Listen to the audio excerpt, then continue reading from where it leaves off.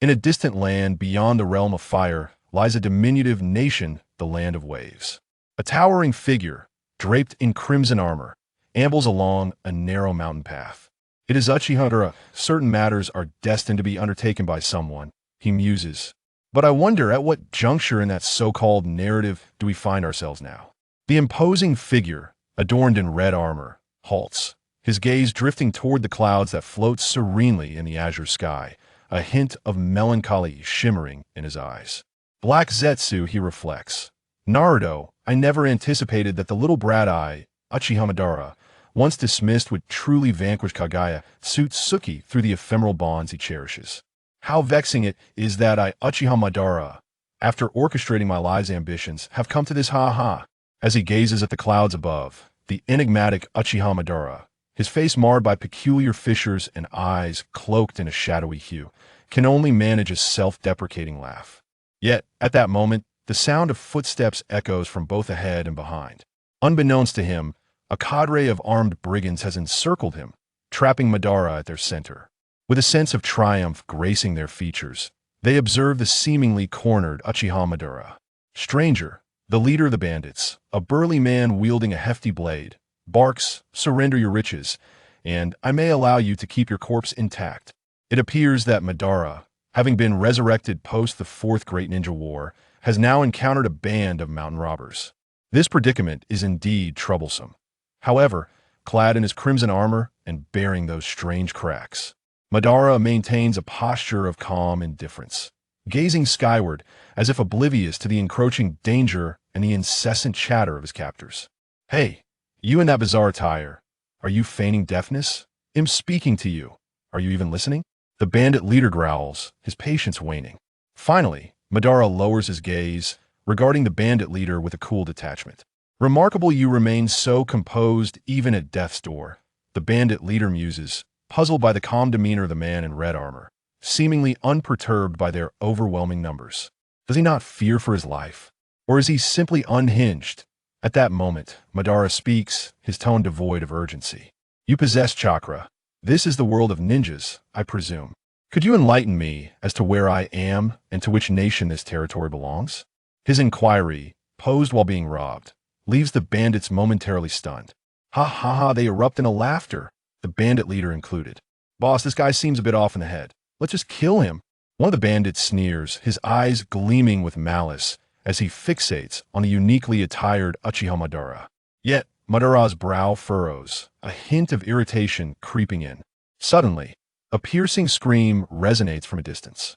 It appears to be a girl's voice. That sound, Madara's expression shifts, as if recalling a distant memory. Just as he prepares to move toward the source of the scream, the bandit leader raises his blade, attempting to thwart Madara's advance. In a flash, the bandit leader is taken aback by a dazzling crimson figure that materializes before him. Before he can process what has transpired, Madara effortlessly seizes the bandit leader's blade and, with a fluid motion, sweeps it forward. The entire sequence unfolds in a heartbeat, concluding with a spray of crimson as a well-crafted head soars through the air, thudding to the ground 8 meters away, while the headless corpse continues to bleed profusely. Unbeknownst to the bandits, a faint blue energy envelopes Madara, shielding him from the splatter of blood. With a resounding thud, the headless body crashes backward, and the once triumphant expressions of the surrounding bandits freeze in shock. Will there be any achievements awarded for slaying this individual, whom I refer to as the achievement system? Madara muses inwardly, dismissing the blue Susanoo that had shielded him and discarding the bloodied blade as he communicates with an ineffable presence. Any entity below the rank of Jonin and lacking fortune cannot yield any achievements. A text interface appears before Madara, visible only to him. Quite stingy indeed. Madara smirks, a faint smile gracing his lips, showing no concern for the life he has just extinguished, as if he merely cleansed the world of an insignificant blemish. With a purposeful stride, he resumes his journey through the woodland, heading toward the direction of the earlier scream. As he passes, the bandits hastily clear a path, their expressions filled with uncertainty and trepidation. Thus, clad in his crimson armor adorned with eerie fissures, Madara departs, leaving behind a cadre of fearful brigands. The mountain breeze gently stirs his flowing hair, creating an ethereal dance in the air. In the distance, the remaining bandits cast a glance at the decapitated body of their leader before scattering in panic. Meanwhile, a considerable distance away from Madara's earlier location, on a wide but unfinished bridge, Kakashi Eye Sakura Haruno gazes blankly at Kakashi, who stands protectively in front of her, and Izuna. Kakashi bears a long wound across his chest, crimson blood seeping from the injury. Their adversary is none other than Zabuza Momochi, the rogue ninja of the Hidden Mist Village, known infamously as the Demon of the Mist. Hazabuza chuckles coldly, his bandaged visage revealing a pair of eyes filled with sinister delight as he regards the wounded Kakashi. You're far too slow to defend yourself, Kakashi. Chapter 2. The Corpse of Filth. You are me, and I am you. On the bridge. Heh, Kakashi, apologize to your disciples for your incompetence after death. With a sinister grin, Momochi Zabuza, wielding his beheading sword, struck Kakashi in the chest before vanishing back into the thick fog. Kakashi-sensei, Haruno Sakura, who stood protectively behind Kakashi alongside Izuna, voiced her anxiety, unable to suppress her fear. Meanwhile, Izuna observed the unfolding battle with uncertainty, sensing the formidable and treacherous nature of their adversary. Hidden within the dense white mist, even Kakashi's special red eye seemed to struggle to discern the enemy's movements. Sakura, Kakashi, clutching the wound on his chest with one hand, glanced back at Sakura and reassured her, do not worry. I will not allow my comrades or our client to perish before me. As he spoke, a smile flickered across Kakashi's eyes, surprising both Sakura and Izuna. Elsewhere on the bridge, a distance away within an ice shield known as the Crystal Mirror, Sasuke Y. Uzumaki Naruto, astonished, gazed at Uchiha Sasuke, who had shielded him from several sharp Senbon attacks with his own body. At that moment, Sasuke stood protectively in front of Naruto, his body punctured by numerous sharp needles. Naruto, feeling the sharp Senbon piercing his own body at critical chakra points, observed Sasuke's expression. What kind of expression is that? You absolute fool. Sasuke's voice carried a hint of weakness. Why did you save me? Naruto, not perceiving their relationship as particularly close, felt both astonished and incredulous at Sasuke's selfless act. Heh, who knew my body would act on its own? Sasuke managed a strained smile. Hey, you at the back, you're not going to give up, are you? He added, casting a glance at Naruto. Meanwhile, Haku, hidden within the ice crystal, watched the two young yet resilient leaf shinobi, his kind heart reluctant to deliver a fatal blow. Don't underestimate me, who said I. Naruto, provoked by Sasuke, attempted to rise from the ground, but his weakened state caused him to collapse once more. Witnessing this, Sasuke, nearing his limits, allowed a wry smile to surface. As expected, you're the one lagging behind. Thus, on the unfinished bridge of the Land of Waves, two battles unfolded, Kakashi versus Zabuza and Naruto, and Sasuke versus Haku. Not far away, amidst the trees, stood Uchiha Madara, adorned in crimson armor with eerie cracks, his waist-length hair billowing in the wind. I see now, I have arrived in this era of the ninja world. Madara, with his arms crossed, observed the conflict on the bridge with gray-black eyes. If the memories I absorbed from that so-called traveler are accurate, then according to the original plot, Sasuke would soon reveal his Sharingan and fall, followed by Naruto, the supposed main character, unleashing the Nine-Tails chakra to defeat the enemy. From his perch on the tree trunk, Madara watched the events unfold as if enjoying a performance. Just as the original storyline suggested, Sasuke activated his Sharingan, evolving his single Tomo Sharingan into a right eye with two Tomo and a left eye with one. Although this enhancement allowed him to perceive Haku's movements, he ultimately succumbed to exhaustion. Then, Naruto awakened, witnessing Sasuke lying before him, and in a fit of rage, he unleashed a portion of the Nine-Tails chakra. The seal on the Nine-Tails had begun to weaken. Thus, the so-called protagonist erupted, and the enemy, Haku, was defeated. Protagonist, Madara, with his arms crossed, muttered these two words, seemingly detached from their significance. Meanwhile, in the ongoing battle, Zabuza found himself ensnared by Kakashi's puppy technique, summoned to track Zabuza's scent and execute a surprise attack. Observing the incapacitated mist ninja, Zabuza, Kakashi declared, your fate is sealed, death. After uttering his final words, he formed a series of hand seals, summoning the dazzling white-blue light of Raikiri. This is the first time I've seen Raikiri, Zabuza gasped, astonished as he found himself restrained by the pack of ninja dogs. From a distance, Madara gazed upon the unfolding scene with a hint of nostalgia, recalling the once naive Sasuke, Naruto, Kakashi, and Sakura, comparing them to their vastly more powerful selves in another timeline, especially Naruto and Sasuke, who had become formidable rivals during the so-called Fourth Great Ninja War. But alas, Kurizetsu. Madara's eyes flared with fury and murderous intent, though he quickly suppressed it. On the bridge, Kakashi, wielding Raikiri, sensed something and glanced toward a particular direction. Was it an illusion? Seeing nothing amiss, He voiced his confusion to himself. After completing the gathering of Raikiri, Kakashi's gaze turned cold and resolute as he focused on Zabuza. Meanwhile, Madara, observing the bridge's combatants, was reminded of past events. Due to Kurizetsu's schemes and the subsequent failure of Kagaya Otsutsuki, he should have perished. Yet, inexplicably, his soul had returned to the body he originally inhabited during the Fourth War. Astonishingly, that body contained other souls attempting to consume him and seize control. Madara had been unaware of the existence of such beings, but now he recognized them as travelers. Regrettably, even if the soul of Uchiha Madara is weakened, it is not something that a mere insignificant individual can devour. In the end, it was Uchiha Madara who consumed the so-called transmigrator. Moreover, after absorbing that entity, Madara discovered that within this impure body, there resided another soul. Another, Uchiha Madara. Originally, this impure body belonged to him. You are me. I am you. As he emerged from his reverie, Uchiha Madara gazed at his current impure form, murmuring to himself. Furthermore, Kagaya, the Madara-sama you speak of, has returned. Chapter 3, Naruto behind you. The entity that had originally sought to devour Uchiha Madara ultimately found itself consumed by Madara's very soul. This so-called traveler now understood that in another realm, referred to as the Internet, it was known as a remote product, or perhaps 1450. It remembered the moment it was outside, indulging in a donut, when its phone was triggered by a keyword. Upon glancing at the screen, it saw, winning it big, once again winning it big, expression, awkward smile. A comment that had become somewhat legendary. Ah, donuts, how delightful they were. It felt utterly satisfied at that moment, only to be abruptly struck by an out-of-control vehicle that sent it flying 8 meters away, landing heavily in a pile of dog excrement. Thus, that world lost something, yet it became all the more beautiful. However, this entity was somewhat fortunate as it encountered the fabled system on that internet. It was a system that granted everything through achievements. Having met its unfortunate end, the system whisked its soul away. Yet, it was also somewhat unlucky, as the body the system randomly assigned was already owned. This body was recognized by countless villagers on the internet as Lord Madara. Astonishingly, within this decaying vessel, 2 souls of Madara coalesced. One might ponder, if it does not perish, who shall? Before the so-called achievement system could achieve 100% binding, the remote product was already devoured by the 2 Madara souls. Subsequently, these 2 souls inadvertently merged into one. Thus, a more powerful soul of Uchiha Madara was born, one possessing all knowledge of the remote product. More intriguingly, when the system finally reached 100% binding, it astonishingly bound to Uchiha Madara, who had consumed the remote product.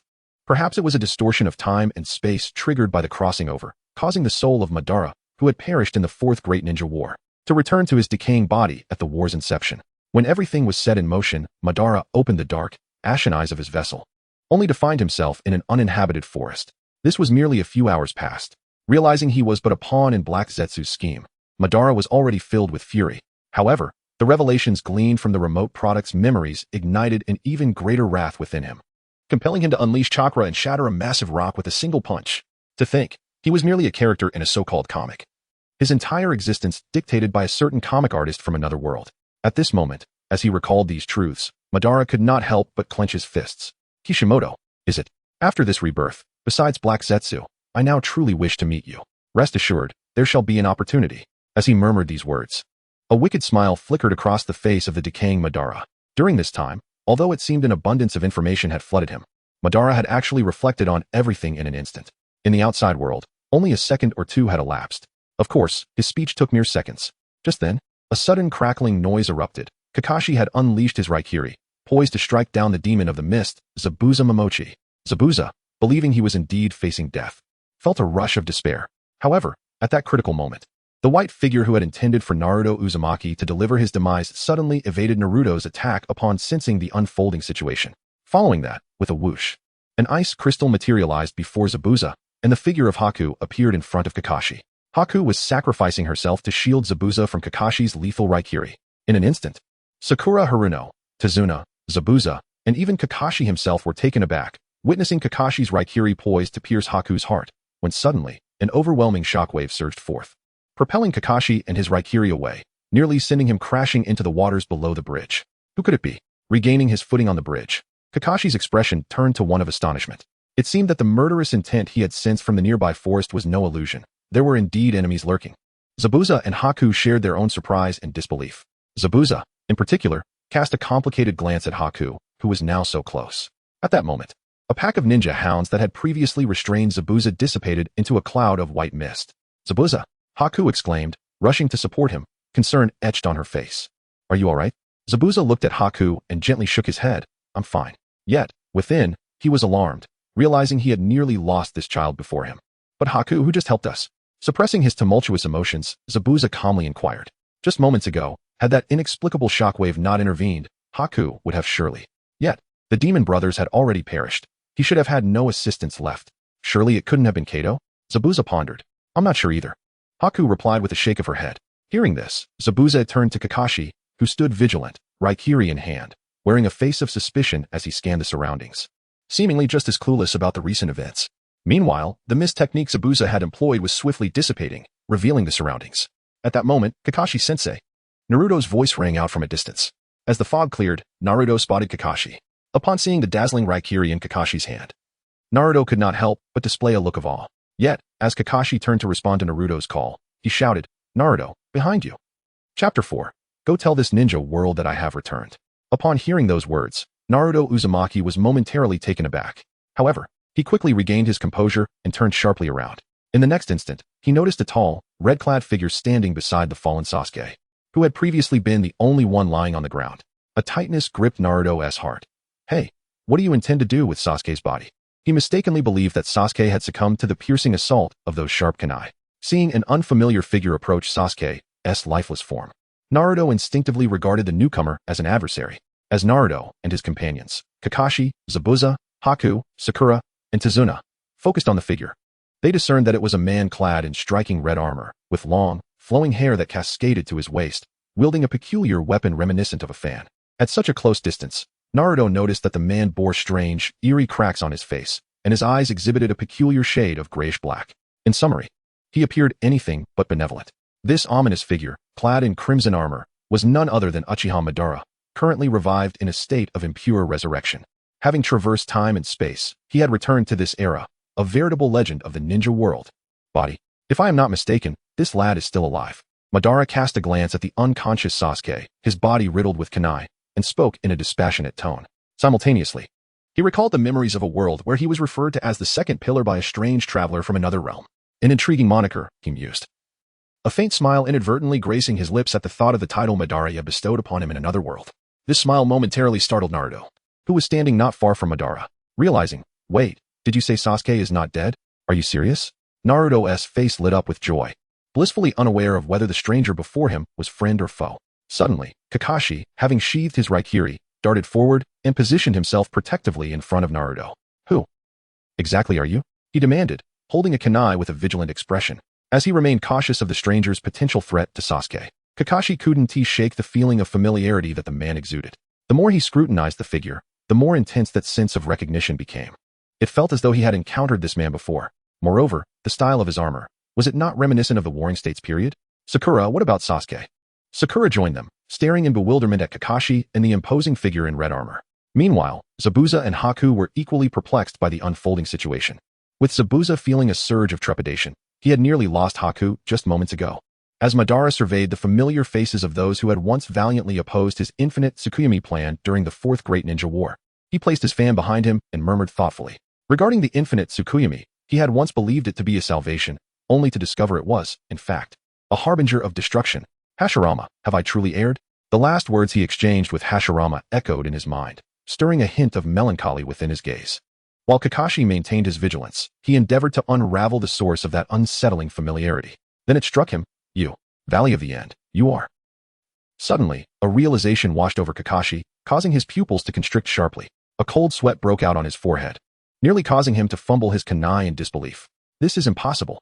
Kakashi internally rejected the notion. At that moment, Madara, observing the unconscious Sasuke and the youthful Naruto sheltered behind Kakashi, seemed to whisper to himself, perhaps, compared to the version of myself that sought to enact the infinite Tsukuyomi, these two truly represent the saviors. Fortunately, these two youngsters ultimately triumphed over Kagaya Tsutsuki, indirectly saving the ninja world.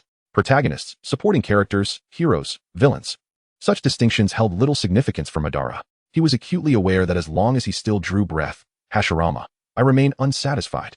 Contemplating this, he took a step towards the unconscious Sasuke, disregarding any intention to eliminate him at this moment. His movements were deliberate and unhurried, bypassing Kakashi, Naruto, Sakura, and Izuna. Who are you? Kakashi struggled to accept the answer festering in his mind. It was utterly unfathomable, even absurd. Yet, the aura and imposing presence of this man were beyond what mere transformations could replicate. Madara paused, turning his back to Kakashi and the others, and remarked, "I recall. Your name is Kakashi, correct? Please convey to this ninja world, I, Uchiha Madara, have returned." As he spoke, he slowly turned to face them. In that instant, his crimson eyes, set within grayish-white sclera, gleamed ominously, a pair of Sharingan, the legendary three-tomo eyes of the Uchiha clan. This revelation sent a shiver down Kakashi's spine, his forehead slick with sweat as he gaped at the blood-red, otherworldly gaze. This should not have been the case, for this man could potentially be an enemy. Yet, in that moment, Kakashi lost his composure. When he finally regained his senses, he noticed Naruto and Sakura, both entranced by the mesmerizing crimson eyes. As Kakashi feared his students had fallen under the spell of the Sharingan, Madara wore a cold, aloof smile. Having already shifted his gaze forward and continued his advance. Step by step, he approached Zabuza and Haku, who appeared equally bewildered. "I, Uchiha Madara, seek to transform this ninja world. Are you two willing to follow me?" Chapter 5. The obstruction of Madara's path. Kato emerged with a throng of rogue ninjas. "I, Uchiha Madara, aspire to transform this current world of shinobi. Will you two follow me?" At this moment, the sight of the reanimated Madara, clad in resplendent crimson armor and wielding a fan-shaped weapon, struck a powerful image. As he spoke, Zabuza and Haku stood in stunned disbelief, their expressions betraying their inability to fully comprehend the situation. The legendary Uchiha. Zabuza struggled to articulate the name before him. Uchiha Madara. This name resonated not only within the land of fire and Konoha, but echoed throughout the entire ninja world as that of a fabled, unparalleled warrior. It symbolized strength, as the legendary Tsunade had once proclaimed. Yet, wasn't it said that the legendary ninja Uchiha Madara had perished long ago in the Valley of the End, battling the god of shinobi, the first Hokage, Hashirama Senju? Why, at this moment, did he appear alive, confronting Zabuza and his companions? This question left even Kakashi, positioned not far behind Zabuza, in a state of disbelief. The legendary ninja Uchiha Madara had returned? Or had he never truly died? However, that notion seemed implausible. If he had been alive all along, wouldn't the Uchiha Madara standing before them be an elderly man with white hair? Yet, the figure before them, while not youthful, exuded the vigor of a middle-aged warrior, devoid of any signs of advanced age. Strangely, this Uchiha Madara bore an uncanny resemblance to the statue that marked the Valley of the End, as if the stone had come to life. Moreover, the fan he wielded. Kakashi, having known a member of the Uchiha clan, recognized it as the legendary weapon of the Uchiha, the flame fan. Hadn't it been lost? Could it be that this weapon had remained in his possession all along? The more Kakashi pondered, the more astounded he became, unable to refute the almost undeniable truth of the man's identity before him. Kakashi-sensei, he claims to be. Zabuza stuttered, his disbelief palpable as he pointed at the reanimated Madara, who stood with his back turned. Could this be the legendary Uchiha Madara, the ancestor of Sasuke? Naruto had heard countless versions of Madara's tale, yet they all agreed on one point. The formidable ninja who had once battled Hashirama had perished decades ago. Where had he been all this time, and why did he only now re-emerge? I am inquiring of you too. As Zabuza grappled with his shock, Madara spoke again, his voice calm. Zabuza, emerging from his stupor, regained a semblance of clarity. "Did you save Haku?" he asked, suppressing his uncertainty as he regarded the imposing presence of Madara, his eyes drawn to the eerie, blood-red Sharingan that glimmered within Madara's gaze. Zabuza felt an overwhelming pressure, a sense of danger unlike anything that Kakashi, also a Sharingan bearer, could impart. It was as if Madara could extinguish his life in an instant. Meanwhile, Haku reflected on the moment when he should have succumbed to Kakashi's powerful lightning technique. Had it truly been the man before them, adorned in crimson armor, who had intervened to save him? Suddenly, Madara turned his piercing gaze towards Kakashi, who stood some distance away. "You may attempt to strike me. Who knows, you might succeed." His eyes, red as blood, cast a sinister smile towards Kakashi, causing the latter's heart to race uncontrollably. Sakura, feeling the weight of Madara's gaze, instinctively stepped back, overwhelmed by an inexplicable dread.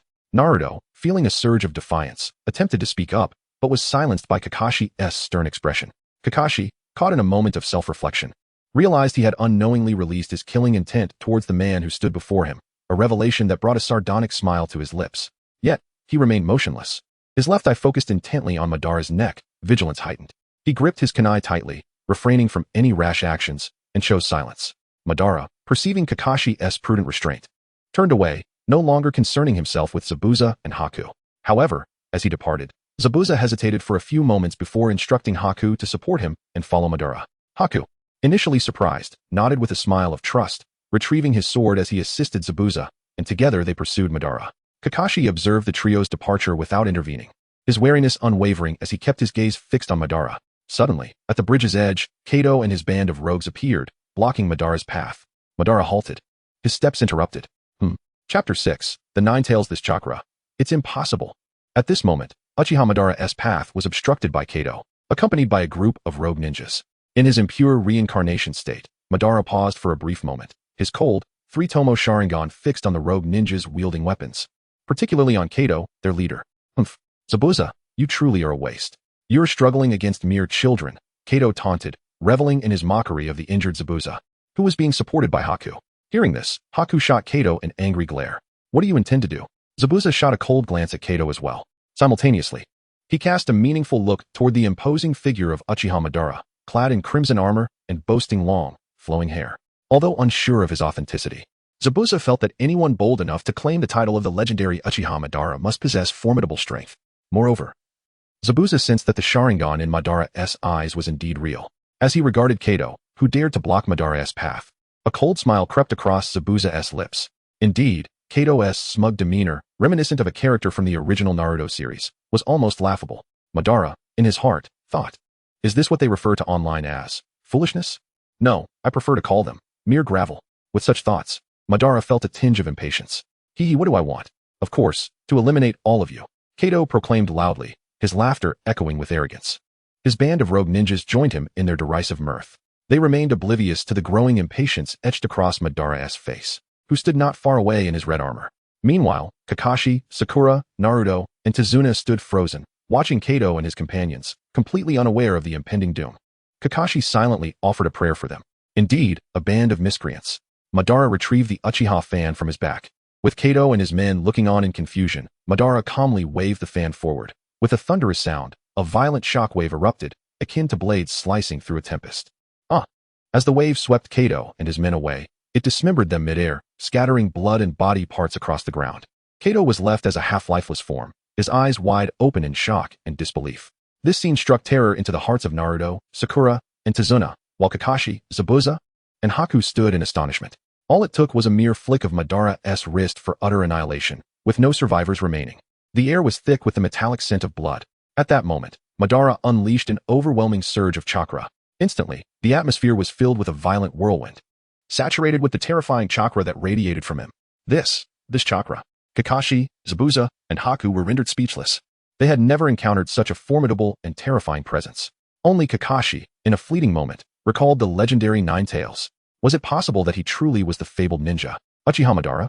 At this instant, the Nine Tails within Naruto sensed the formidable chakra and abruptly awoke from its slumber. What is this? A presence more sinister than my own chakra? This cannot be. That wretched human should be dead. The Nine Tails, now alert, felt an overwhelming threat, its fur bristling in alarm. In response, Madara turned slightly, addressing Naruto with a smile in his eyes. When I return, I will adorn you with a collar. Feeling the weight of Madara's gaze, Naruto was overwhelmed by an unexplainable pressure. In a moment of courage, Kakashi stepped in front of Naruto to shield him. The Nine Tails raged within, realizing it was indeed that human. Damn it! How is this possible? Madara, how can he still be alive? The Nine Tails furiously struck the ceiling door before it. Why, you are truly the legendary ninja, Uchiha Madara, Zabuza exclaimed, no longer doubting Madara's identity after witnessing the terrifying chakra he had unleashed. Regardless of whether Madara was the legendary Uchiha or not, Zabuza understood that with the chakra he had just displayed, he could easily eliminate him, Zabuza, in an instant. There would be no need for a second strike. Even with Haku by his side, the disparity in their strengths was overwhelming. Zabuza realized that even at his peak, he would not last 10 exchanges against this man. Kakashi and Madara existed on entirely different planes of power. Strong. So incredibly strong. You mentioned wanting to change this world, correct? Zabuza could not help but inquire, gazing at Madara. Upon hearing this, Madara glanced at him with his crimson Sharingan, and Zabuza felt an involuntary sense of oppression wash over him. The next moment, Zabuza knelt before Madara. I and Haku, we wish to follow you. Please, take us in. Haku, standing beside him, was initially taken aback. However, upon realizing the situation, the ever-loyal Bai, who had unwavering faith in Zabuza, promptly chose to kneel in unison before the kneeling figure of Obito. At that moment, however, the reanimated Obito gazed at the two kneeling before him for a brief moment before suddenly turning away and continuing his advance toward the bridge ahead, leaving Zabuza and Bai in a state of bewilderment. It was only when a faint voice echoed from the front, commanding, keep up, that they snapped back to reality. Chapter 7. Impure World Reincarnation. Bring Obito to me. Naruto, Sasuke, Madara, eagerly anticipate your return to thwart me once more. Uchiha Madara fears no adversary. I await you with bated breath. At this moment, having departed from the unfinished bridge originally destined to be named the Naruto Bridge, Madara caused the fan of flames behind him to vanish into thin air, effectively storing it within the confines of the system. However, it is worth noting that another fan of flames may still exist in this world. For the one in Madara's possession was acquired through a high-level lottery granted by the system. Continuing along the winding path through the mountains, Madara was now accompanied by two figures, Zabuza and Haku. Shortly thereafter, he remarked, "It seems this is the place. I can sense the roots of the divine tree here." As Madara gazed at the muddy ground before him, he murmured to himself. At that moment, Zabuza, supported by Haku, approached Madara's side. Zabuza, observing the peculiar cracks adorning Madara's red armor, declared, "Madara, I am willing to follow you. However, both Haku and I are slightly injured and require a place to recuperate." During this exchange, Zabuza contemplated the strange fissures on Madara's body, pondering whether they were a consequence of his resurrection. Upon hearing Zabuza's words, Madara turned to regard him and Haku with a detached gaze. In the next instant, he formed a single-handed seal, as if initiating a jutsu. Suddenly, several tree trunks, as thick as human arms, emerged from Madara's body. Zabuza and Haku were taken aback, their expressions a mix of astonishment and confusion. "Is this?" would release. Before they could fully process the sight, the newly arisen wooden limbs swiftly coiled around Zabuza and Haku's shoulders. A surge of green chakra flowed from Madara, transferring through the wooden branches into their bodies. While Madara may not have mastered all medical ninjutsu, he possessed sufficient skill to perform basic healing techniques.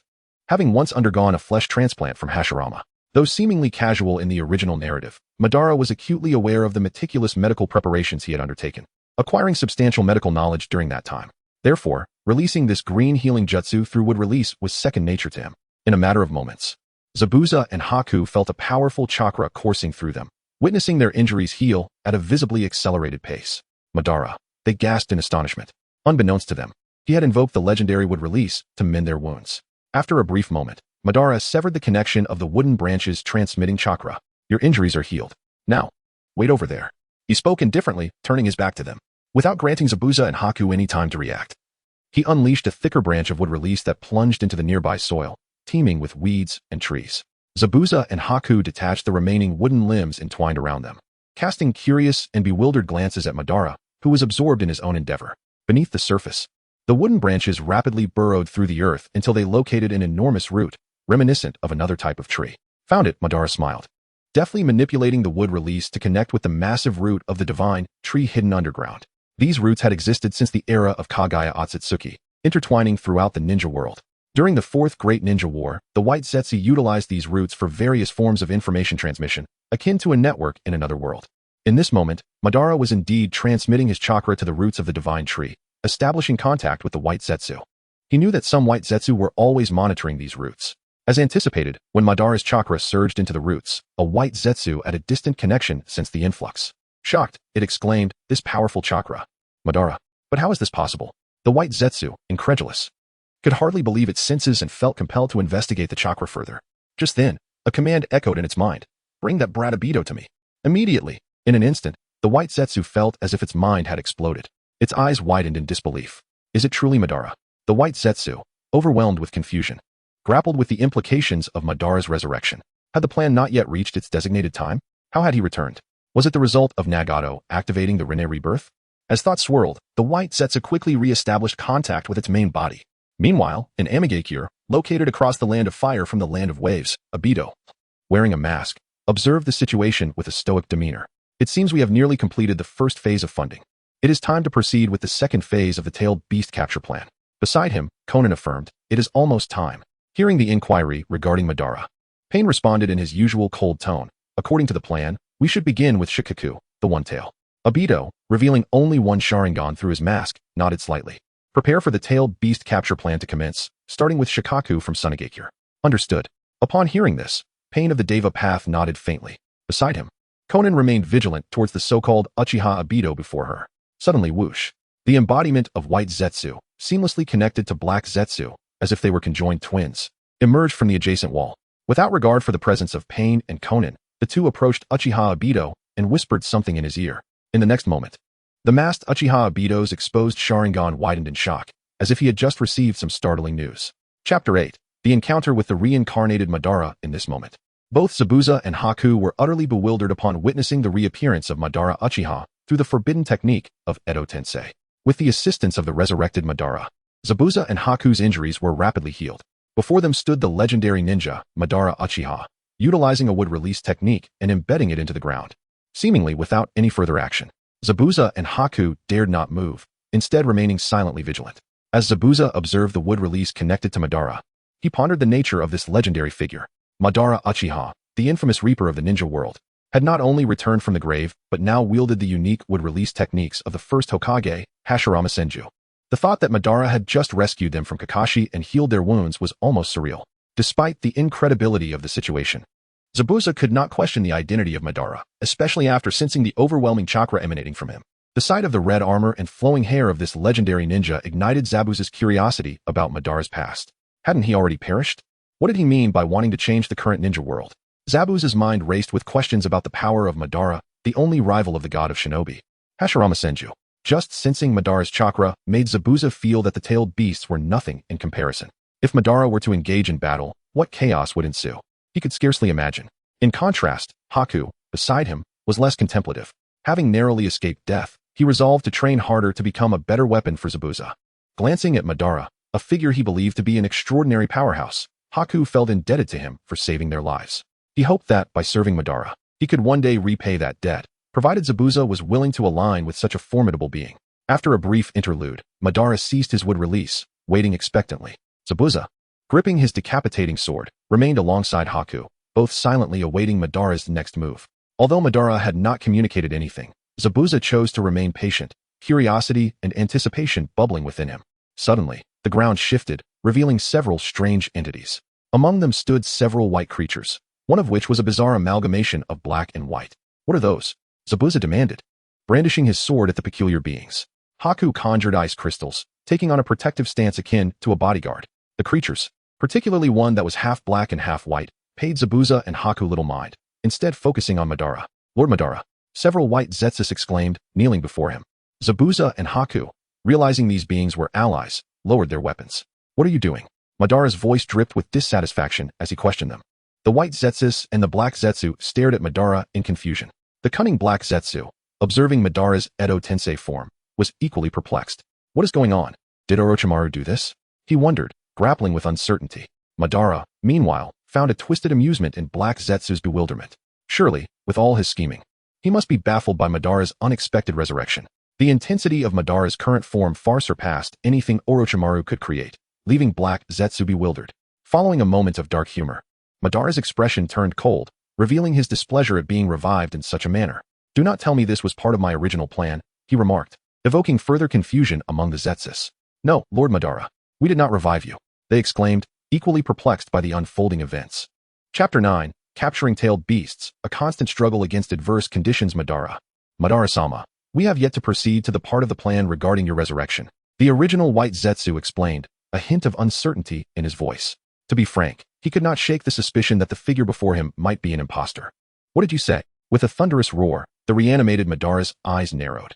His chakra erupted once more, creating a powerful force that stirred the air within a radius of several dozen meters, conjuring a fierce whirlwind. This chakra was even more potent than before. Zabuza and White stood in astonishment. Who could have anticipated that such a terrifying burst of chakra was not even Madara Uchiha's full power? What then was this overwhelming chakra capable of creating a howling tempest? Surely, this could not still be less than his complete strength. At that moment, Zabuza and White were drenched in cold sweat, while the other white Zetsu were visibly shaken.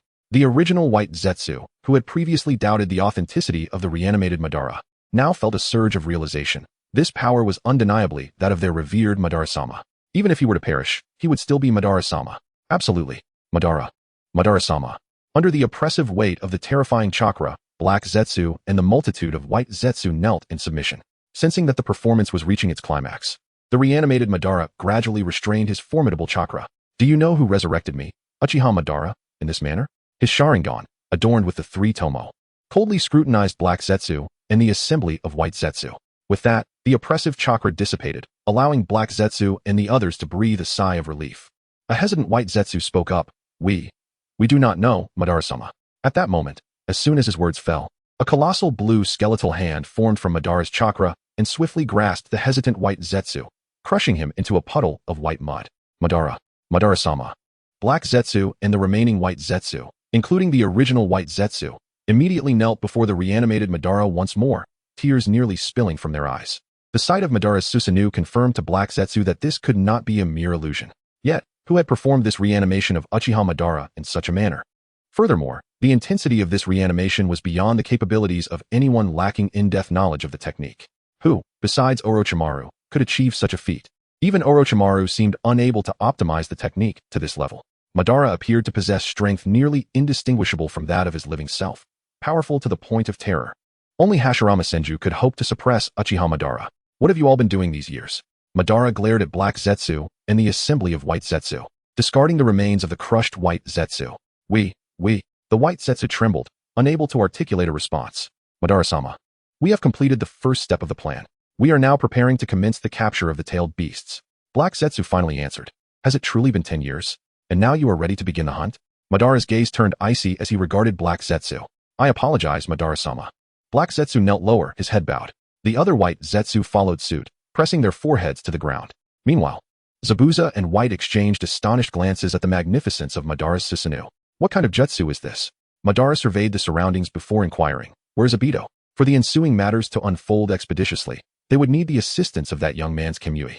At that moment, a violent ripple surged through the space beside them. I am here. Indeed, Uchiha Obito emerged from the temporal rift. Had he been present all along, merely lurking in the shadows? Madara had not taken the time to discern the environment around him earlier.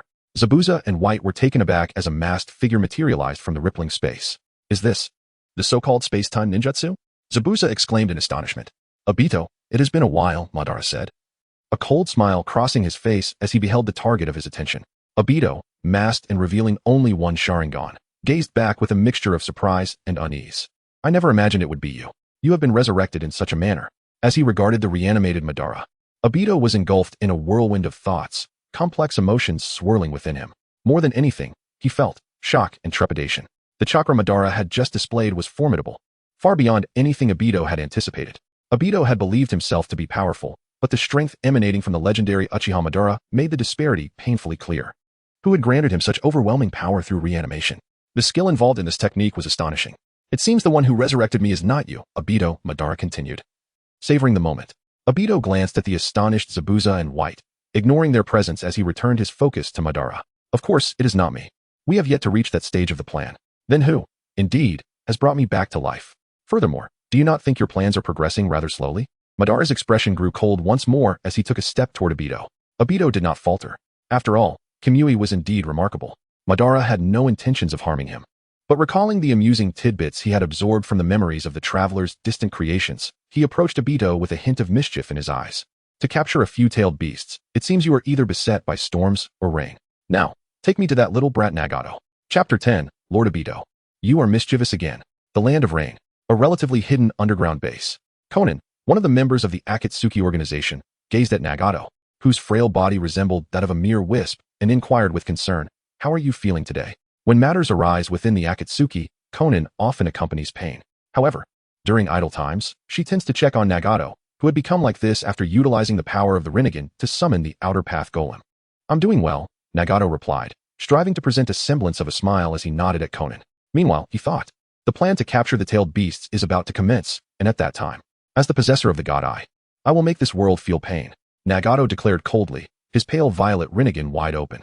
Indeed, Conan nodded, but her thoughts drifted back to memories of Yhiko, before his demise, and the times they spent learning alongside their teacher, Jeriah. How wonderful those days were. In the Rain Village, on the outskirts of an uninhabited area, whoosh, a spatial vortex suddenly materialized. It was none other than the masked Uchiha Obito. Upon returning to the Rain Village, Obito surveyed his surroundings, and upon confirming the absence of people, he activated the power of Kimui once more, releasing 3 figures from the Kimui space. It was none other than the reanimated Madara, Zabuza Momochi, and Haku. So EVE arrived in the Rain Village? Is this the marvel of space ninjutsu? Zabuza exclaimed, astonished. Just moments ago, they had been in the Land of Waves. Now, they had traversed an entire nation to reach the outskirts of the Rain Village. It was utterly inconceivable. Haku, equally taken aback, glanced at Zabuza and felt a sense of calm wash over him, realizing that as long as he was with Zabuza, it didn't matter whether they were in the Land of Waves or the Rain Village. At that moment, Uchiha Obito, wearing his mask, couldn't he help but cast a disgruntled gaze at the shadow clone of Uchiha Madara before him. Indeed, Obito was aware that this Madara was merely a clone, for Madara had just utilized his shadow clone technique in front of Obito and Kaguya, among others. This was a blatant display of distrust. "Humph, Madara's clone, hurry up, bring forth your true self," Obito coldly stated, eyeing the clone adorned in red armor and flowing hair. "Clone, are you referring to me?" The so-called shadow clone of Madara smirked knowingly. At that moment, whoosh, whoosh, whoosh, Kaguya and several of her clones emerged from the earth.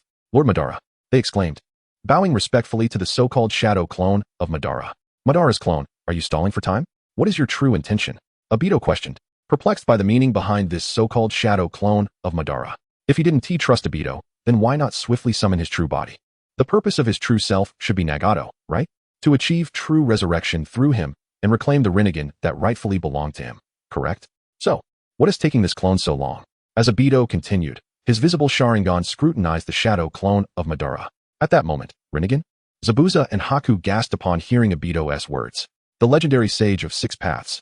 Zabuza was stunned as he stared at Madara and Obito. This is bad. He felt as though he was sinking deeper into a colossal vortex. The fabled sage SI truly exists? And it originally belonged to Uchiha Madara? Did that mean Madara had seized this legendary eye from someone or somewhere? Or perhaps, the Sharingan can evolve into the legendary Rinnegan. This is astonishing. Zabuza pondered, overwhelmed with shock, and could not help but let his imagination run wild. The more he thought, the more alarmed he became. Ultimately, he felt, truly, Uchiha Madara is deserving of his legendary status, regardless of whether the so-called Rinnegan is real or not. The mere mention of the term left Zabuza in awe and reverence for the legendary ninja, Uchiha Madara. Meanwhile, Black Zetsu, standing alongside the others, regarded the resurrected Uchiha Madara, who had returned in the body of the Edo Tensei. Sacrificing Nagato to bring Madara back early?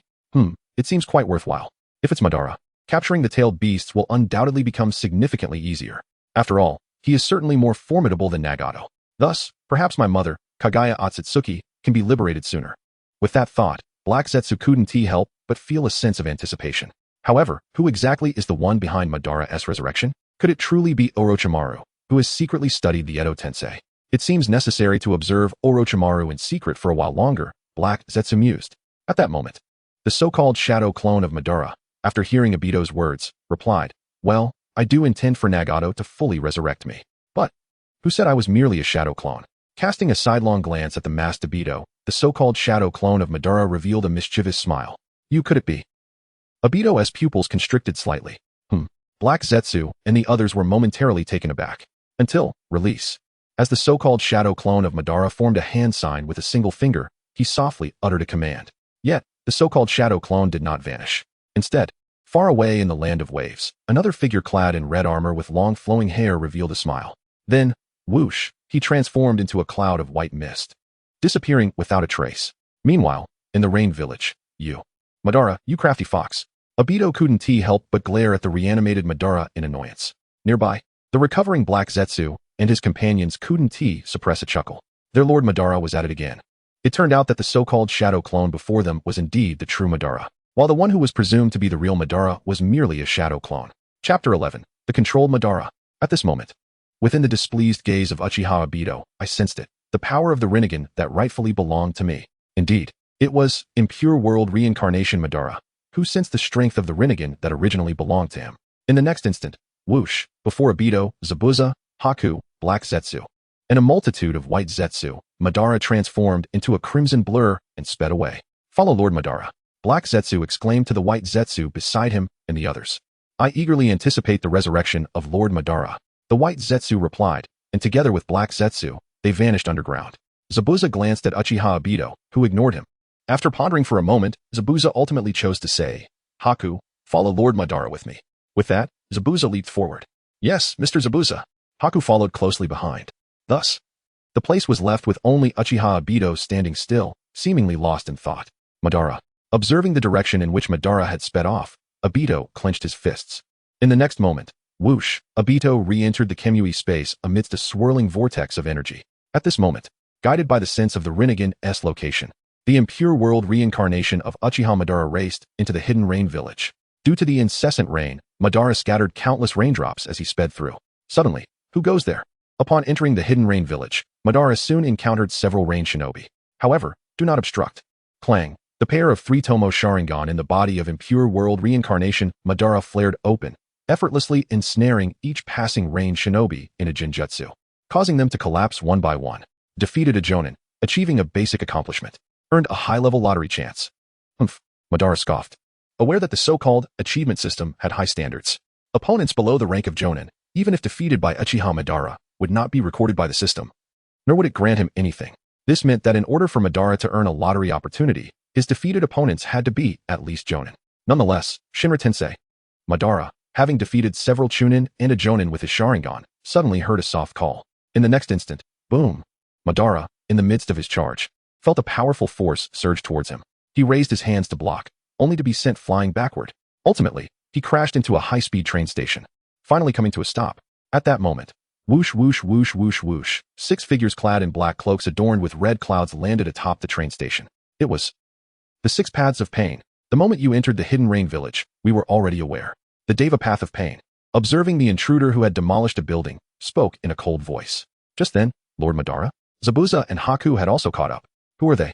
As Zabuza and Haku eyed the 6 Paths of Pain warily, Zabuza's pupils suddenly constricted. Meanwhile, Madara, crackle, rising in scathe from the rubble. He brushed off some dust from his red armor. Nagato, it seems, at this moment, you have indeed grown significantly. Just like the plot of that animated series from another world. Looking at the 6 Paths of Pain ahead, impure world reincarnation Madara spoke with a faint smile, while secretly contemplating. You. Hearing the intruder mention the 7th path, the Deva Path of Pain subtly shifted. Simultaneously, Nagato, who was controlling the 6 Paths of Pain, observed Madara's form, and felt a slight frown tug at his brow. Who are you truly? Through the Deva Path, Nagato inquired of the impure world reincarnation Madara. Immediately, he inexplicably contradicted himself. No, your presence feels different. You are not him. But you. Nagato's thoughts became somewhat chaotic. In his mind flashed an image of the statue of Uchiha Madara from the Valley of the End, alongside the man who previously wore a mask and claimed to be Uchiha Madara. These 3 images flickered in Nagato's mind at this moment. To this, Madara declared confidently, do not doubt. I am the true Uchiha Madara. After dusting himself off, he turned his gaze towards the Deva Path of Pain. Furthermore, allow me to reveal one more thing. Your Rinnegan, it originally belonged to me, Uchiha Madara. I had it implanted in you, Nagato, who possesses the blood of the Uzumaki clan. A profound smile slowly spread across Madara's face as he uttered words that would astonish all. What? To the Deva Path of Pain could not suppress their surprise, and even a figure who had just arrived, Konan, gasped upon hearing Madara's revelation. It's impossible. Nagato's eyes are innate. Konan interjected, standing beside the 6 Paths of Pain, vehemently countering Madara. Innate? Madara chuckled lightly. Is that so? Let's not dwell on that. Since you have appeared here, then there must be only he left with Nagato, right? Suddenly, Madara shifted the topic. You. Konan's expression changed instantly. Similarly, Nagato, who was covertly controlling the 6 Paths of Pain, felt a shudder of unease. Damn it. In the next second, Konan spread her paper wings anew. Whoosh. Regardless of the truth, she immediately intended to return to Nagato's side. But it was too late. Madara slowly formed a hand seal with 2 fingers. Shinra. Although Nagato was unsure of Madara's intentions, he immediately prepared to stop the Deva Path of Pain. Yet, it was indeed too late. Clang. A hidden medium was activated.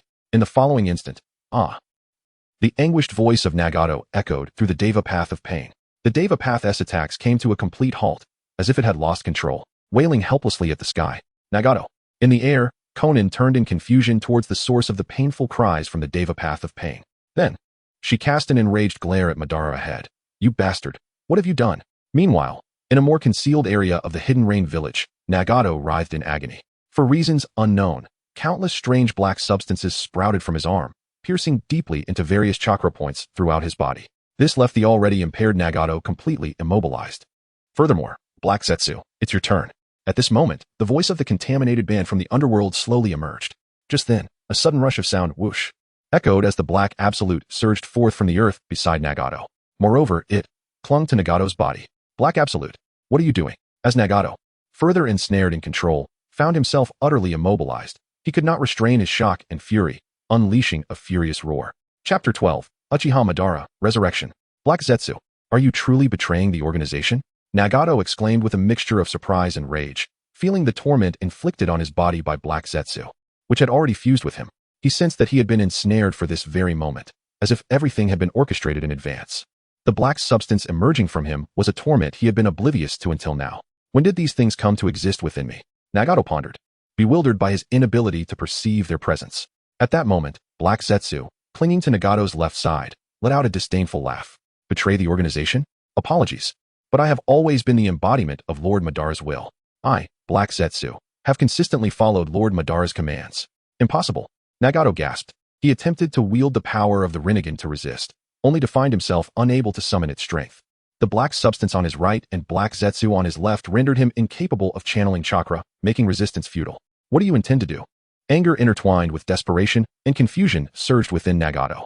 Nagato, as Lord Madara has just stated, your Rinnegan is, in fact, the evolution of Lord Madara's Sharingan, originally belonging to him. The purpose of implanting the Rinnegan in your eyes is for this very moment. To resurrect Lord Madara, Black Zetsu declared, simultaneously exerting control over Nagato's body, compelling him to raise his hands and form seals. Nagato understood, yet he remained powerless to resist. Meanwhile, on the other side, the reanimated Madara slowly raised his hand, forming a seal with his fingers. Stop. At a critical moment, Konan, with her paper wings, soared back to Nagato's side. But it was too late.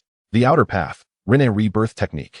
As Black Zetsu controlled Nagato, the reanimated Madara simultaneously uttered the incantation, unleashing an unimaginable technique.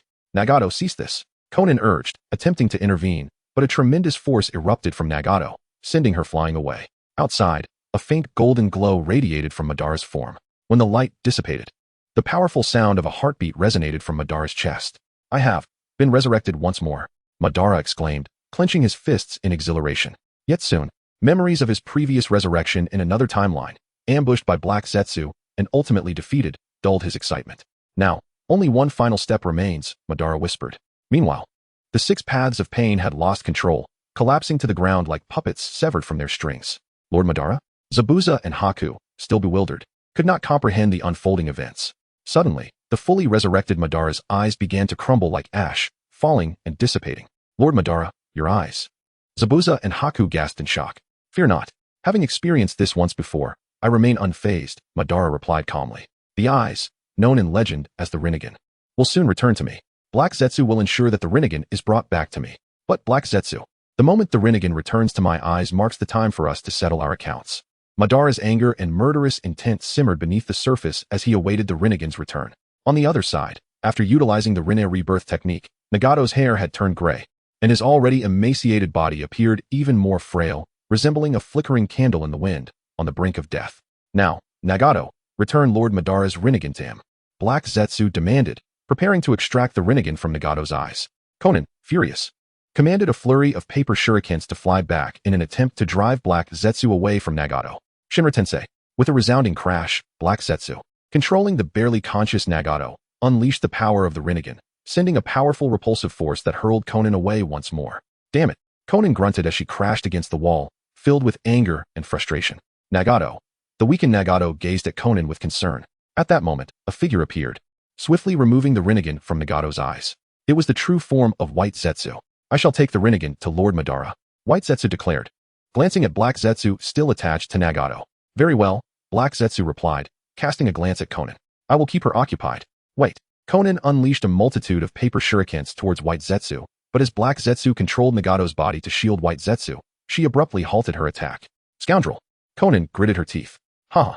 White Zetsu coldly chuckled before vanishing underground. Black Zetsu, with a dismissive smile, also departed, slipping away from the dying Nagato's body. Nagato, are you alright? Konan rushed to support him, only to see blood streaming from his eyes, the Rinnegan lost. His frail form struggled for breath. Nagato. Konan's eyes brimmed with sorrow and fury. Uchiha Madara. Konan wept, feeling the loss of Yhiko, and now Nagato. Would they all be taken from her? In the next moment, her heart surged with intense hatred and anger towards the so-called Uchiha Madara. Chapter 13. Black Zetsu. Tell me, is it so? On the other side, as the true form of White Zetsu emerged from the earth, a loud clang echoed through the air. The formidable duo of Zabuza and White, summoned by their master Madara, were engaged in a fierce confrontation with several range shinobi. Naturally, as time passed, the range shinobi would come to defend themselves. Zabuza's strength was quite commendable, while White possessed the unique bloodline limit of ice release. Together, they managed to momentarily fend off the small contingent of range shinobi. During this skirmish, Uchiha Madara, who had lost his eyes after the dissolution of his Edo Tensei body, stood silently with his eyes closed and arms crossed, patiently awaiting the return of Black Zetsu and White Zetsu, completely disinterested in the so-called range shinobi surrounding him. Though he had lost his sight, should he choose to act. A single would release. Birth of the Trees could annihilate any range shinobi daring enough to approach. However, he deemed it beneath him to intervene, allowing Zabuza and White to stretch their limbs a little longer. At that moment, the true form of White Zetsu was the first to return. Madara could already sense the formidable ocular power of his Rinnegan. Lord Madara, the Rinnegan is in our possession. Furthermore, congratulations on your true resurrection. The true form of White Zetsu emerged from the soil, smiling as he reported to Madara, immediately presenting him with the Rinnegan that had just been removed from Nagato's eyes. At that instant, a ripple in the nearby space heralded the arrival of Obito Uchiha, who emerged from the distortion. Madara. He gazed at Madara, who had fully regained his true resurrection, with a complex expression visible through his mask. However, Madara paid no mind to anyone else. Swiftly, he snatched the Rinnegan from White Zetsu's outstretched hands. With a crack, green chakra surged from his palms as he pressed the Rinnegan into his eye sockets. In an instant, the nearly perfect Hashirama cell fusion automatically connected with almost all of the ocular meridians of the Rinnegan, achieving a flawless integration. He could now effortlessly switch between the Sharingan and the Rinnegan at will. The next moment, as Uchiha Madara reopened his eyes, the true Rinnegan glimmered within his eye sockets. Congratulations, Lord Madara. Unlike Black Zetsu, the true form of White Zetsu genuinely congratulated him. This power. Meanwhile, Obito Uchiha felt the overwhelming ocular and chakra energy emanating from Madara, his expression betraying a hint of shock. Madara's current strength was far more terrifying than that of a tailed beast. At this moment, fully resurrected and having reclaimed his Rinnegan, Uchiha Madara took a moment to relish the familiar power of his Rinnegan. Why is it that only you have returned? Where is Black Zetsu? It seemed Madara could no longer contain his impatience to settle accounts with Black Zetsu. Lord Madara, I retrieved the Rinnegan for you. Black Zetsu was just occupied with a female ninja named Konan, but he should be back shortly. The true form of White Zetsu, unaware of Madara's turbulent thoughts, assumed Madara was merely asking casually. Despite the murderous intent brewing within him, Madara maintained an outwardly calm demeanor, and even Obito sensed nothing amiss. Then came the moment. Lord Madara, I'm back. Another figure emerged from the earth, a dark silhouette, Black Zetsu. Lord Madara, congratulations on your true resurrection and the reclamation of your supreme ocular technique, the Rinnegan. With your presence, the Moon Eye plan will surely progress more swiftly. Black Zetsu appeared genuinely pleased as he addressed Madara, seemingly offering heartfelt congratulations. However, Madara understood that Black Zetsu's true intent was to utilize him to resurrect, or rather, release his mother, Kaguya Otsutsuki. Recalling the last time he was ambushed by Black Zetsu in that alternate timeline, leaving him in a pitiful state, Uchiha Madara felt an overwhelming urge to strike. Yet, he restrained his impulse, maintaining a facade of calm. He needed to discern the truth one final time. As he scrutinized Black Zetsu with his Rinnegan, he confirmed the authenticity of the figure before him. In the next instant, with his Rinnegan activated, Uchiha Madara turned his gaze away as if casually, yet in reality, he unleashed the limbo. With a swift motion, four unseen shadowy figures emerged, each wielding a black rod, piercing Black Zetsu thoroughly and lifting him off the ground, denying him any chance of escape. This sudden turn of events startled both Obito and White Zetsu, causing them to recoil several steps. Madara, why? Black Zetsu gaped in astonishment at Uchiha Madara. He was aware of Madara's Rinnegan's unique technique, limbo, border jail, and could deduce that he was now under its control. But why? Hadn't he concealed himself perfectly? Why would Madara specifically choose to attack him with limbo and the black rods? In that moment, Black Zetsu's heart raced with fear and confusion. Not only Black Zetsu, but even White Zetsu and Obito were astonished at the sight of Black Zetsu, suspended in midair by an unseen force. White Zetsu pondered uncertainly. Could it be that our cunning Lord Madara is up to his tricks again? Obito, disregarding everything else, entered a state of intangibility, sensing that Madara was dangerously unpredictable. This is too perilous. In response, Uchiha Madara, with his Rinnegan wide open, observed Black Zetsu, now held aloft by his four limbo shadows. Slowly, he extended his left hand, a black rod forming rapidly within his grasp. Without hesitation, he plunged it into Black Zetsu's heart. Is it so, Black Zetsu? Tell me, is it so? Uchiha Madara's face contorted with malice as he glared through his Rinnegan. Chapter 14. The system prison. At this moment, the black entity known as Kurizetsu, pierced through the heart by a dark rod wielded by Uchiha Madara, was filled with shock and confusion. Beside him, the original White Zetsu, Uchiha Obito, and several newly emerged White Zetsu clones stood in astonishment, utterly perplexed by Madara's sudden aggression towards Kurizetsu. Madara-sama. After dealing with a few rain ninjas, Zabuza and Haku returned to the scene, their expressions mirroring the astonishment of the others as they beheld Kurizetsu, suspended in midair and impaled by Madara's rod. They were bewildered. Was Kurizetsu not aligned with Madara? What was happening? Throughout this, Uchiha Obito remained in a state of ethereal detachment, suspecting that Madara had perhaps lost his sanity. He was on the verge of fleeing, feeling that the situation had spiraled into the absurd. Madara-sama, I do not understand your intentions. Might you release me? Kurizetsu, trapped by the invisible force, gazed at Madara, whose Rinnegan eyes bore a chilling intensity. Yet, Kurizetsu feigned ignorance. Knowing he had no means of escape due to the rod and the 4 Rinnegan controlling him, regret washed over him. He should not have returned. The revelations that Madara seemed privy to left him deeply unsettled. You do not understand? Kurizetsu, do you believe you can continue to deceive me, Uchiha Madara? Madara's voice was icy. Moreover, though it may not be entirely accurate, should I address you as Otsutsuki Kurizetsu? Upon hearing this, Kurizetsu was shaken to his core. What? Beside him, White Zetsu and Obito were equally astonished. Otsutsuki? Obito's disbelief grew as he looked again at the suspended Kurizetsu. What was happening? The White Zetsu shared the same bewilderment, while Zabuza and Haku were left utterly confounded. Why you? Kurizetsu's eyes mirrored panic, shock, and a flicker of fear. He realized that Madara indeed possessed knowledge of secrets from the past. It became clear that Madara had aimed to eliminate him from the very beginning, but had restrained himself until he achieved true resurrection and acquired the Rinnegan. At which point he finally took decisive action against Kurizetsu. Curse Madara. How does he know the hidden truths? Descend into hell, Kurizetsu. Madara, with his Rinnegan fixed on Kurizetsu, was no longer inclined to engage in further dialogue. Wait, Madara-sama, please listen to me. Kurizetsu attempted a final struggle. But in the next instant, with a swift motion of the dark rod, Kurizetsu vanished from sight. This was the result of Madara's recent acquisition from a high-level lottery following his conquest of a Rain Village Jounin, a power known as the System Prison. This prison was a 5-meter cube, an extraordinary space existing within the so-called system, designed to suppress every defeated foe. Only those who were weaker than Madara and had been vanquished by him could be confined within this system prison. Thus, Kurizetsu had been sent to such a realm. With the system's enigmatic oversight, Madara was confident that Kurizetsu would never escape unless he, Madara, chose to release him. Otherwise, eternal solitude awaited Kurizetsu. Madara-sama you. The remaining White Zetsu, including the original White Zetsu, stared in horror at Madara, who now appeared more powerful than ever, his methods incomprehensible to them. They were entirely unaware of how Kurizetsu had been made to disappear. Even Obito, who contemplated fleeing, hesitated in light of Madara's earlier words, Otsutsuki Kurizetsu. Otsutsuki? Zabuza, upon recognizing the pale purple, ripple-patterned eyes that belonged to Madara, was astonished. The legendary Rinnegan, possessed only by the Sage of Six Paths, truly existed. Moreover, the invisible force that had controlled Kurizetsu must have been the power of the Rinnegan. It was beyond Zabuza's comprehension. Having dealt with Kurizetsu, Madara felt a weight lift from his heart, a sense of ease washing over him. He took a moment to observe a notification from the system.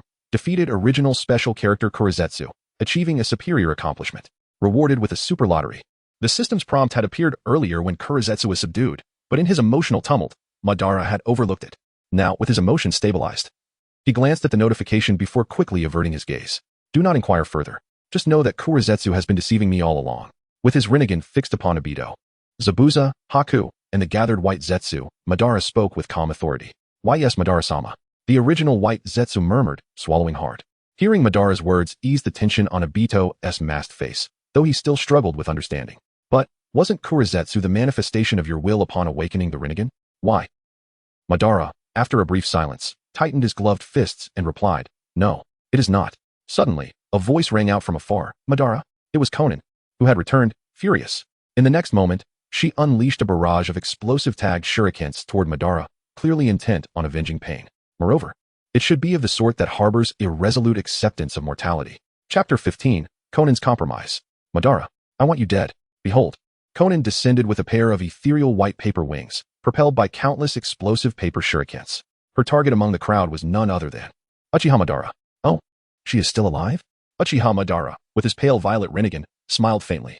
Without delving into the original narrative, the memories of the Transcender, a product of distance, that he had devoured provided Madara with ample understanding of this woman named Konan. 600 billion explosive tags. Well, that is indeed intriguing. At that moment, boom, boom, boom, boom, countless explosive paper shurikens, launched by Konan, hurtled toward Madara and his companions, resulting in a cacophony of explosions.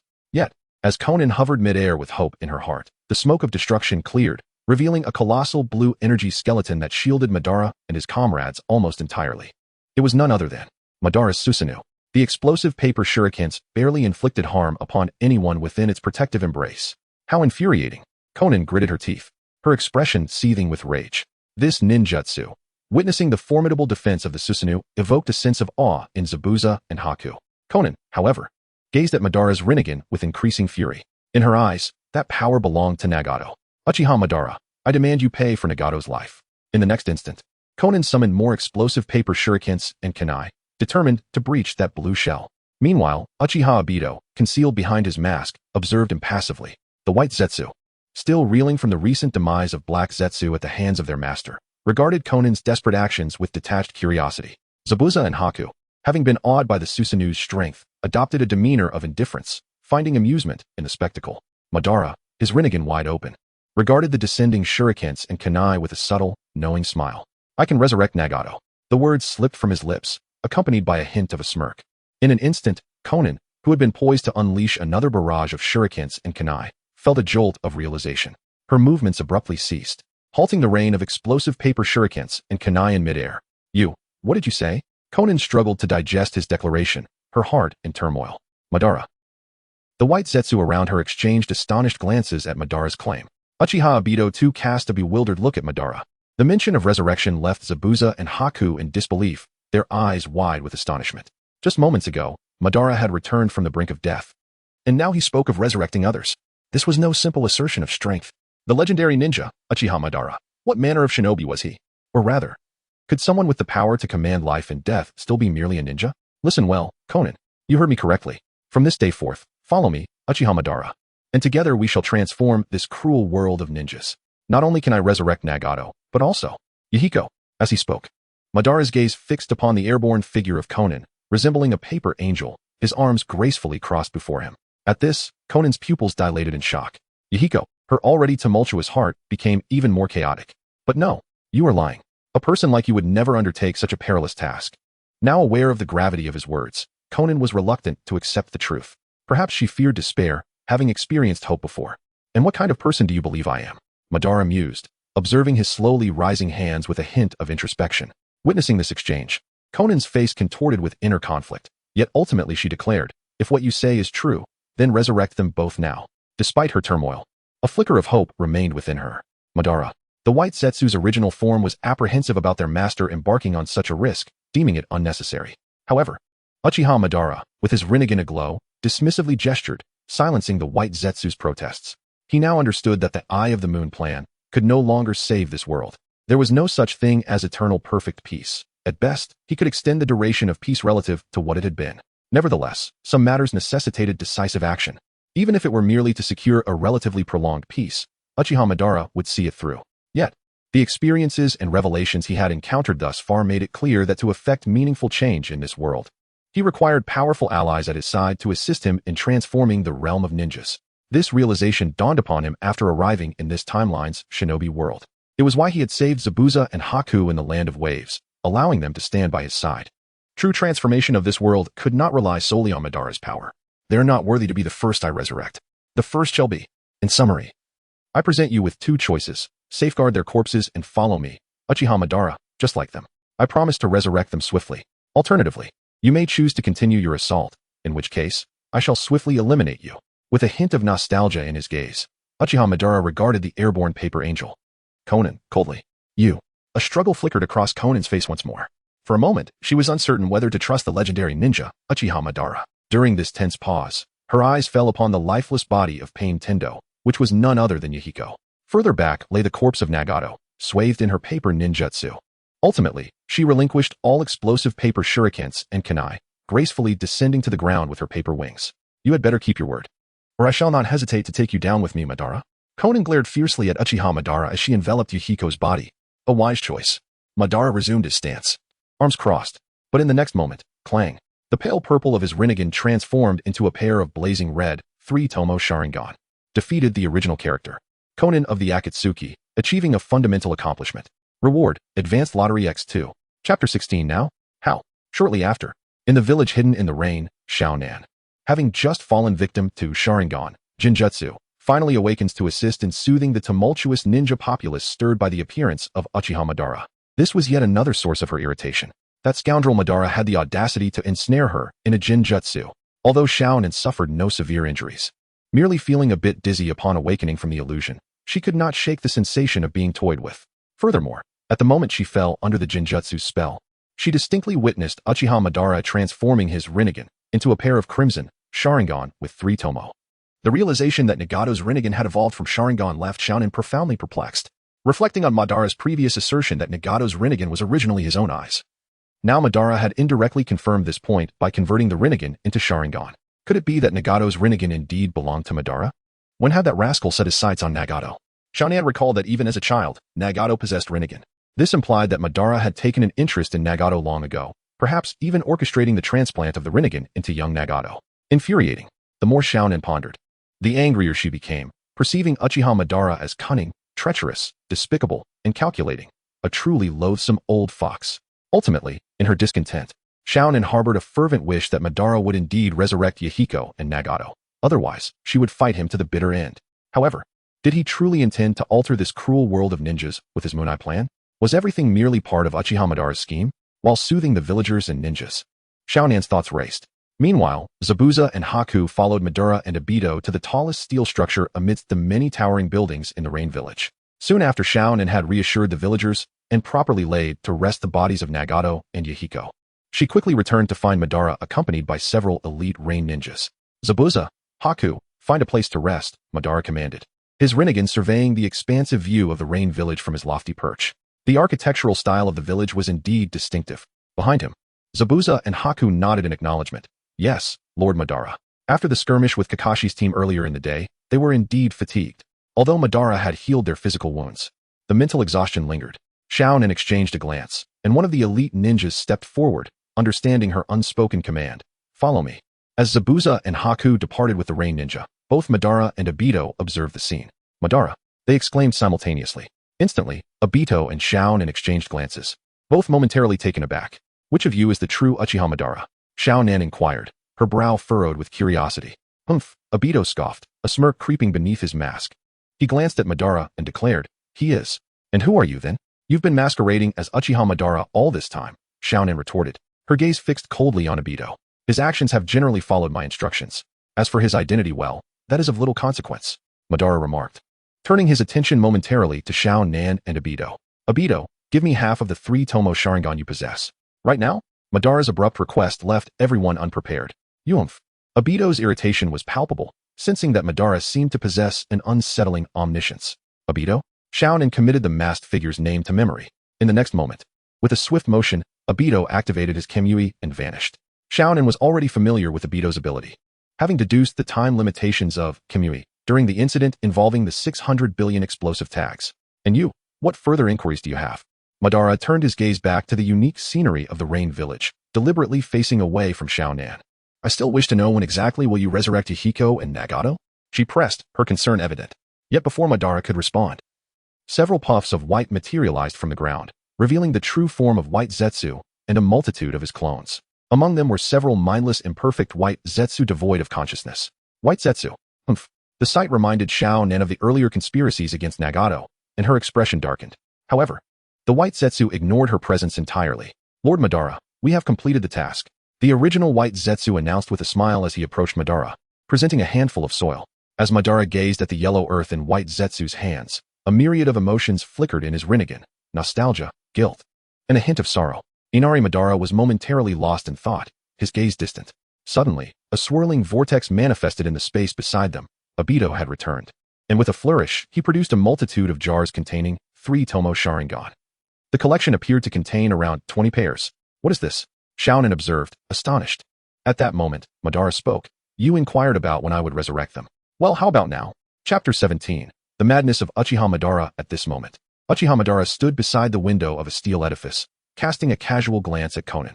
He posed a seemingly indifferent question now. Are you truly resurrecting Yhiko and Nagato already? Is it really happening so swiftly? Konan could not suppress a flicker of surprise in her gaze, and her words escaped her lips involuntarily. I mentioned it would be quick. However, Madara had already averted his gaze from her. The next moment, with his pale violet Rinnegan wide open, Madara reached out to receive a handful of yellow earth from the hands of the White Zetsu. Madara, do you intend to? Obito Uchiha, sensing something amiss, could not help but display a look of astonishment. Meanwhile, Konan looked at Madara with hopeful eyes.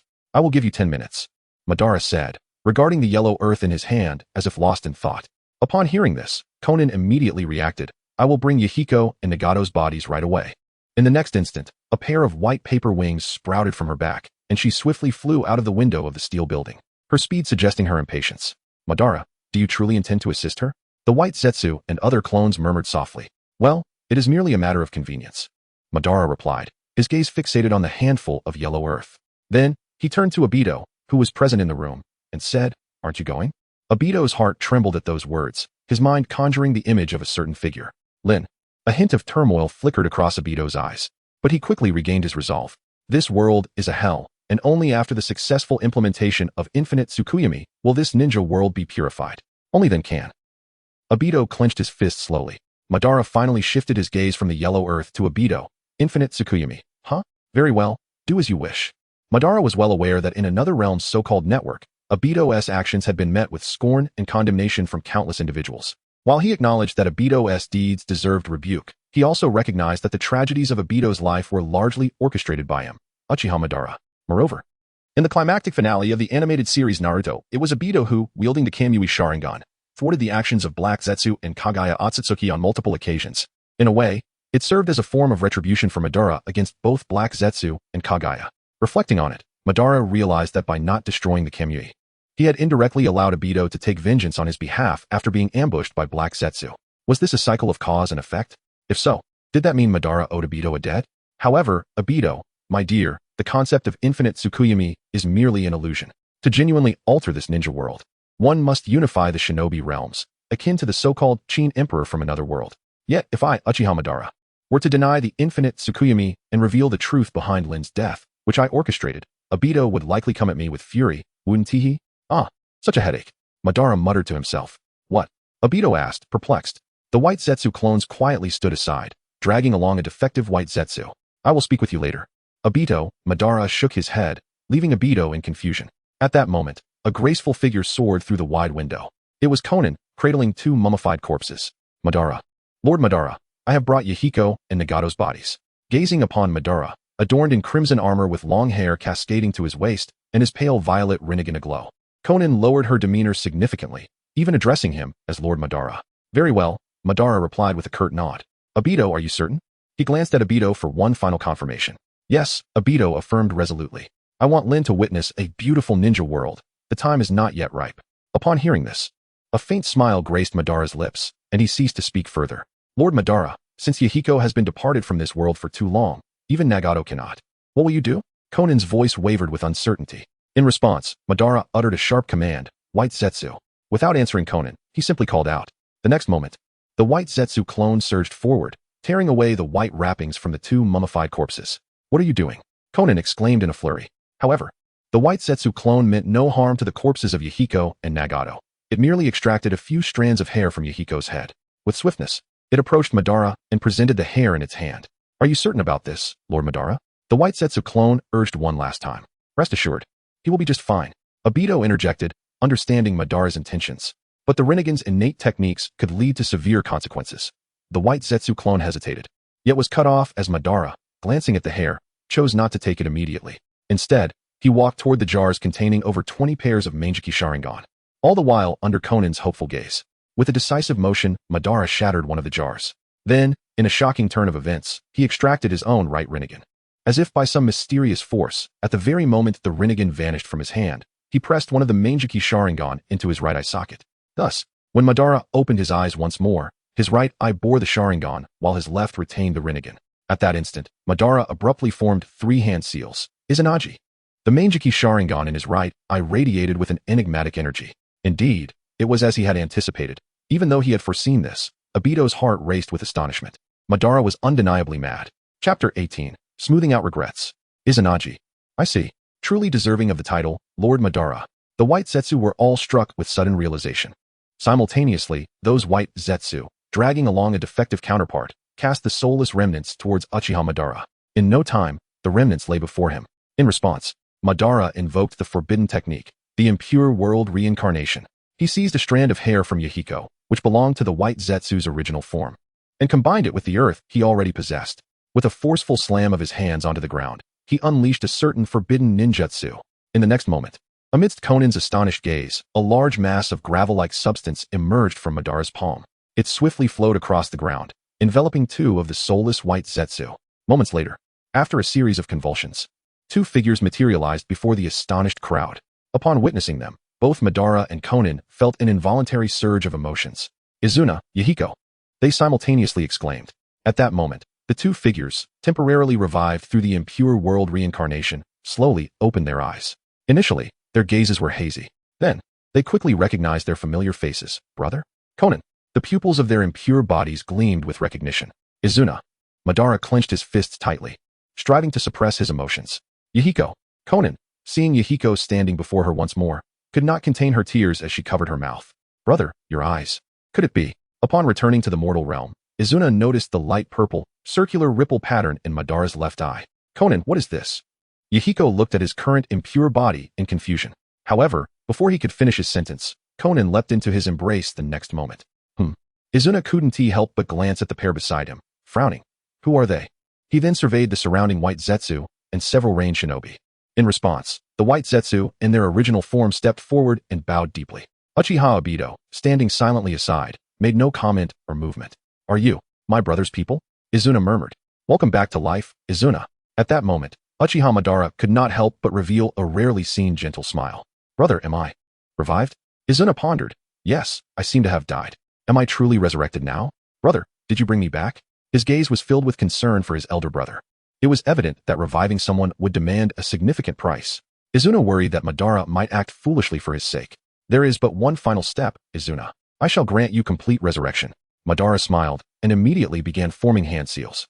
He was preparing to activate the outer path, Samsara of heavenly life, to bring his beloved younger brother, Uchiha Izuna, back to life in full. Brother, wait.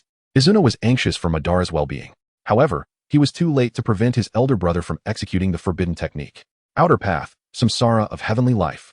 In an instant, a surge of powerful energy radiated from Uchiha Madara, spreading in all directions. The energy waves enveloped the once impure bodies of Uchiha Izuna and Yhiko, resonating like the revival moment of Madara himself. Thump, thump, reviving their hearts. Soon, both Izuna and Yhiko, who remained embraced by Konan, were fully resurrected. Yet, the events were not yet concluded. Suddenly, the King of Hell materialized behind Madara. As the colossal form of the King of Hell manifested, it opened its vast mouth, releasing a beam of light. This light then flowed into the lifeless body of Nagato on the ground. Following this, the King of Hell vanished. Gradually, calmness began to restore. However, Madara's once lustrous black hair began to turn gray. His complexion also paled gradually. Who would have thought? Is this all I amount to? After casting the technique, Madara felt his vitality swiftly depleting. Brother. At that moment, the newly revived Izuna grew alarmed. He rushed forward to support his elder brother, who appeared in a dire state. Izuna, do not worry, I am fine. Madara responded with a meaningful smile. Just as Izuna approached, he suddenly witnessed his brother's figure vanish into thin air. Brother?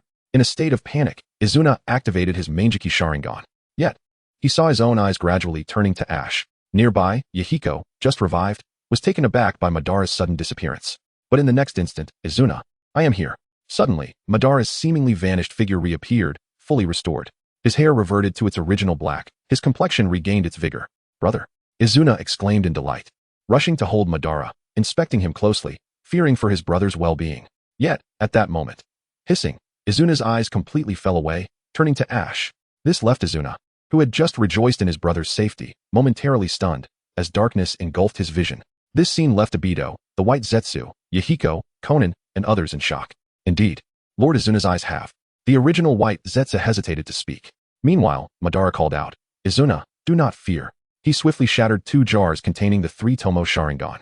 Channeling green medical chakra, he implanted the 3-tomo Sharingan into Izuna's eyes.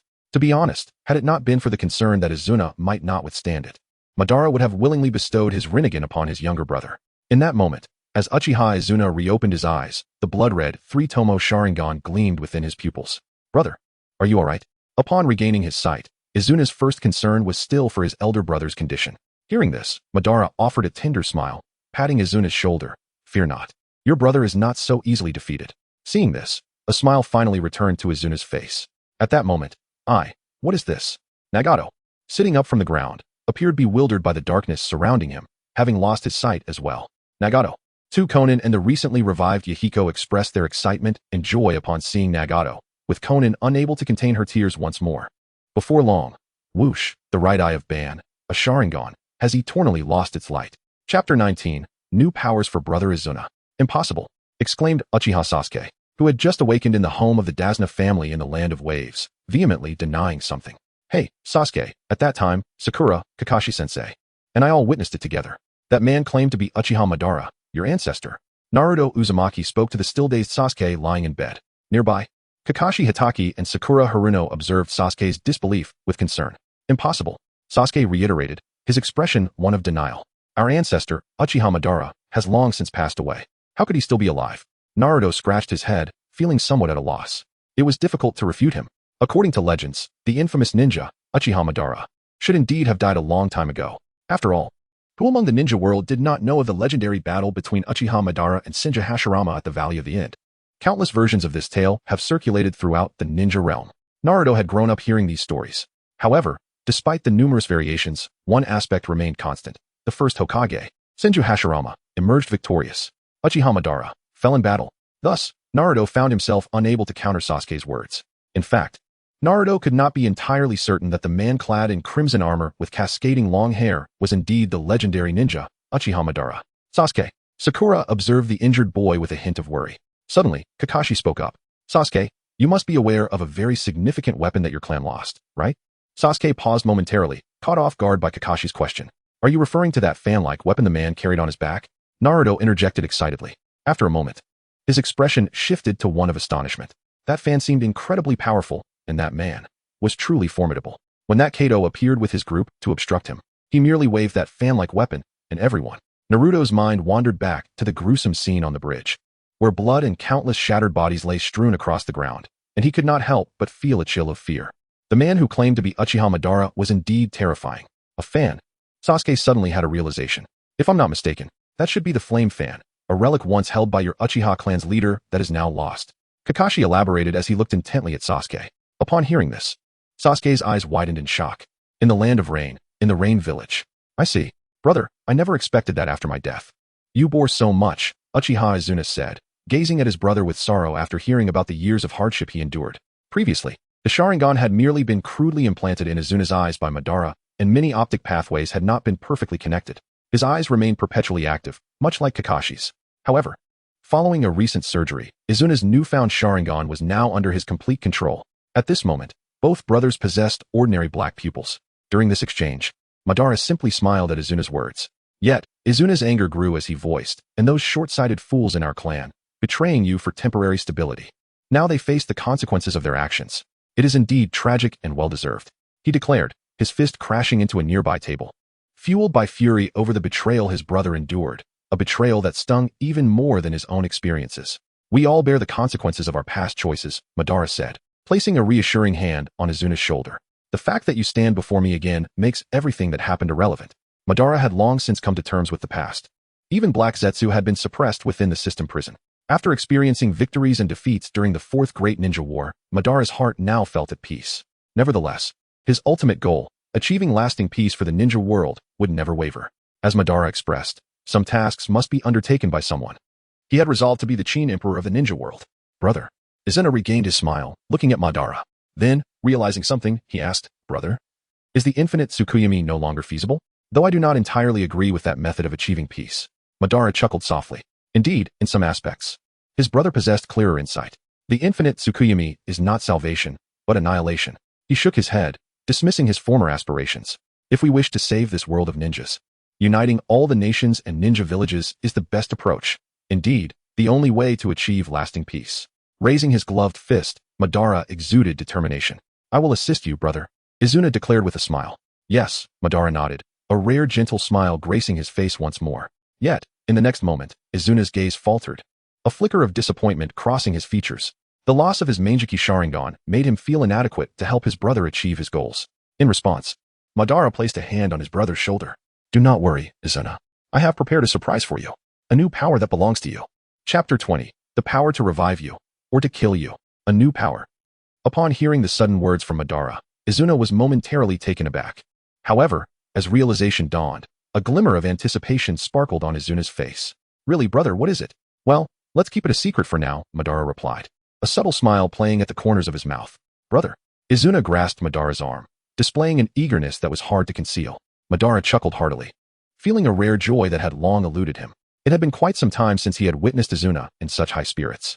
Yet, just as he was about to reveal the surprise to Izuna, a ripple suddenly emerged in the air beside them. It was Obito Uchiha making an unexpected entrance. Obito! Madara exclaimed upon seeing the masked figure. Izuna, having just been revived, had previously encountered Obito, but this was his first experience witnessing the power of Kamui. This ability intrigued him, though he felt a twinge of dissatisfaction that Obito had interrupted a moment that was meant for him and his brother. Just when Madara intended to inquire about Obito's visit, a series of knocks echoed from outside the door, followed by footsteps. How annoying, so many interruptions, Izuna remarked, unable to suppress his frustration. It's Yhiko, Nagato, and Konan. Mainly Yhiko, who wishes to speak with you, Madara. Obito, still masked, informed Madara about the visitors.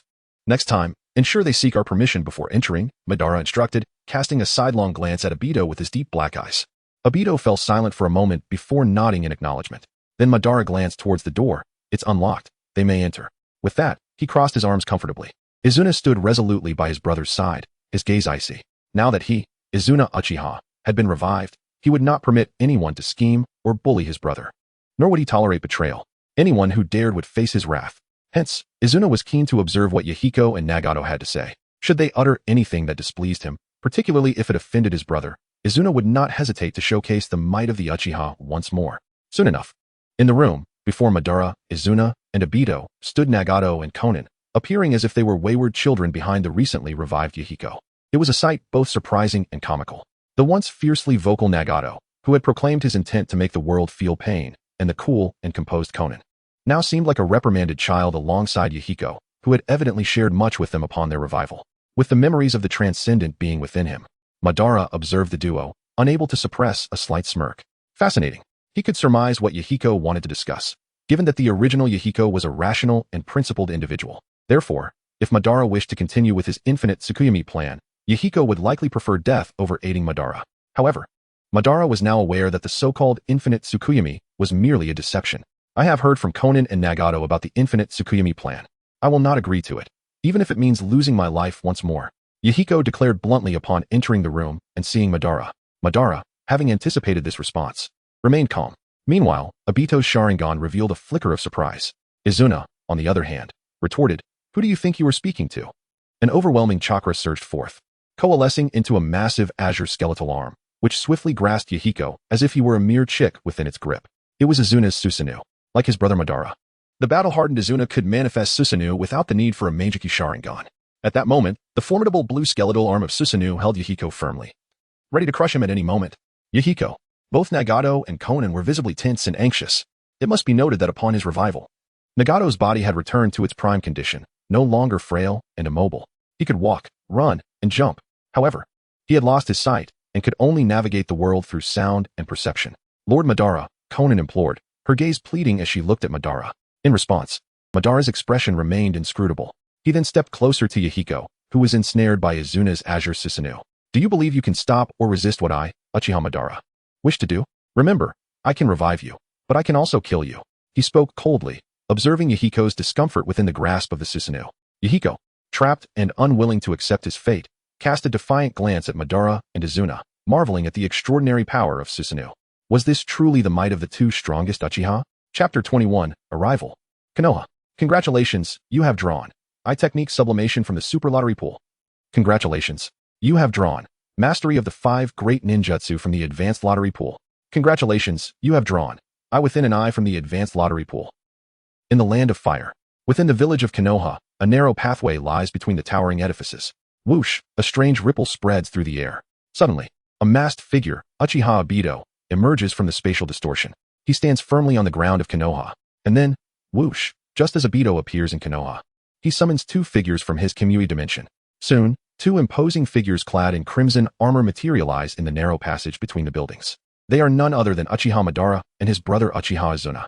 In that very moment, clang! At the detection department of Konoha's barrier, several monitoring ninjas are jolted into alertness. Report, we have intruders. Wait, this chakra, how could it be so immense? Is this the so-called village of Konoha? The village originally founded by my brother and that Senja Hashirama? Uchiha Izuna gazes at the surrounding buildings belonging to the residents of Konoha. Nearby, Uchiha Madara, having returned to Konoha, stares far into the distance at the colossal Hokage monument of Senja Hashirama. Hashirama, I never imagined that I would one day return here.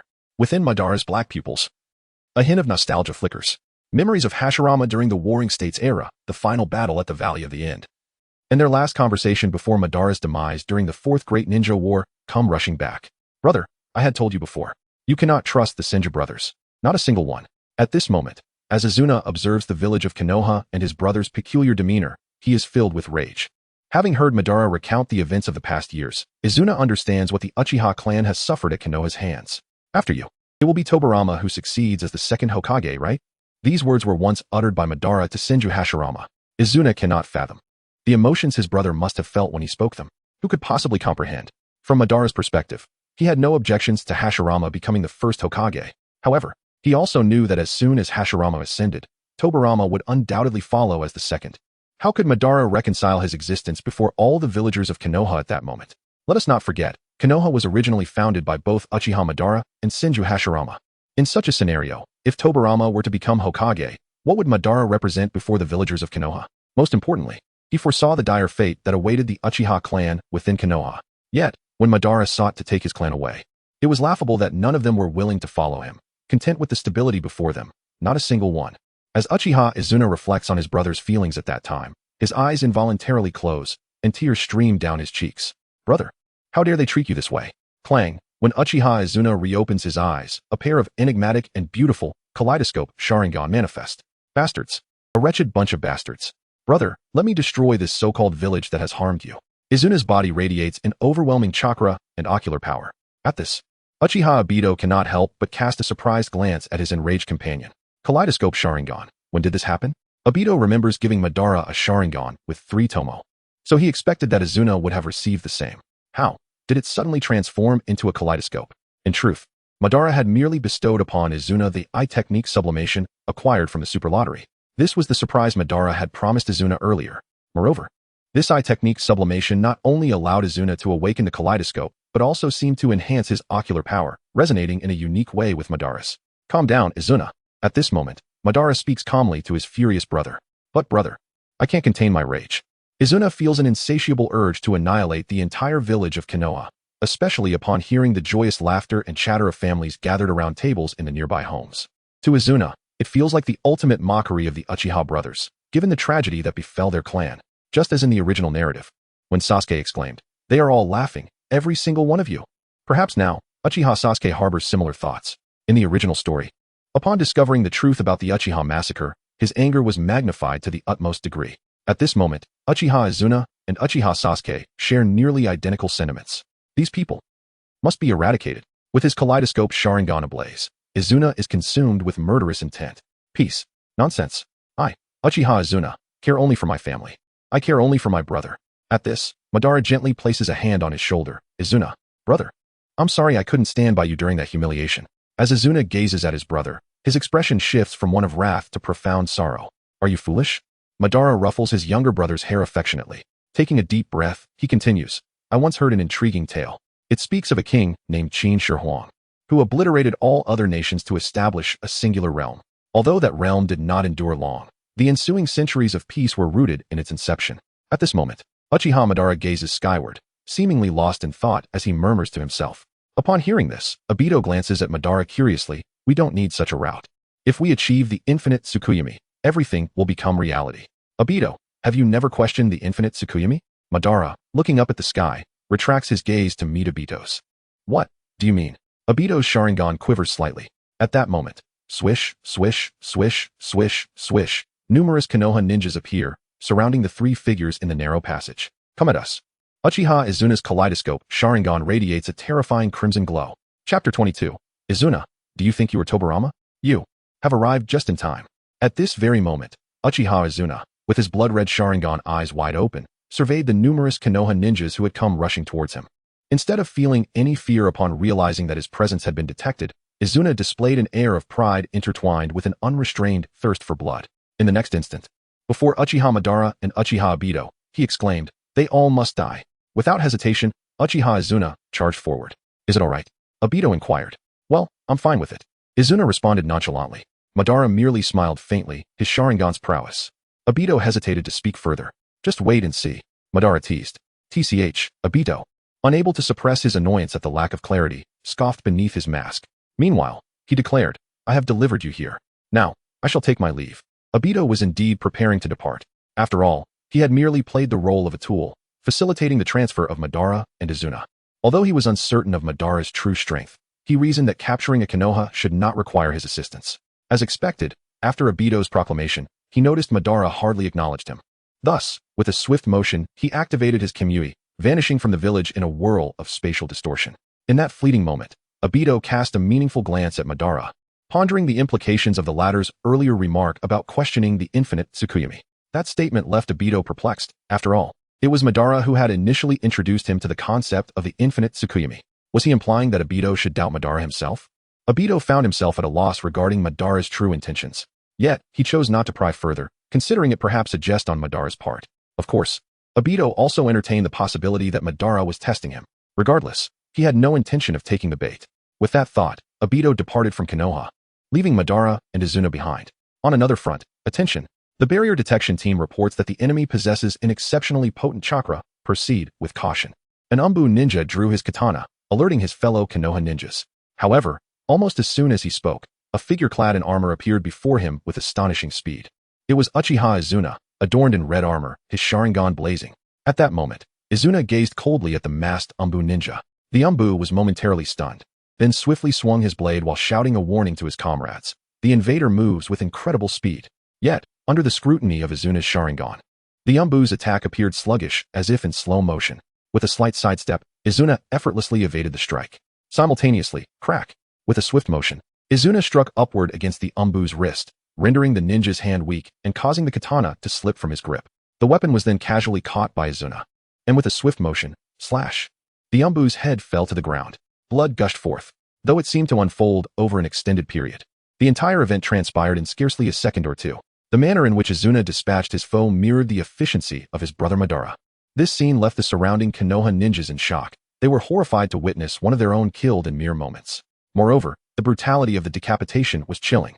At that instant, Izuna regarded the bloodied katana in his hand. "Next, I shall use your own weapons to slay you."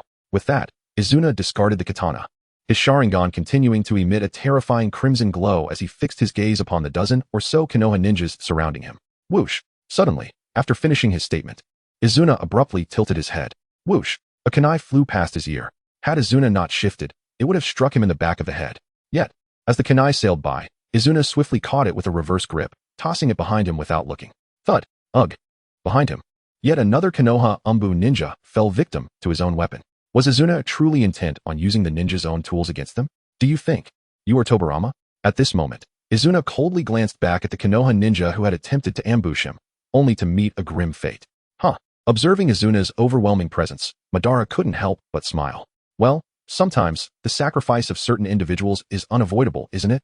To unify all the nations and villages within the shinobi world, Madara was already mentally prepared for a bloodbath. Unless they were made to fear, they would not comply. Just as he had once proclaimed, there are no alliances. Bow before the might of Konoha. Of course, that sentiment now required revision. They must submit to the power of Uchiha Madara, and then obediently be unified. Suddenly, Madara noticed several Konoha ninjas charging towards him with weapons drawn. They think Uchiha Madara is a soft target? In the next moment, as one of the Konoha ninjas lunged towards him, Madara remained expressionless. Whoosh! A colossal chakra blade materialized in the grasp of his Susanu's skeletal arm, and in the blink of an eye, he cleaved the ninja in two from above. Blood and entrails spilled onto the ground. This gruesome sight caused the remaining Konoha ninjas, who had intended to attack the soft target, to halt in terror. They stood aghast, gazing at the pool of blood and entrails, as well as the bisected corpse of their comrade. The enemy is exceptionally formidable. We must avoid close combat. Use ninjutsu.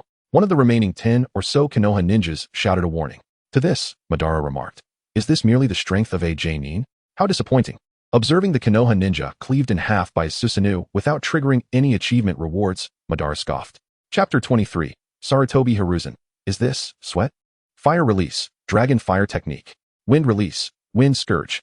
At this moment, only a handful of Umbu and other leaf ninjas, around 10 in total, unleashed their fire and wind techniques together.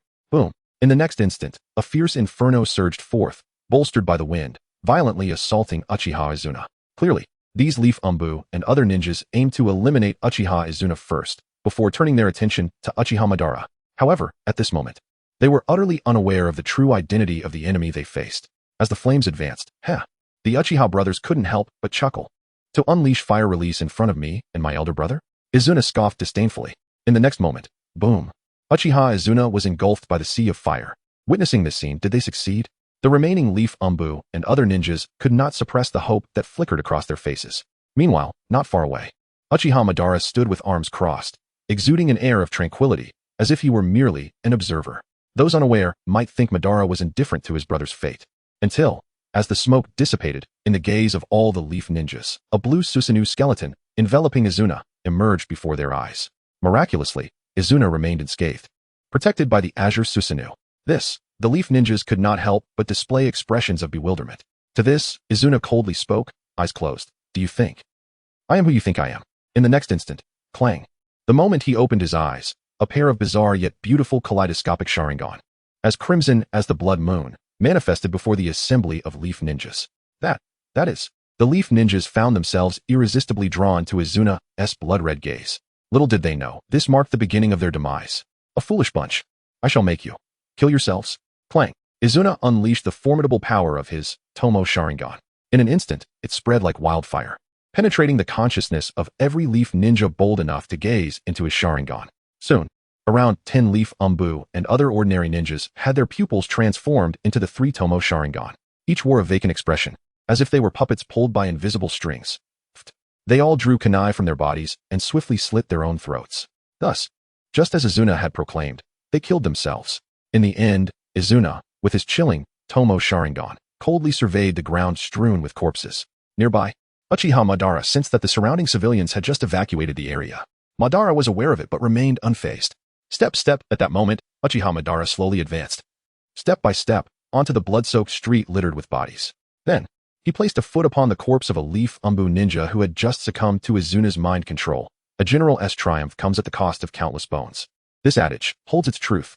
He spoke. In the next second, what do you think? Uchiha Madara suddenly looked up at the seemingly empty sky, posing the question to himself. At that very moment, bang! In the Hokage building office, Sarutobi Hiruzen's pipe fell directly to the ground. The third Hokage of Leaf, now aged and frail, gazed in shock at a crystal ball before him. Reflected within the sphere was the image of Uchiha Madara, clad in crimson armor, with long flowing hair and a stern visage, sneering coldly. You, Uchiha. Just as with the previous Zabuza Momochi, that name rendered Sarutobi Hiruzen speechless, overwhelmed by disbelief. Yet, the figure before him was none other than the man who had instilled dread across the ninja world decades ago. A powerful figure once known as the Ninja Azura. Had he not perished in battle against the first Hokage at the Valley of the End? Why now? Edo Tensei? No, that cannot be. Or is it merely a farcical transformation technique conjured by the enemy? Yet, that inexplicable, spine-chilling sensation he experienced long ago was all too familiar. Could this truly be just a transformation technique? Moreover, the one who effortlessly dispatched several Leaf Umbu and a dozen ordinary ninjas. Sasuke? No, it is not. Sarutobi Hiruzen's forehead glistened with cold sweat. Meanwhile, within the crystal ball, that man still wore a cold and sinister smile. Then, a gloved hand, clad in brown, slowly raised, lightly squeezing the air above. Instantly, the image within the crystal ball before Sarutobi Hiruzen vanished, replaced by an empty void. The final scene lingered in Hiruzen's mind, refusing to fade. In the next instant, as Sarutobi Hiruzen vacantly bent down to retrieve his fallen pipe, he realized his palm was drenched in perspiration. At that moment, beads of cold sweat trickled down his aged face to the ground. Suddenly, Sarutobi Hiruzen staggered back several steps. When he regained his composure, intruders, he called out into the empty air. Almost immediately, several Umbu figures swiftly appeared before Sarutobi Hiruzen, kneeling in readiness. Gather all elite ninjas of Leaf immediately, and inform the major clans of the enemy's incursion, urging them to dispatch their strongest ninjas to intercept.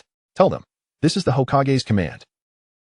The Umbu ninjas promptly inform him the chakra of those two young amidst the hidden Leaf village was nowhere to be found. It had moved in a direction. Sasuke, I have commenced my actions. The time I have afforded you is far more limited than that of the original narrative. I am quite curious. As protagonists, Izuna's eyes still bore the appearance of an ordinary Sharingan, yet possessed the power and uniqueness of the Manjiki Sharingan, glowing crimson. Let us go, Izuna. We shall explore other locations, Madara said with a smile to his younger brother. Izuna nodded with a smile. In the next instant, swish, the brothers simultaneously executed leaving behind a scene of corpses and blood, those of the several Konoha Umbu and other ninjas. Just 1 or 2 minutes after the departure of the Uchiha brothers. Swish, swish. Swish, swish, swish, more Konoha Umbu and other ninjas hastened to the scene. Ultimately, they could only gaze in shock at the numerous blood-soaked corpses surrounding them. The stench of blood hung thickly in the air, overwhelming their senses. Damn it! They exclaimed in shock and fury. Where did the enemy go? One of them demanded angrily. In response, a masked Konoha Umbu seemed to sense, over there are 2 of them. Wait, how can their chakra be so enormous? The Umbu ninja, capable of sensing chakra, spoke with a tone filled with uncertainty after earnest contemplation. On another side, in a lodging resembling an inn where outsiders resided, the ninjas from Sunagakure, who had arrived in advance for the Nin exams, were preparing to check in. However, Gara, what troubles you? Among the Sunagakure ninjas, Temari abruptly noticed that her brother, Gara, the Jinchuriki of the One Tail, had been fixating on a distant direction for some time. It appeared as though something over there was captivating Gara, drawing his attention. Yet Temari remained unaware of what it was. Beside her, Kankuro, Gara's older brother, cast a complicated glance at him. Kankuro was, in fact, fearful of Gara. Although Gara was his brother, the uncontrollable Gara seemed invincible in Kankuro's eyes. Moreover, Gara's propensity for killing struck fear into Kankuro's heart. Thus, despite their fraternal bond, Kankuro dared not draw too close to his younger brother. Nonetheless, Kankuro was curious. Gara had been unusually fixated on that direction, repeatedly glancing towards the hidden leaf village. What transpired there to warrant such concern from Gara? Would he suddenly lose control? Although they had ostensibly come to participate in the Nin exams, their true intention was to ambush Konoha. At this moment, Gara wouldn't cause any trouble, would he? In that instant, Temari and Kankuro observed Gara, his brow furrowed, gazing intently into the distance, seemingly oblivious to their voices. The next moment, Gara slowly clenched his fists. Gara, you. Kankuro felt a surge of anxiety. Temari also took a step back. Until, Gara, what is it? The team leader, Maki, approached. Upon hearing this, Gara finally turned to glance at Maki, the elite Nin of Sunagakure. At the same time, in the largest room of the inn above, Lord Orochimaru, Kabuto, kneeling before Orochimaru, who was dressed as the Kazekage of Sunagakure, spoke with respect. Kabuto, remember to proceed as planned.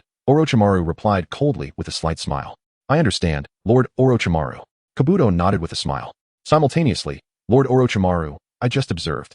The one-tailed Jinchuriki, Gara, seems to be acting strangely below. Kabuto suddenly sensed something of concern. Orochimaru paused momentarily at this statement. The next instant, a glint of interest flickered in his eyes. As he stepped forward to the open window of the room, he beheld Gara, Maki, Temari, and Kankuro outside. At this moment, Gara was once again staring intently in that distant direction, his voice becoming hoarse and deep as he murmured, that direction seems to harbor something that makes me. No, it stirs something within me intensely. As he spoke, an inexplicable murderous intent surfaced on Gara's face, radiating an odd excitement.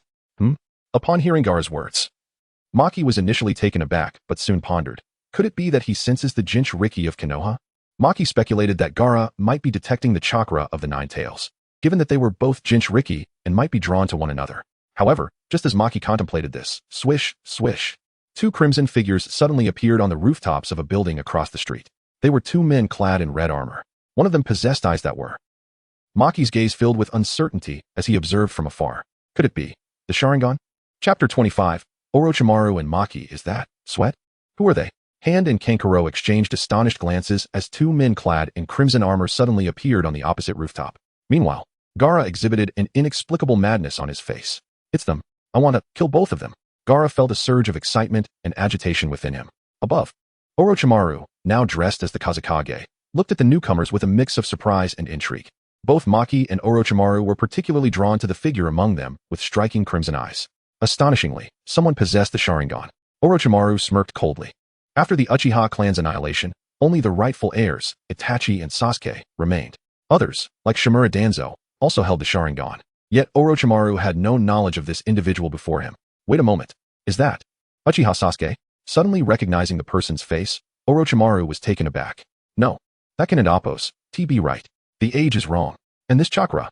Sasuke is still just a child. He couldn't oppose. He possibly possessed such a formidable chakra. However, Orochimaru confirmed it. This individual indeed bore the 3-tomo Sharingan. Was it an unexpectedly transplanted Uchiha Eye, or was this person truly a member of the Uchiha clan? Orochimaru pondered the possibility of a stray Uchiha surviving. Yet, why did this individual bear such a striking resemblance to Sasuke? As he contemplated, Orochimaru casually observed the other man beside the one with the Sharingan, who also wore crimson armor and had long, flowing hair cascading down to his waist. In that instant, Orochimaru's pupils constricted sharply, his eyes betraying profound shock. Lord Orochimaru? Nearby, Kabuto, noticing Orochimaru's peculiar demeanor, approached the window, though the scene outside remained obscured from his view. Orochimaru's sudden expression of seeing a ghost left Kabuto puzzled and curious. Maki, mirroring Orochimaru's astonishment, muttered to himself, that stance, could it be the legendary? Upon seeing the second man, Maki's expression mirrored that of Orochimaru, utter disbelief. Meanwhile, across the way, Uchiha Izuna, with his 3-tomo Sharingan, stood beside Uchiha Madara, whose ordinary black eyes held a hint of amusement as he regarded the group before him. Gara and Kankuro had previously clashed with Madara during the Fourth Great Ninja War, and Madara certainly remembered them, particularly Gara. As for Orochimaru, while he was unfamiliar with the original Madara, his knowledge as a transcender allowed him to understand Madara's significance. Observing the versions of themselves from the original Naruto timeline, Madara felt an unusual amusement stirring within him. In truth, Gara was one of the reasons Madara had returned to the Hidden Leaf Village. After all, the one-tail, Shukaku, resided within Gara. Brother, let me kill them, Izuna remarked coldly, glancing at Madara. At this moment, Izuna sought to eliminate every ninja in the Hidden Leaf, still craving more bloodshed after having just slain several leaf ninjas. To avenge the humiliation inflicted upon his brother, Izuna was determined to make the Hidden Leaf Village pay a heavy price. However, Madara cautioned, let's hold off on these few for now. Hearing this, Izuna glanced at the group across from them and sighed, fine. Who could refuse their elder brother? Madara smiled at the exchange. Just then, 2 torrents of sand surged towards the Uchiha brothers. Gara, what are you doing? Maki shouted from across the way. Izuna remained motionless, while Madara coldly smirked at the oncoming attack. Suddenly, a fan-like weapon appeared in Madara's grasp. It was the Uchiha fan. With a thunderous clash, Madara effortlessly deflected the incoming sand, then thrust the Uchiha fan into the rooftop beneath him, exuding an air of indifference as he surveyed the opposing group. The ease with which Madara had repelled Gara's sand left hand and Kankuro astounded, sensing the overwhelming strength of this mysterious figure. Gara, consumed by a frenzy, shouted, I will kill you. I will kill you to prove my existence. Izuna scoffed, if it weren't for my brother's earlier words, I could have dispatched you in an instant. His 3-tomo Sharingan glimmered with anticipation.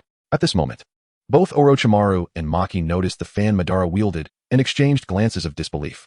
In the ninja world, any ninja with a modicum of knowledge about the powerful figures from the Warring States period would recognize that Madara Uchiha was once the clan leader, feared by many as the Shura of ninja. It was said that Madara possessed 2 unparalleled weapons, a razor-sharp scythe and the Uchiha fan, a symbol of his clan's authority. Rumors had circulated that both the fan and the scythe had been lost when Madara departed from the Hidden Leaf. Yet now, the once mighty weapons that had dazzled the entire Warring States era had resurfaced in the ninja world. The only difference between the man before them and Madara was the lack of those ominous crimson eyes. At that moment, both Orochimaru and Maki felt a bead of sweat form on their foreheads. Chapter 26, another shocking revelation that leaves one at a loss for words. At this moment, gazing at the figure of Uchiha Madara atop the building, the brothers Uchiha Izuna and the ever-cunning Orochimaru and Maki were engulfed in utter astonishment. It seemed impossible. Meanwhile, younger ninjas like Temari and Kankuro, along with their fellow sand ninjas who had begun to rally around, remained oblivious to the staggering identity of the man wielding a fan-like weapon. Iguro, stay calm. No one is to act without my command, Maki admonished Iguro, who appeared to be teetering on the brink of madness. Iguro shot a cold glare at Maki. Damn. Maki felt utterly drained. At that moment, he desperately wished that the man across from them was merely an imposter. Otherwise, their so-called Konoha collapse plan would turn into a trap that ensnared the Sand Village instead. That man, was he not supposed to be dead? Above, Orochimaru's expression mirrored disbelief as he beheld the towering figure clad in red armor, wielding a fan of flames, with wild hair billowing in the wind. Apart from his crimson Sharingan, the figure was, without a doubt, the legendary Uchiha Madara himself. But what of the man beside him, Uchiha Izuna? Surely, he possessed Sharingan as well. Members of the Uchiha clan could effortlessly control the activation and deactivation of their eyes. Orochimaru was frantically searching for any flaw or deviation from the legendary ninja's lore. Yet, he arrived at a terrifying and incredulous conclusion. The man before him was indeed the fabled Uchiha Madara. First, there was his appearance, then, the fan in his hand. And finally, Orochimaru sensed the chakra emanating from him. In an instant, he felt as if he were facing a tailed beast. The magnitude of the chakra was overwhelmingly terrifying, akin to that of a formidable beast. Apart from sensing a similar chakra from tailed beasts, Orochimaru had never encountered anyone with such a level of power before. Could this truly be the legendary figure? But how? Had he not perished in his final battle against the first Hokage? Why was he now standing alive before them in Konoha? Moreover, he appeared slightly younger than Orochimaru himself. Was it possible that Uchiha Madara had faked his death? But why? And if he had indeed survived, why had there been no word of him for all these years? Now, what could have prompted his sudden reappearance? Thus, Orochimaru's mind was in turmoil. Meanwhile, across the way, Uchiha Madara addressed Izuna softly, tossing the fan towards his brother as he looked at him. Izuna caught the flaming fan effortlessly. "Izuna, do not let anyone disturb me," Madara instructed, his gaze fixed on his brother. With a smile, Izuna replied, "Rest assured, brother." As he spoke, his three-tomo Sharingan glistened with murderous intent. It was evident that he was ready to eliminate anyone from Konoha's Umbu who dared to approach. Confident in Izuna's capabilities, Madara leaped gracefully, landing before the gathering sand ninjas. Temari and Kankuro watched with heightened vigilance, prepared to unleash their jutsu at a moment's notice. Yet, Iguro could no longer contain himself, unleashing another torrent of sand to ensnare Madara, as if intending to crush him with a colossal sandy claw. "Iguro!" Maki exclaimed in alarm, deeply exasperated by Iguro's reckless actions. Temari and Kankuro shared his astonishment, while Orochimaru narrowed his eyes, eager to witness how the legendary Uchiha Madara would respond. In an instant, a surge of blue energy erupted from Madara, coalescing into a gigantic arm that effortlessly dispersed Iguro's sandy assault. "What?" gasped Temari and Kankuro in disbelief. Iguro was momentarily stunned by the ease with which his attack had been thwarted. Orochimaru's eyes widened as he recognized the power displayed before him. That is, the Susanoo, a manifestation that emerges only when a member of the Uchiha clan activates their Manjiki Sharingan. He marveled at the blue specter of the Susanoo arm. This was indeed the legendary figure. Orochimaru could no longer doubt it. At that moment, Kabuto approached a nearby window and beheld the unfolding scene. What kind of jutsu is this? And the chakra? It's astonishingly powerful. He was unable to maintain his composure in light of the overwhelming chakra radiating from Madara. "Do you not find his appearance somewhat familiar?" Orochimaru remarked, his gaze fixed on the magnificent Susanoo. Kabuto glanced again at the man clad in crimson armor, his aura exuding an almost palpable familiarity, as if he had encountered him somewhere before, yet never truly seen him. It was perplexing. The sheer magnitude of Madara's power rendered Kabuto drenched in cold sweat. Was there truly someone in this world possessing such fearsome chakra? It was unfathomably greater than that of Orochimaru standing beside him. Could such a being still be classified as an ordinary ninja? Orochimaru finally turned to Kabuto, offering a knowing smile as he reminded him. "Have you seen the two statues at the Valley of the End, Kabuto? The Valley of the End statues?" Kabuto pondered the sudden mention of this by Orochimaru, but in the next moment, his mind exploded with realization. Then, he abruptly cast his gaze once more towards the window, where stood a man clad in resplendent red armor, his long, flowing hair cascading down to his waist, and his countenance strikingly stern. "You." Uchiha. Another individual rendered speechless by shock and disbelief, unable to articulate the name that lingered in the air. At this very moment, Kabuto's pupils also trembled in astonishment. Cold sweat trickled down his forehead, cascading over his face until it fell to the ground. Chapter 27. Chakra Oppression. "Lord Orochimaru, this cannot be real, can it?"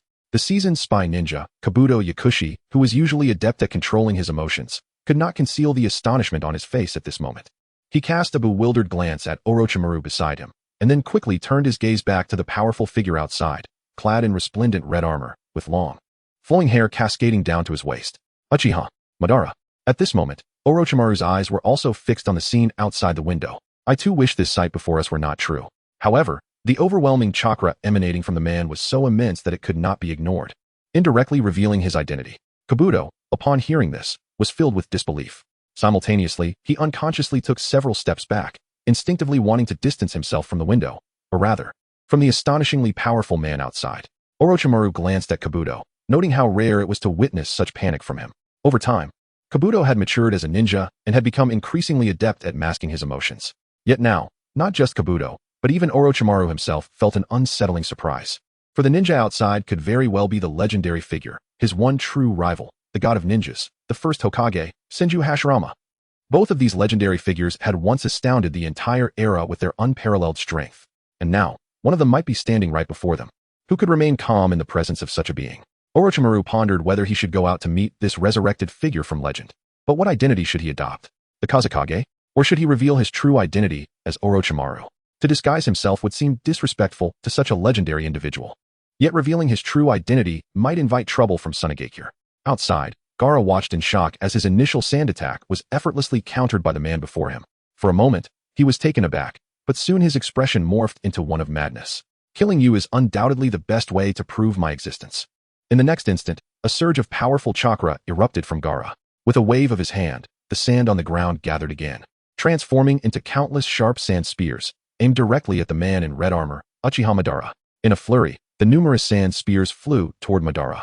In response, Madara, with a mere thought, summoned his Susanoo, which had previously only manifested its arms, now condensing into a complete skeletal form, enveloping him in its protective embrace.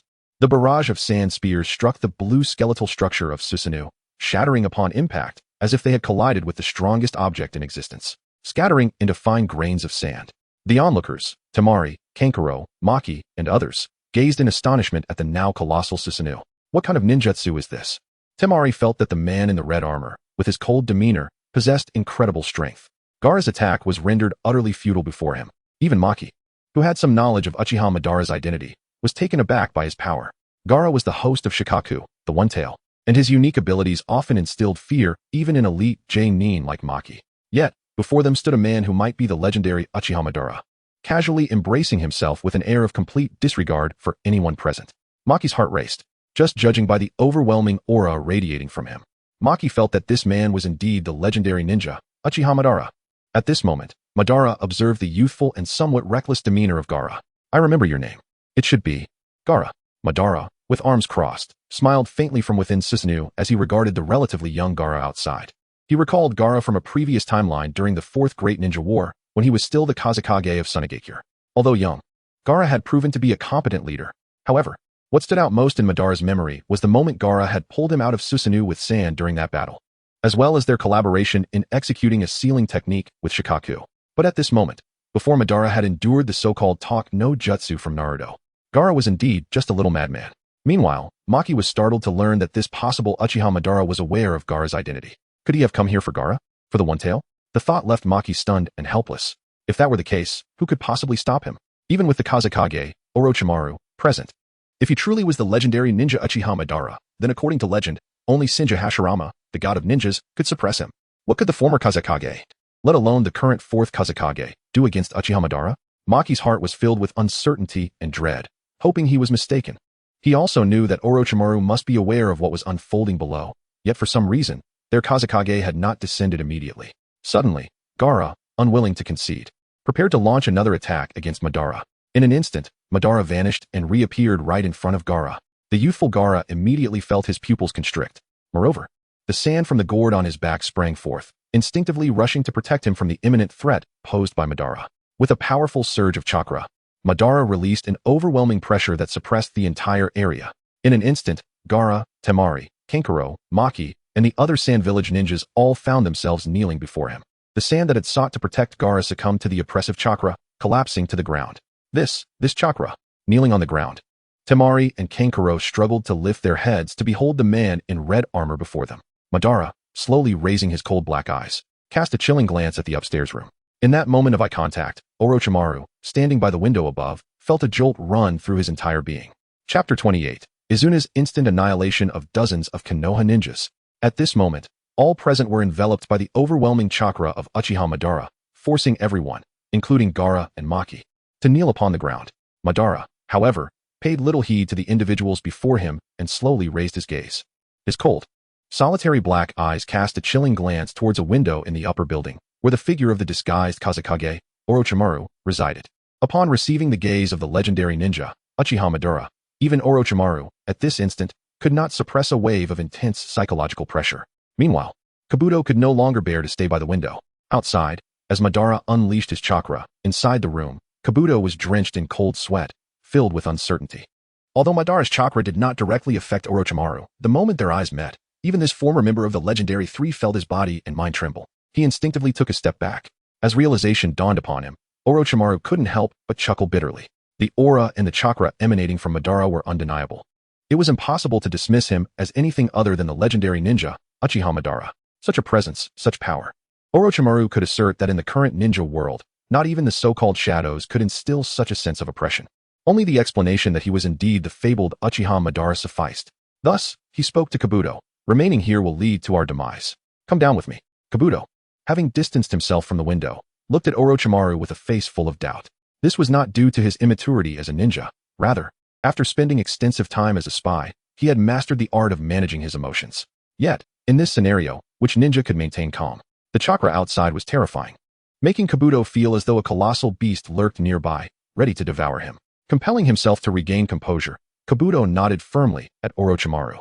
In an instant, Orochimaru shed his disguise as the Kazekage, revealing his true form. Almost simultaneously, they leaped out of the two windows and found themselves outside the inn. However, the moment they emerged, both Orochimaru and Kabuto felt an overwhelming chakra enveloping them. Even Orochimaru could not resist the pressure, his legs buckling slightly, nearly causing him to kneel. Fortunately, he managed to withstand it, though he bent slightly, avoiding complete collapse. In contrast, Kabuto succumbed to the force, dropping to the ground. Overwhelmed by the sheer magnitude of Madara's chakra, which pressed down on him like a mountain, making it nearly impossible for him to lift his head. Meanwhile, Gara, Shinki, Kankuro, Maki, and the other Sand Village ninjas were drenched in sweat from the oppressive chakra, each feeling as if death was imminent. Lord Kazekage, exclaimed Maki, witnessing a figure leap down from above, initially believing it to be their Kazekage. However, upon a closer look, he realized with dread that this was not their current leader.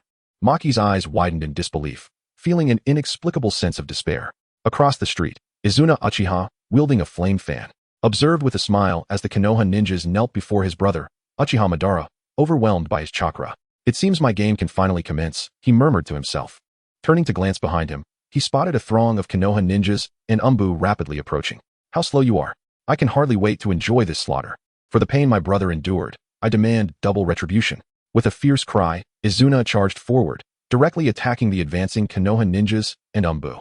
Witnessing this bold advance, the Konoha ninjas shouted in unison, release ninjutsu. Fire style. Wind style. Lightning style. Dozens of ninjas began forming hand seals to unleash their techniques against the oncoming Izuna. As this area catered to guests, the local residents of Konoha had mostly dispersed, allowing for their unleashed techniques to be executed without restraint. Izuna, reaching an open space, saw a massive wave of flames intensified by wind rushing toward him, infused with fierce lightning. Is this lightning fire? Pathetic tricks. Izuna scoffed at the overwhelming fire and lightning. Just as the combined assault of fire, lightning, and wind approached him, he coolly smiled. With a swift motion, he raised his flame fan. In the next instant, the vast and violent power of the lightning fire was almost entirely absorbed by the fan, vanishing in the blink of an eye. Impossible. The Konoha ninjas and Umbu halted, astonished. Foolish grains of sand, perish. Izuna declared coldly, fiercely swinging the fan forward. With a powerful shockwave, the absorbed ninjutsu was returned, magnified by his strength. Nani. The Konoha ninjas exclaimed in shock as they quickly formed seals to create a defensive barrier against the incoming assault. Thus, the terrifying shockwave surged forth. A dismembered member of the Konoha Umbu, with one arm severed, crawled desperately across the ground, yearning to escape the desolate wasteland, littered with corpses. At that moment, a series of measured footsteps echoed. Tap, tap, tap. Uchiha Izuna, wielding a blazing fan, approached with an unhurried grace. Upon reaching him, he remarked, what a grotesque sight. Struggling for survival. With a swift motion, the fan in Izuna's hand transformed into a sharp blade, descending with lethal precision. A head rolled away, severed from its body. Chapter 29, The God of Ninjas, Senju Hashirama's sole rival, Uchiha Madara. My brother said not to disturb him. With a pair of blood-red, eerily beautiful three-tomo Sharingan, Uchiha Izuna gazed upon the sea of corpses and murmured to himself. At that moment, he sensed the life force of dozens of ninjas vanishing almost instantaneously. It appears, I have drawn the full attention of the legendary ninja, Uchiha Madara, unaware of the presence of another equally formidable ninja. Meanwhile, under the immense pressure of Madara's chakra, Orochimaru could still discern the battle unfolding ahead. Realizing that Izuna had swiftly annihilated dozens of Konoha ninjas, Orochimaru couldn't help but express his admiration. However, he understood that he should focus on the esteemed name of you, Lord Madara.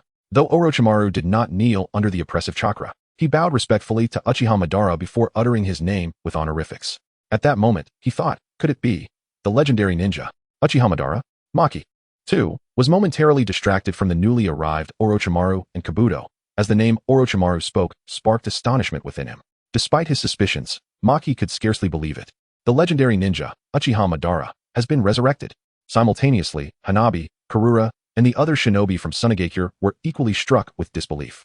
Even Gara, who had previously exuded rage and determination, was momentarily stunned upon hearing Maki's words about the legendary ninja, Uchiha Madara. Beside them, Kabuto knelt under the overwhelming chakra pressure, rendered speechless. In response, Uchiha Madara smiled faintly, crossing his arms before him and retracting his chakra pressure. In an instant, it felt as though a colossal mountain had vanished.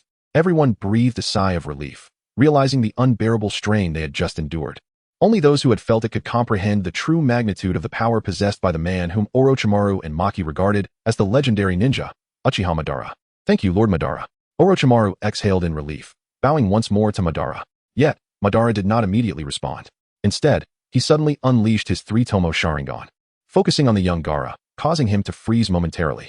Before long, he collapsed into a deep slumber. Inside Gara's body, footsteps echoed within the sealed space of Shukaku. It was Uchiha Madara. Before him lay the enormous, monstrous Shukaku, contained within the vast sealing gate. You, the other human from back then, this chakra.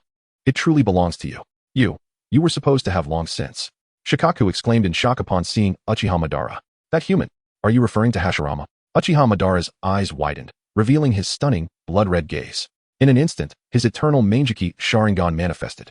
Within the sealing chamber, Shukaku's eyes glazed over. As Madara once proclaimed, "You-tailed beasts shall forever be subservient beneath the power of the Uchiha's eyes." Submit. Outside the sealing space, the true Uchiha Madara bore his Sharingan, now transformed into the eternal Mangeki Sharingan. In truth, everything occurring within the sealing space transpired in the blink of an eye. Thus, Gara was just beginning to topple as he succumbed to sleep. Gara, Hanabi, and Karura instinctively rushed to support him. However, Orochimaru, perplexed, had already noticed the transformation in Madara's eyes.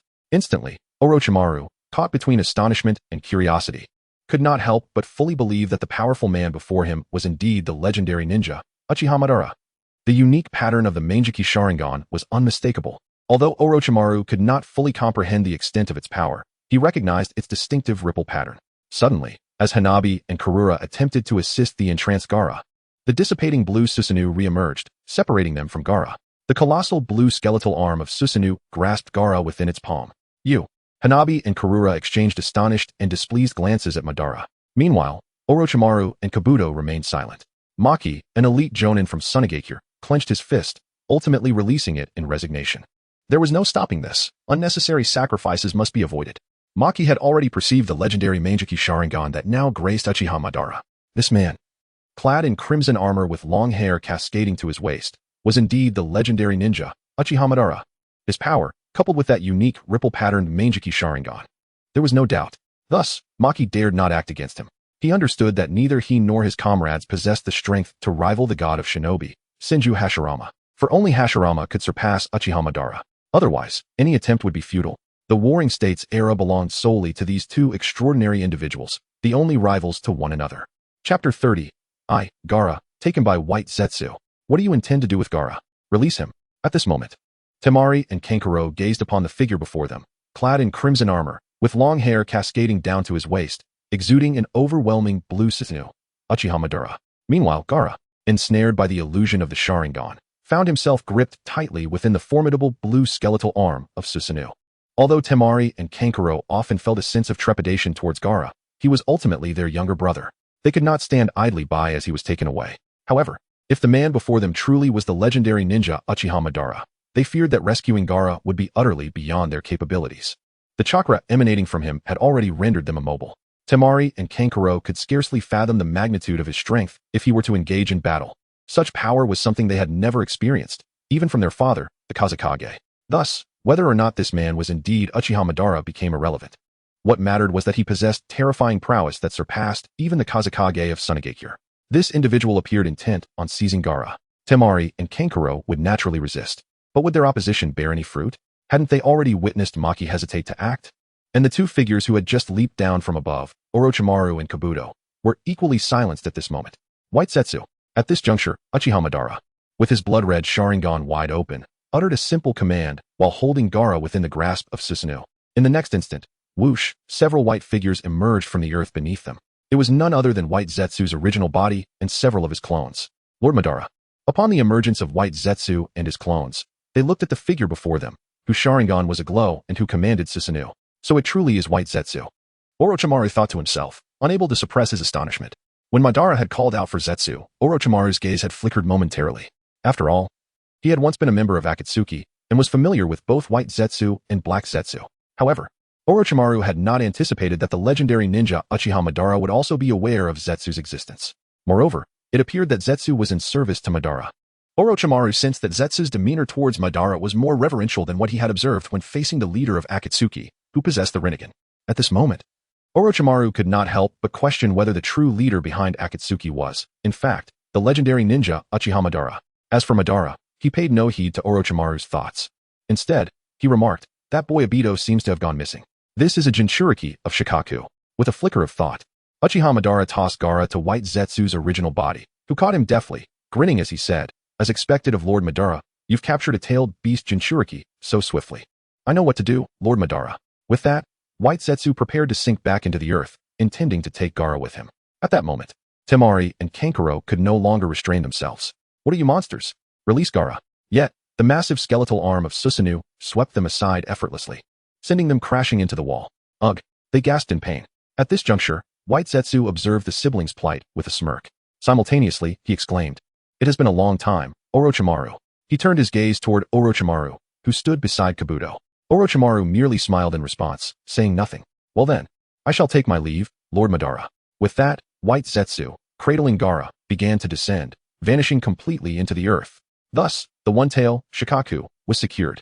At this moment, Uchiha Madara crossed his arms, stating, "Naruto and Sasuke, your time is running out. Especially you, Naruto. I can come for that half of the 9 tails within you at the last moment. During this interval, you had best strive to grow stronger.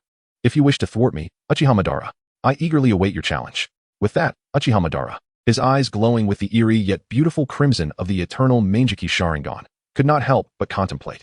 The sentiment remained unchanged. Uchiha Madara feared no adversary.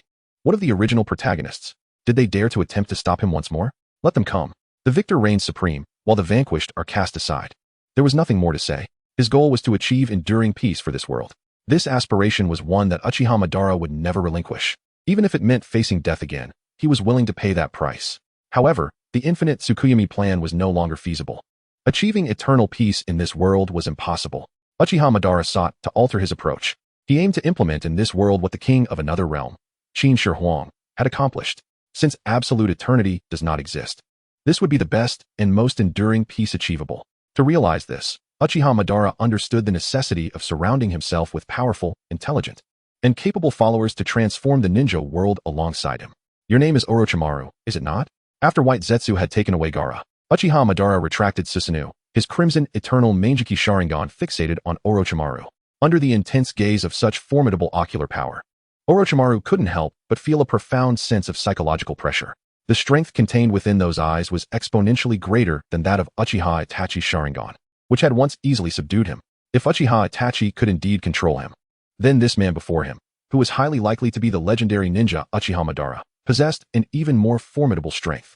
If he truly wished to take Orochimaru's life, Orochimaru felt that no matter how swiftly he might flee, escape would be utterly impossible. "Lord Madara, you?" Orochimaru could not help but cautiously inquire. Chapter 31, The Promise of the Spots. The excited Orochimaru. "Temari, Kankuro, do not act recklessly." At that moment, the elite jonin of Sunigakure, Maki, helped the thrown Temari and Kankuro to their feet, advising them thus. However, Temari and Kankuro felt a lingering dissatisfaction with Maki's inaction. "We cannot stop this man," sighed Maki. Upon hearing this, although Temari and Kankuro were still indignant at the powerful figure clad in crimson armor, they could not help but feel a sense of despair and helplessness. The opponent was indeed far too formidable. The siblings had barely lasted a single exchange before being swept aside with a single blow. And that enormous blue energy construct. What kind of ninjutsu was that? How impressive. After assisting Temari and Kankuro, Maki approached with the elite of Sunigakure. "You have taken Gara captive for the sake of Shukaku, correct? And you, the so-called Orochimaru, why are you impersonating our Kazekage? The true Kazekage is currently..." Maki's gaze flickered uncertainly towards the 2 formidable figures before him, one of whom might even be the legendary ninja from the Warring States period, Uchiha Madara. Maki felt an overwhelming urge to flee. Yet, as an elite jonin of Sunigakure, he also felt compelled to take action. Clang, Uchiha Madara. His eternally activated Sharingan merely casting a fleeting glance at Maki instantly rendered him unconscious, just as he had done with Gara moments earlier. In truth, using the eternal Mangekyou Sharingan against Maki was akin to using a sledgehammer to crack a nut. Madara was simply disinterested in his trivial chatter. He had just exchanged a few words with Orochimaru when Maki interrupted. Unable to contain himself, Madara unleashed a fraction of his ocular power. "Do not worry. A few days of slumber will suffice." Defeated original character, Sunigakure's Maki, achieving basic achievement twice. Gained 2 advanced draws. Defeated original character, Gara of the Desert, achieving special achievement once. Gained 1 super draw.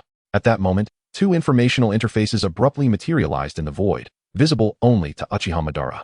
He instinctively glanced at them before retracting his gaze.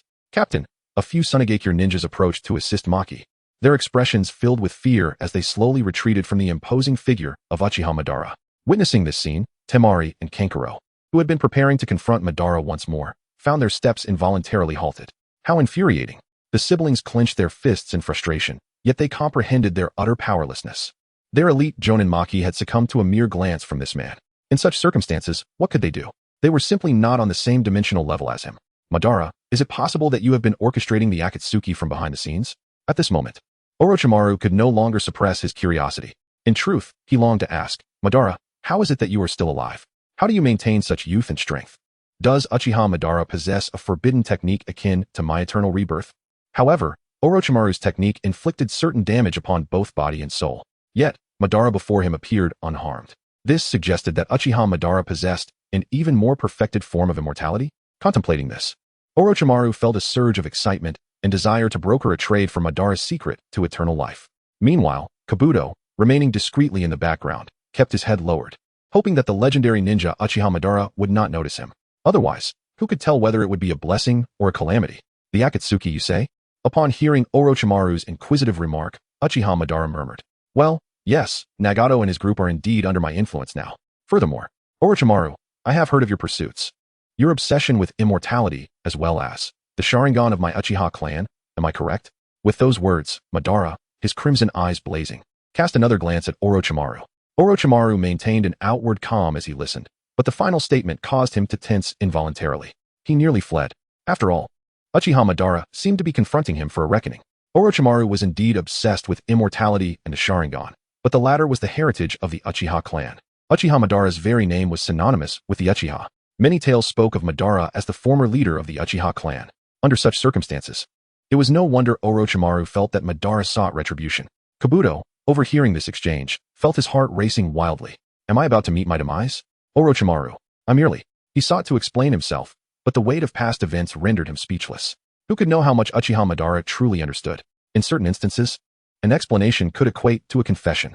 Yet, amidst the tension, Uchiha Madara declared, from this moment on, follow me, Uchiha Madara, and return to the Akatsuki. You shall soon attain perfect immortality and an appropriate Sharingan. In that instant, both Orochimaru and Kabuto were momentarily taken aback, unable to believe their ears. Boom. As they stood in shock, a powerful chakra surged forth, pressing down upon them. In an instant, Kabuto collapsed to his knees. Orochimaru staggered, nearly falling as the sudden pressure felt akin to being crushed beneath a mountain. This overwhelming force was directed solely at Orochimaru and Kabuto, sparing Temari, Kankuro, and the other ninjas of Sunagakure from its wrath. Nevertheless, the explosive chakra emanating from Madara left the Sunagakure ninjas in a state of apprehension, retreating further. Madara, I have not expressed any intention of refusal. Struggling against the oppressive chakra, Orochimaru quickly spoke. Gradually, Uchiha Madara reined in his chakra pressure, allowing Kabuto to feel a renewed sense of vitality. Once the weight lifted, Orochimaru remarked, Madara, I am indeed looking forward to the benefits you mentioned. His long tongue instinctively licked his lips as he spoke with an excited gleam in his eyes. Orochimaru, I have little fondness for betrayal. Uchiha Madara's blood-red gaze remained fixed upon Orochimaru. Understood, Madara. Orochimaru suppressed his exhilaration, nodding in acknowledgement. At that moment, a tremendous commotion erupted in the distance. It appears that Izumi Uchiha has once again engaged in combat with the ninjas of Konoha. This chakra, Orochimaru, seems to have sensed something from that direction, and promptly turned to Uchiha Madara beside him, saying, Lord Madara, it seems that the so-called Hokage of this village, my former teacher, has arrived. Chapter 32, Shimura Danzo, the youngsters are arrogant. At this moment, on the side of Uchiha Izuna, the third Hokage of Konoha, Sarutobi Hiruzen, had indeed arrived at the battlefield accompanied by a contingent of Konoha's ANBU and elite ninjas from various clans. They found themselves face to face with Uchiha Izuna, who wielded a fan of flames. During this time, Shimura Danzo and his root ninjas also made their presence known on the scene. Additionally, members from the Hyuga clan, the Yamanaka clan, the Akimichi clan, and the Nara clan, among other prominent families of Konoha, dispatched numerous elite ninjas, led by their respective clan leaders, to stand in opposition to Uchiha Izuna. At this moment, Sarutobi Hiruzen observed Uchiha Izuna, who boldly stood at the forefront with his fan, his brow furrowing in concern. Beside him, Shimura Danzo, leading the root ninjas, briefly paused before denying, that is, Uchiha Sasuke? No, it cannot be. Despite Uchiha Izuna's striking resemblance to the last two surviving members of the Uchiha clan, Uchiha Sasuke, The differences in height and age were immediately apparent. Moreover, Uchiha Izuna exuded a formidable aura, with chakra subtly emanating from him, signifying immense power. Is this the invading enemy? That chakra is potent. It feels like a jonin, exclaimed members of the Hyuga and Yamanaka clans, astonished by the overwhelming presence of Uchiha Izuna. Their clan leaders, including Hyuga Hayashi, Nara Shukaku, and Akimichi Choza, turned their gazes towards Sarutobi Hiruzen. In that moment, Hiruzen's heart was tumultuous with unease. He understood that the adversary before them was none other than the fabled ninja, Uchiha Madara's younger brother, Uchiha Izuna. Yet, where was Uchiha Madara? Why was he not present? In truth, Sarutobi Hiruzen had refrained from immediately disclosing the identity of the enemy to the clan leaders of Konoha. He harbored a strategy, believing that revealing the truth would only serve to disrupt their morale. It was better for them to remain in ignorance. However, Danzo, having gleaned the situation from Hiruzen, was skeptical about the resurrection of the legendary ninja, Uchiha Madara. Even as he gazed upon Uchiha Izuna and the fan of flames in his hand, Danzo maintained his disbelief. The weapon in his hand seems to belong to the Uchiha clan.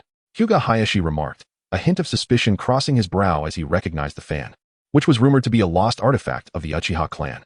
The sight of such an item wielded by an invader raised questions about the identity of the individual clad in red armor before them. As the clan leaders pondered these revelations, Danzo scoffed, just an impostor. Sarutobi Hiruzen too hoped that what he had witnessed were merely two fakes. However, the aura displayed by Uchiha Izuna was eerily familiar. He recalled the time he had seen Uchiha Madara alongside the first Hokage, founding Konoha, and the overwhelming presence he exuded. Hiruzen had not forgotten that aura, nor the terror of Madara commanding the Nine Tails in his later attacks on the village, showcasing a Susanoo of unimaginable magnitude. The memory sent a chill down Hiruzen's spine. Such power was beyond the reach of any ordinary ninja. According to Hiruzen's knowledge, only the first Hokage, Hashirama Senju, could contend with Uchiha Madara at that time. But now, with the first Hokage deceased, if the one before them truly was the legendary ninja, Uchiha Madara, Hiruzen felt utterly unprepared for the impending confrontation. He even questioned whether his ultimate technique, the Shiki F gene, would have any effect on the legendary Uchiha. Uncertainty loomed over Hiruzen as he desperately hoped that the adversary was merely a counterfeit, even as he sensed the truth within his heart.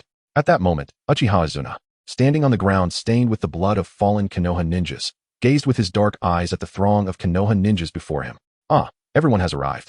It seems. Quite a crowd. He mused, noting the multitude that had gathered, at least several hundred, possibly over 1,000, a testament to the urgency of their assembly. Yet, he dismissed them as merely a rabble. What use are they? Izuna mused coldly, leaning on his Uchiha fan with an air of arrogance. His words provoked an immediate reaction from Danzo, who seethed with anger. Meanwhile, Sarutobi Hiruzen remained grave. The more brazen and unrepentant the enemy appeared, the more he feared for the authenticity of their identity. Was the legendary ninja, Uchiha Madara, truly resurrected? As the clan leaders, including Nara Shukaku and Hyuga Hayashi, began to sense the unusual gravity of the situation, they could hardly comprehend why Sarutobi Hiruzen had summoned nearly all of Konoha's elite ninjas against a single opponent. Over 1,000 against one? What is the meaning of this? Akimichi Choza remarked incredulously, glancing at Nara Shukaku, equally perplexed by the overwhelming odds. Indeed, the figure wielding a fan-like weapon before them was audacious to the extreme, daring to call Konoha's elite a mere rabble. Did he truly fear no consequence? Chapter 33, Uchiha Izuna vs. the Leaf Ninja. Junior? Who is to say who is the junior? Uchiha Izuna retorted coldly upon hearing Shimura Danzo's words, his gaze sharpening. I cannot be bothered to waste words with you. My brother has instructed me not to disturb him at this time. Therefore, you shall perish. As he spoke, Uchiha Izuna slowly closed his eyes. In the next instant, as he reopened them, a pair of Sharingan, akin to the Manjiki Sharingan, manifested within his blood-red pupils. The gathered leaf ninja were taken aback. Is that the Sharingan? Hinata Hizashi exclaimed, unable to contain his astonishment. How could it be? The Uchiha clan was supposed to be. Nara Shukaku echoed, his gaze filled with disbelief. Aside from Sasuke Uchiha of the Leaf and Itachi Uchiha, who had defected, how could there still be other members of the Uchiha clan in this ninja world? This Sharingan could be freely activated and deactivated, indicating that the wielder must be of Uchiha blood. Moreover, he was wielding the long-lost Uchiha artifact, the Flame Fan, and now displayed a pair of blood-red Sharingan. Who could this individual be? Danzo was equally astonished. The ability to activate the Sharingan, a member of the Uchiha clan. But this is impossible. The Uchiha clan had already been eradicated under his schemes. Aside from Itachi and Sasuke, how could there be any other Uchiha clan members left in this world? Yet, the activation of the Sharingan indirectly confirmed this fact. Even Danzo, who had transplanted 11 Sharingan, could feel the power emanating from Izuna's eyes. This was no false Sharingan.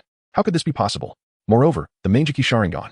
Both Danzo and Sarutobi Hiruzen gasped in unison. The patterns in Izuna's Sharingan signified that it was not an ordinary Sharingan, but one possessing extraordinary ocular jutsu. However, neither Sarutobi nor Danzo had yet grasped that Izuna's Mangeki Sharingan was unlike any they had encountered before. At that moment, hearing the voices of the third Hokage and one of the elders, the Leaf Ninja could not help but exclaim in shock.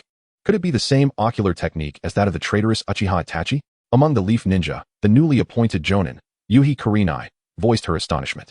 Those sinister eyes? No wonder Lord Third summoned us all here. Beside Rinne, Mitarashi Anko, with her usual carefree demeanor, chimed in. Nara Shukaku, Hinata Hizashi. And others began to comprehend the gravity of the situation. Yet, they felt that sending over 1,000 elite Leaf Ninja to confront this one foe seemed excessive. I have an unsettling premonition, Nara Shukaku remarked pensively. Regrettably, Lee and his companions were still too inexperienced as ninjas, otherwise they would have joined the battlefield to showcase their youthful vigor. Might Guy raised his thumb, his teeth gleaming. At that moment, Uchiha Izuna, with his Sharingan activated, asked coldly, "Are these your final words? Then, prepare to die." As he spoke, he formed hand seals. Fire style, great fireball technique. A torrent of flames erupted from his mouth, swiftly engulfing the horde of Leaf Ninja, creating an immense sea of fire that bore down on them. This technique's range is vast. One of the Leaf Ninjas exclaimed in shock. Simultaneously, several adept water-style users among the elite Leaf Ninja quickly formed hand seals and countered with water-style. Water wall. A massive surge of water erupted as a dozen skilled water-style ninjas combined their efforts, creating a formidable torrent. Thus, water clashed with fire. As steam enveloped the battlefield, a thick mist emerged, inadvertently creating the effect of the mist concealment technique, which favored Uchiha Izuna. Be cautious, the enemy is approaching swiftly, Hizashi warned, activating his Byakugan to alert his comrades. As the Leaf Ninja braced themselves, numerous members of the Hyuga clan also activated their Byakugan. The enemy is incredibly fast, a Hyuga exclaimed as they spotted Izuna charging towards them. In response, Izuna threw a kunai at the shouting Hyuga. However, thanks to the advantage of the Byakugan, the Hyuga deftly dodged the first kunai. Yet, the second kunai found its mark, piercing their neck. As the Hyuga fell, clutching their neck, Izuna, concealed by the mist, plunged into the ranks of the Leaf Ninja. Wind style, wind surge. Both Sarutobi Hiruzen and Danzo unleashed wind style techniques, dispersing the fog and clarifying the battlefield. In the midst of this, 8 trigrams, air palm.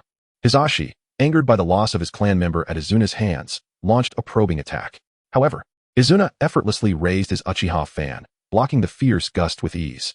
Simultaneously, a shadowy figure lunged towards Izuna. He leapt to evade.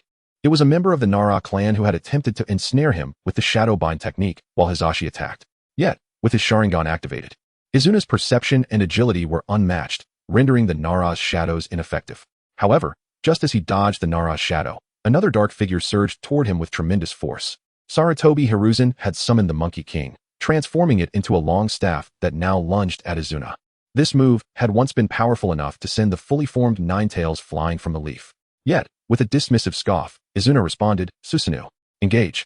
Chapter 34. Izuna's eerie and terrifying kaleidoscope eye technique. Susanoo. At a critical moment, as Izuna Uchiha shouted coldly, Azure Chakra surged forth and rapidly coalesced into form. A colossal Azure Susanoo skeletal frame materialized before the eyes of all present. Simultaneously, a resounding crash echoed as the massive fist of the Susanoo struck the approaching Monkey King's golden staff, halting the mighty weapon that had once sent the complete Ninetales flying. What? Sarutobi Hiruzen could not help but gaze in astonishment. That is, Susanoo. Shimura Danzo also voiced his surprise. Among the crowd, countless Leaf Ninjas who beheld the immense Azure Susanoo exchanged looks of uncertainty and disbelief. In response, Izuna Uchiha barked, "Get out of the way." Instantly, another skeletal fist of Susanoo swung out, smashing the Monkey King's staff aside. With a flurry of sounds, a series of Yasaka Magatama were hurled forth, each one striking like a bolt of lightning, plunging into the throng of Leaf Ninjas. Although Hinata Hizashi, Might Guy, and others quickly evaded, many Leaf Ninjas were caught off guard by the speed of the Yasaka Magatama. Some were cleaved in two. Among them were several aimed at the third Hokage, Sarutobi Hiruzen, and the elder Shimura Danzo. Both were alarmed by the ferocity of the Yasaka Magatama, forcing them to hastily evade. "This guy appears so pristine, yet possesses such power," exclaimed Mitarashi Anko in astonishment. Around her, due to the terrifying speed and force of the massive shuriken-like attacks, numerous Leaf Ninjas had already perished. Amidst the chaos, the sound of clashing weapons and explosive techniques filled the air. Yet the Azure Susanoo's defense was impenetrable, solid as a rock. Countless attacks from the Leaf Ninjas, Whether ninjutsu or shoiken failed to breach the Susanu's defenses. Even Shimura Danzo's wind release technique was entirely disregarded by the Susanu. Instead, Izuna Uchiha retaliated with another barrage of Yasaka Magatama aimed at the Leaf Ninja ranks, forcing Danzo and the others to dodge once more. Danzo, in the fray, unwittingly received a long gash on his arm from a Yasaka Magatama, blood flowing forth. A nearby medic ninja rushed to heal his wound. Damn it, Danzo gritted his teeth. Just then, Sarutobi Hiruzen, the third Hokage, spotted a flaw in Izuna's half-formed Susanoo, namely, the ground beneath his feet. He swiftly unleashed Earth-style chakra to manipulate the terrain beneath the Susanoo. Simultaneously, several dark shadows, led by Nara Shukaku, slithered into the gaps of the half-formed Susanoo, launching a decisive strike. Suddenly, sharp earth spikes erupted from the ground beneath Izuna, while shadow-binding techniques rapidly reached for him. With remarkable agility, Izuna leaped several times, narrowly evading the incoming earth spikes and shadow-binding techniques. Fire style, great fireball technique. After retreating a distance, Izuna rapidly formed hand seals and unleashed his fire technique. However, instead of a single fireball, a dozen gigantic fireballs, each over 10 meters in size, hurtled towards the assembled Leaf Ninjas. The spectacle left many stunned, as they beheld the massive fireballs descending upon them, akin to fiery suns. The sheer chakra consumption required to produce such an array was astonishing. Water style, water barrier. Quickly, water style ninjas stepped forward to counter the assault, as dozens of ninjas simultaneously released water techniques. The clash of water and fire produced a thick white mist that enveloped the battlefield. Wind style. This time, many individuals, having learned from experience, released wind techniques to disperse the mist, ensuring visibility. Meanwhile, the Nara clan ninjas had to momentarily halt their ninjutsu. Be careful, the enemy is charging again. At this moment, a Hyuga clan member, utilizing their Byakugan, spotted Izuna dashing through the mist towards them. As the wind blew away the fog, the Nara clan ninjas beheld a pair of crimson, blood-like, mesmerizing Sharingan glaring back at them. Indeed, Izuna Uchiha was charging directly at the Nara clan. After all, the Nara clan had recently provoked him. Izuna's primary target at this moment was none other than Nara Shukaku, the leader of the Nara clan. In that instant, many Nara clan ninjas were still processing the situation. Only Nara Shukaku, filled with uncertainty, could react in time. Suddenly, a shadow latched onto Izuna Uchiha, seemingly binding him. Shadow Snake Hand. Almost immediately, Mitarashi Anko joined in, unleashing her serpentine technique, summoning multiple snakes that coiled around the bound Izuna, constraining him as if the snakes were ropes. Shukaku, impressive. Anko smiled at Nara Shukaku before turning her gaze back to the restrained Izuna. Let us see how you swagger now. Nearby, many ninjas exhaled in relief. Glancing at the fallen comrades who had perished, their fists clenched in anger. They begrudgingly acknowledged the formidable strength of their adversary, realizing why he dared to invade their village.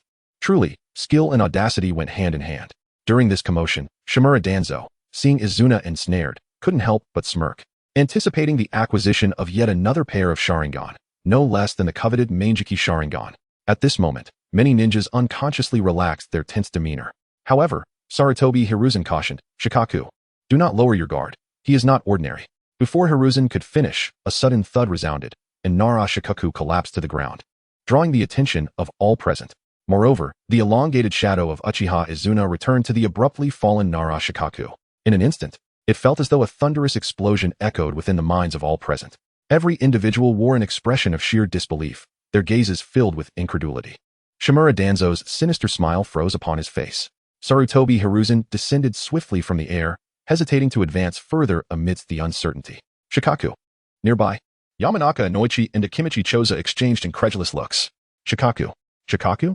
Mitarashi Anko stood in a daze, her shadow snake technique still entwined around Uchiha Izuna. How could this be? The clan leader. Meanwhile, the members of the Nara clan shared the same shocked and incredulous expressions. To this, woman. What? Did you just say? Uchiha Izuna, with his blood-red Sharingan, coldly gazed at Mitarashi Anko, still ensnared by her shadow snake technique. You. Mitarashi Anko felt an indescribable fear creeping into her heart. At that moment, blood chi fei, clang, the Sharingan in Izuna's eyes unleashed its unique ocular technique. In the next instant, within a radius of 30 meters, every member of the Nara clan, along with the Konoha Umbu and other ninjas, mysteriously perished, collapsing lifelessly to the ground.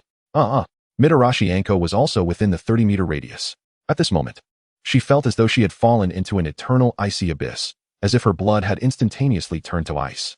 Unable to withstand the overwhelming sensation, she knelt to the ground. It seemed she finally understood how Shukaku had. Furthermore, all around her, countless Konoha ninjas had fallen, their breaths extinguished. They had been frozen to death. Among them, The majority were Nara clan ninjas, as they constituted the largest presence within that 30-meter range. At this moment, over there, countless Konoha ninjas, filled with terror, could not help but retreat in haste. How is this possible? Sarutobi Hiruzen, Shimura Danzo, and Hyuga Hisashi wore expressions of shock. What technique did the enemy employ? It is utterly bizarre and terrifying. Oh, you have not perished. At this juncture, with his blood-red Sharingan wide open, Izuna, while everyone else recoiled in fear, looked with some surprise at Mitarashi Anko, who had not succumbed to death immediately. Is there truly someone who can withstand my Koto Amatsukami, Blood Chi-Fei? There seems to be a unique power within you, as if it has saved your life. Izuna spoke with a cold, solitary smile and his crimson gaze directed at the pained Mitarashi Anko. You. At this moment, Mitarashi Anko felt her blood run cold, unable to rise from her kneeling position. She could only gaze in astonishment and resentment at the figure of Uchiha Izuna, who held a flaming fan. Damn you. It seemed a member of the Nara clan was enraged by Izuna's actions against their clan leader, attempting once more to ensnare Izuna with shadow techniques. To this, Izuna's thoughts shifted, and the arm of Susanoo appeared instantaneously, slashing forth with a Nyata mirror, cleaving the assailant in two like a flash of light, leaving the surrounding Konoha ninjas in utter shock. In the area within a 30-meter radius around Uchiha Izuna, bodies lay strewn about, creating a forbidden zone that rendered countless Konoha ninjas hesitant to approach.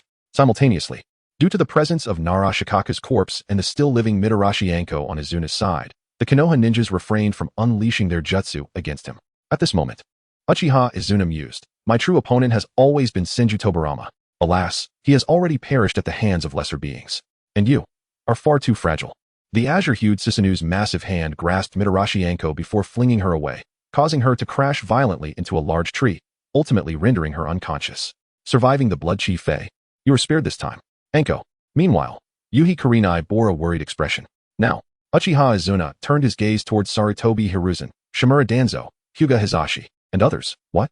Surely, you still possess the courage to dance? I was merely warming up. Standing amidst a sea of bodies, Izuna wore a cold, faint smile that elicited fury from Sarutobi Hiruzen, Yuhi Kurenai, Yamanaka Inoichi, Akimichi Choza, and the rest of the Konoha ninjas. This man, Mato Guy's eyes burned with rage. Warming up? He dares to describe murder as mere warm-up. Among them, the fallen Nara Shukaku was a highly regarded ninja known to Mato Guy. Clenching his fists tightly, Mato Guy felt a surge of green energy emanating from his being in that instant. What is your purpose? At this moment, Sarutobi Hiruzen, wielding the Monkey King's staff, demanded angrily. In response, Uchiha Izuna retracted all semblance of a smile, his expression becoming cold and frigid. Purpose? I simply wish for you to pay the price you deserve. With his head slightly bowed, Izuna spoke in a voice that was chillingly detached. Nanny? As if unable to comprehend or grasp the meaning behind Izuna's words, Akimichi Choza, Yamanaka Inoichi, and others felt a mix of anger and confusion. Sarutobi Hiruzen furrowed his brow, contemplating something within. I merely wish to eliminate you. Nothing more. Finally, as he lifted his head before all Konoha ninjas, the ice-cold murderous intent in his blood-red gaze was palpable. Even as he brandished the Uchiha fan, he prepared to step forward and launch an assault against the Konoha ninjas. Izuna. Just then, a voice resonated from behind, one that Izuna could not ignore. Brother. Izuna's face instantly brightened with warmth, even revealing a hint of a smile as he turned around. In the midst of everyone's attention, a figure clad in red armor began to emerge with a gentle cadence of footsteps from a distance ahead. Chapter 35. The meeting of three Uchiha at this moment. A striking red figure emerged from behind a row of buildings, accompanied by the soft sound of footsteps, clad in the same crimson armor as Uchiha Izuna. This figure possessed a mane of long, flowing hair that cascaded down to the waist, framing a face that was strikingly stern. With each step, thud, thud, he approached, drawing the attention of all the Leaf Village ninjas present. That figure was. At this instant, Sarutobi Hiruzen felt a bead of cold sweat trickle down his forehead. That posture. It was impossible. Shimura Danzo widened his eyes in disbelief. How could his appearance resemble the statue at the Valley of the End so closely? Similarly, elite ninjas from the Leaf Village, including Hyuga Hisashi, Yamashiro Aoi, and Yamanaka Shukaku, were left stunned, their bodies frozen upon witnessing that red silhouette. How could this be? Danzo, Hisashi, and the others wore expressions of sheer incredulity, struggling to fathom whether their eyes were deceiving them. They were witnessing the legendary ninja, Uchiha Madara. Brother. At that moment, Uchiha Izuna leaped forward, swiftly reaching the newly emerged figure. Uchiha Madara gazed down at his younger brother with his ebony eyes. Izuna, you have done well. Leave the rest to me. With that, Madara bestowed a gentle smile and a reassuring pat on Izuna's shoulder. Though Izuna felt an urge to continue fighting, he nodded in agreement, acknowledging his brother's words. Seeing Izuna trust him so completely, Madara's smile deepened. However, as he turned his gaze towards the assembled leaf ninjas, the warmth vanished, replaced by an overwhelming coldness. He stepped forward, advancing towards the group of leaf ninjas.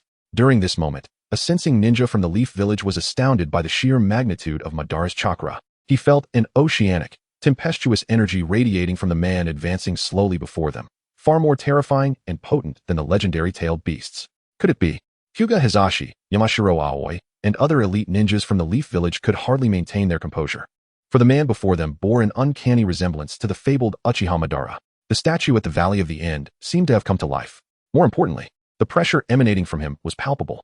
Yamanaka Shukaku felt the insects within him stir restlessly, sensing some dreadful presence. Not only he, but every elite ninja from the Yamanaka clan behind him felt the same inexplicable dread from their own parasitic creatures. Meanwhile, Sarutobi Hiruzen exclaimed, Uchiha Madara. No longer relying on a crystal ball, Hiruzen was certain of the identity of the man clad in red armor before him. This oppressive aura could not be mistaken. He was indeed the legendary ninja, Uchiha Madara. Upon hearing this, the surrounding leaf ninjas from various clans gasped in shock. Nani, they exclaimed, their pupils dilating at the mention of that name. The legendary ninja? How could this be possible? Wasn't Uchiha Madara supposed to be dead? Expressions of disbelief and astonishment painted their faces as they processed this revelation. Hiruzen sighed inwardly, realizing that even after decades, the mere mention of that name could disrupt the morale of the troops. It represented power, the name Uchiha Madara. At this moment, Danzo clenched his fists tightly, beads of cold sweat forming on his brow. He had initially doubted Hiruzen's words, but now, the reality was undeniable. With each deliberate step, Uchiha Madara, clad in his red armor and adorned with long, flowing hair, continued his approach toward the leaf ninjas, unhurried yet ominously steady. At that moment, Tsunade had just managed to help Mitarashi Anko to her feet, both women wearing expressions of shock and disbelief as they beheld the imposing figure advancing towards them. How could this be? Sarutobi Hiruzen leaped forward to stand before the gathered leaf ninjas. He regarded the approaching Uchiha Madara with unprecedented gravity. He had resolved that if Madara were to attack the leaf village, he would unleash the Reaper Death Seal at all costs. Just then, Madara paused, his footsteps halting momentarily as he turned his black eyes toward the entrance of the village. He sensed familiar chakra signatures rapidly approaching. Madara's sudden stop startled the leaf ninjas, who were already on edge. None dared to make a move. They lacked the courage to act first. The sheer weight of Madara's earlier approach had instilled fear in their hearts. However, as Madara turned to glance toward the village entrance, Hiruzen, Danzo, Hizashi, and the others exchanged puzzled glances, their minds racing with questions. Not far behind Madara, Uchiha Izuna crossed his arms and remarked, that chakra, and such youthful eyes. It must be unmistakable. Though immature, those are indeed the eyes of the Uchiha. Meanwhile, on the other side, four figures swiftly leaped across the rooftops, drawing closer to the Leaf Village's outpost. Naruto, Sasuke, Sakura, we must return. The Hokage's orders are clear. No one below Chunin rank is allowed to engage. Kakashi called out, feeling somewhat exasperated as he glanced back at his three students. Sasuke was the first to insist on moving forward, sensing an inexplicable resonance. If Sasuke can go, why can't I? Naruto protested vehemently. Sakura, however, was reluctant to join them. However, in a team of four, all three of them went, but she did not. One could only say it was an indirect compulsion. At that moment, Kakashi's words rang out. Swish. Uchiha Sasuke not only disregarded the command, but also quickened his pace, surpassing the distracted Kakashi and leaping ahead towards that direction. Damn it, I won't lose to you, Sasuke. Uzumaki Naruto, noticing Sasuke's acceleration, felt an inexplicable urge to compete and surged forward, overtaking Kakashi. Kakashi, who had just slowed down to speak with his disciples, wore an expression of helplessness. Kakashi-sensei, I. In the end, only Haruno Sakura remained by Kakashi's side. Sakura, the battle over there is not something you can participate in right now. I will pursue Sasuke and Naruto. You should return. Kakashi cast a serious glance at Sakura beside him before hastening after Sasuke and Naruto. Upon hearing Kakashi's words, Sakura instinctively halted, caught in indecision. Meanwhile, on the battlefield, Uchiha Madara and Uchiha Izuna had already sensed the overwhelming presence of the Uchiha ocular power, which felt eerily familiar. Is this Kakashi's chakra? At that moment, Sarutobi Hiruzen and others also felt something amiss. Sure enough, swish, swish, swish. In the next instant, three figures leaped down swiftly from the rooftops behind the leaf ninjas, appearing before everyone. It was none other than Hatake Kakashi, Uchiha Sasuke, and Uzumaki Naruto. Hey Kakashi, you're quite late. Might Guy exclaimed upon seeing Kakashi, quickly leaping to his side. Kakashi, the current situation is exceedingly complex. That ninja opposite us might be the legendary ninja. Might Guy attempted to inform Kakashi of the bizarre circumstances. However, before he could finish, Kakashi interjected, "Uchiha Madara, am I right?" Kakashi's gaze was fixed intently on the figures of Uchiha Madara and Uchiha Izuna across from him, and he spoke out boldly, leaving Might Guy momentarily stunned. "You see, our team encountered him during a mission in the Land of Waves. I never expected he would appear in the village at this time." Kakashi glanced at the astonished crowd beside him and continued. "What?" Might Guy was both shocked and surprised by Kakashi's explanation. Not only Might Guy, but even Sarutobi Hiruzen, Shimura Danzo, and Hyuga Hizashi were taken aback. "Kakashi, what is going on?" Sarutobi Hiruzen couldn't help but inquire. "So, Naruto and Sasuke have already encountered Uchiha Madara during their mission in the Land of Waves?" At this moment, as everyone's curiosity and astonishment grew, Uchiha Sasuke, who had just arrived, was gazing at the two figures across with an expression of disbelief. That is, Uchiha Sasuke, he thought, unable to accept it. Previously, he had found it hard to believe the words of Kakashi, Naruto, and Sakura regarding what they encountered in the Land of Waves. But now, witnessing it firsthand from such a close distance, Sasuke could distinctly sense the ocular power emanating from them, which was rooted in his own Sharingan. The ocular power of the Uchiha clan. This realization left Uchiha Sasuke utterly shocked, compelling him to accept the truth. Even if they were not the legendary leader of their clan, Uchiha Madara, they undoubtedly belonged to the Uchiha clan. At this moment, as if aware of Sasuke's thoughts, Uchiha Madara deliberately closed his black eyes for a moment. When he opened them again, the special black ripple of the Sharingan emerged within his crimson pupils. Instantly, Sasuke's eyes widened in shock. Even the single tomo and double tomo of his Sharingan seemed to resonate with something profound. Thus, the three Uchiha faced each other at this critical juncture. Chapter 36. Watch closely. It will happen soon. Huh, is this little rascal also from the Uchiha clan? Why does he resemble me so closely? At that moment, as Uchiha Sasuke was taken aback, Uchiha Izuna, standing nearby, was equally astonished upon seeing Sasuke's face. The resemblance between the two was uncanny. One was merely an adult, while the other was still in his youth. They looked remarkably alike. At this very moment, Uchiha Sasuke himself, alongside Naruto Uzumaki and Kakashi Hatake, shared expressions of disbelief and surprise. How could the man in red armor, standing behind Uchiha Madara, look so much like Sasuke? What in the world is happening? Sasuke's heart was in turmoil as he contemplated this revelation. Before him stood a possible ancestor from the Uchiha clan, revered as one of the most powerful leaders in their history, Uchiha Madara. And behind Madara appeared another man who bore an extraordinary likeness to Sasuke, albeit appearing 6 or 7 years older. It seemed he was also of the Uchiha lineage, as evidenced by the pair of glowing crimson Sharingan eyes he possessed, reminiscent of those belonging to Uchiha Itachi. The scene unfolding before the 12-year-old Sasuke stirred a tempest of emotions within him, rendering him unable to find peace. Meanwhile, Sarutobi Hiruzen and Shimura Danzo, who had previously noticed the uncanny resemblance between Uchiha Izuna and Sasuke, were now even more convinced of their Uchiha lineage upon seeing them side by side. This only fueled Danzo's suspicions. Could the long-deceased Uchiha Fugaku have fathered an illegitimate child? How else could one explain this extraordinary sight? However, such speculations were of little consequence compared to the pressing matter at hand. Was the man in the red armor, Uchiha Madara, truly the legendary ninja resurrected? What powers did he possess? These questions lingered in the minds of Hiruzen and Danzo. Naruto, who had arrived on the battlefield with Sasuke and Kakashi, scratched his head in confusion as he gazed at Uchiha Izuna, standing behind Madara. "Who are you?" he inquired, his brow furrowed with uncertainty. At this moment, Sasuke, filled with a tumultuous mixture of emotions, could not help but voice his thoughts. It felt as though he had discovered lost kin. Yet, it seemed they stood in opposition to the village. Still, Sasuke harbored little affection for Konoha. The will of fire? Uchiha Sasuke was indifferent to such notions. All he had ever desired was to grow stronger and exact revenge on that man. If achieving that goal required him to betray Konoha, so be it.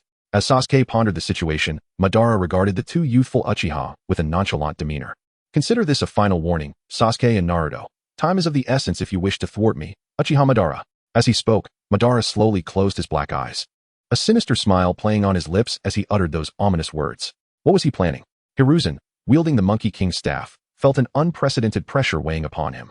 "Kakashi, what do you think he intends to do?" Mato Guy inquired, glancing at Kakashi. "Everyone, be cautious. Madara may be preparing to unleash the power of his Sharingan. Moreover, he likely possesses the same Kodo Amatsukami as the man who resembles Sasuke." Kakashi called out to the surrounding Konoha ninjas. Why would he do this? Naruto was bewildered by Madara's motives in opposing the village. What was his true intention? Sasuke was engulfed in complex emotions. Meanwhile, Hinata Hayashi, Asuma Sarutobi, Yamanaka Inoichi, and Akimichi Choza all kept a vigilant watch on Madara, who seemed poised to unleash a formidable jutsu. Yet, none could discern what Madara truly intended. Then, suddenly, Rinne Tensei Shinji, With a sudden brilliance, Madara's eyes transformed into a light purple hue, adorned with concentric circles, the Rinnegan. The sight of this transformation left Hiruzen utterly astonished. Just then, a shocking turn of events unfolded. Danzo's wrapped right hand was inexplicably severed, as if cut by an unseen force. Simultaneously, Danzo's bandaged right eye was also taken, eliciting a cry of agony from him. The scene left many in the crowd wide-eyed with shock. "Danzo!" Hiruzen exclaimed in disbelief. But before Hiruzen could advance, a colossal blue half-formed Susanoo erupted beside him and Danzo. In an instant, it coalesced and delivered a powerful blow that sent both Hiruzen and Danzo flying. While Hiruzen managed to deflect the attack with his sturdy staff, Danzo, already severely wounded, was sent crashing to the ground, bloodied and battered. The other ninjas were left bewildered, unable to comprehend what had transpired, chiefly because the enemy remained invisible. After the blue Susanoo had dispatched Hiruzen and Danzo, it crumbled like a collapsing building. However, they all witnessed an unseen entity leaping towards Madara, holding Danzo's severed hand and eye. Chapter 37. The two pillars begin to despise Konoha. The evolution of the Sharingan. In an instant, an unseen presence severed the entire right hand and one right eye from Shimura Danzo, casting them towards Uchiha Madara. With an expression of icy detachment, Uchiha Madara effortlessly caught the dismembered hand and eye with each of his hands. The hand remained shrouded, while the eye revealed itself. As Madara slightly adjusted the eye in his grasp, he beheld the four-cornered ripples of the kaleidoscope Sharingan, Konoha Mitsukami. Is this truly the so-called strongest illusion, the kaleidoscope Sharingan, Konoha Mitsukami? At that very moment, Uchiha Sasuke exclaimed in shock, "Was that the Sharingan?" His eyes, one with double tomo and the other with a single tomo, had just witnessed the kaleidoscope Sharingan, Konoha Mitsukami, in the hands of the wheel grave. The wheel grave was invisible to all except for Madara, allowing the Konoha Mitsukami to be exposed to everyone else. This was particularly evident to Uchiha Sasuke, who possessed the Sharingan and exceptional insight. Kakashi, too, had observed it, as his left Sharingan had remained exposed. At that moment, Kakashi felt an ominous premonition. As a member of the Konoha Elder Council, the revelation that Shimura Danzo possessed the Sharingan of the Uchiha clan was unsettling. Kakashi, a unique case, contrasted sharply with Danzo. What would Sasuke think of Konoha now? Moreover, Kakashi perceived that the eye seemed to belong to a particularly powerful member of the Uchiha clan. The more he pondered, the more alarmed he became. The hand that had been severed from Danzo's right eye appeared to be wide open, belonging to Hyuga Hayashi, who was also taken aback by the sight. Indeed, Hayashi had witnessed it. At that moment, Sarutobi Hiruzen, who had rushed to support the bleeding Danzo, felt a wave of dread wash over him. In the next instant, Hiruzen was taken aback by the revelation that kaleidoscope Sharingan, once belonging to Uchiha Shursui, had just been extracted from the eyes of those in Konoha. Ignoring other matters. What about this eye? Do you find it beautiful? With one hand, Madara held Danzo's severed right hand, while the other hand pointed the kaleidoscope Sharingan, Konoha Mitsukami, directly at all the Konoha ninjas, including Sasuke. An eerie silence fell over all the Konoha ninjas. How could this be? Danzo, blood trickling from his lips, bore an expression of disbelief and rage. The old man had never anticipated that the legendary ninja, Uchiha Madara, possessed such unfathomable power. Just moments ago, he had been oblivious to the severing of his eye and hand. Was the gap in strength truly this vast? Furthermore, why had Madara's eyes transformed into Rinnegan? Both Danzo and Hiruzen stared in astonishment at the light purple eyes adorned with circular ripples on Madara's face. Wasn't that the fabled sage of six paths Rinnegan? Why did Uchiha Madara possess such eyes? Just moments ago, Madara's gaze had been nothing more than ordinary black eyes, and the Uchiha clan was only supposed to unlock the Sharingan. How could he, Uchiha Madara, awaken the Rinnegan? As blood dripped from his lips, Danzo could not help but recall a certain red-haired boy he had once encountered, a descendant of the Uzumaki clan, who also bore the Rinnegan. Could it be that Madara had seized the eyes that rightfully belonged to that boy? No, something was amiss. The Uchiha Madara before him could freely control his Rinnegan, opening and closing it at will. Just moments ago, Madara had possessed ordinary black eyes. This indicated that the Rinnegan was most likely his own. Could it be? Danzo contemplated an incredible possibility, yet found it hard to believe. Furthermore, the fact that he possessed the Uchiha clan Sharingan had now been exposed.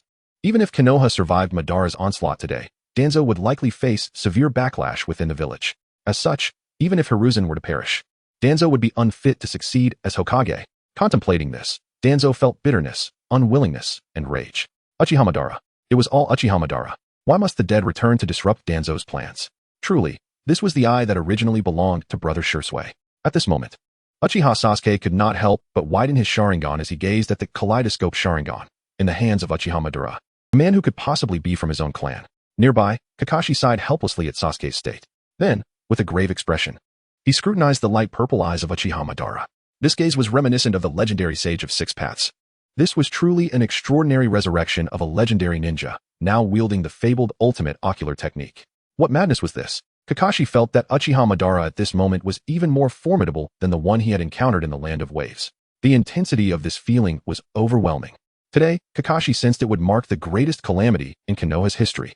At that moment, with a slight exertion, Uchiha Madara crushed the kaleidoscope Sharingan, Kodo Tsukumi, in his hand. Nisan. This sudden action left Uchiha Izuna astonished. Had he truly just destroyed the Kodo Tsukumi? Across from them, Uchiha Sasuke, Kakashi, Might Guy, Hiruzen Danzo, and many other Konoha ninjas stood in stunned silence. Before they could react, a crack resounded as Uchiha Madara swiftly removed the sealing layer from Danzo's severed hand. In the next instant, the sight unveiled before everyone was a hand adorned with a total of 10 three-tomo Sharingan. In that moment, the scene left all Konoha ninjas utterly astounded. Uchiha Sasuke, his Sharingan wide open, instinctively took several steps back, scarcely able to believe his eyes. Meanwhile, Hiruzen lowered his head in resignation. Damn it, the scoundrel. Danzo seethed with humiliation and rage. Sasuke. Naruto, surprised yet concerned, glanced at Sasuke. In the next moment, he witnessed Sasuke clench his fists, his gaze turning furious as he directed his anger toward Danzo, even casting cold looks at every Konoha ninja present. With a resonant sound, Uchiha Sasuke's left eye, which was originally merely a single tomo, has evolved into a double tomo under the provocation. Both of his eyes now possess the double tomo. Chapter 38. Madara smiled upon observing the transformation of Uchiha Sasuke's left eye from a distance. Madara, with his pair of Rinnegan, couldn't help but scrutinize Sasuke further. Has the Sharingan evolved? However, at this moment, even with the evolution, Sasuke's eyes still bore merely 2 tiny tomo. Madara couldn't help but feel a sense of nostalgia for the rapid growth of this young Uchiha Sasuke in another timeline, or rather, in the original narrative of Naruto. From this moment onward, leading up to the later Fourth Great Ninja War, Uchiha Sasuke would transition from his humble Sharingan to the Mangekyou Sharingan, and eventually, to the Rinnegan. Remarkably, this young boy achieved all of this within a span of merely 3 years. This fact stirred a twinge of envy within Madara Uchiha. Is this what it means to be a protagonist? Especially when considering the other main character, Naruto Uzumaki, the primary protagonist. There is no need to elaborate on him. A cheat code. Ah, such an amusing term. At that moment, a sly smile crept across Madara's face. Then, in front of every Konoha ninja present, including the almost identical Uchiha Izuna and Uchiha Sasuke, Madara tossed the right arm, which had been implanted with 10 Sharingan from Samsara Danzo, towards Uchiha Sasuke. As the crowd watched in astonishment, Sasuke instinctively reached out to catch the arm, laden with transplanted Sharingan.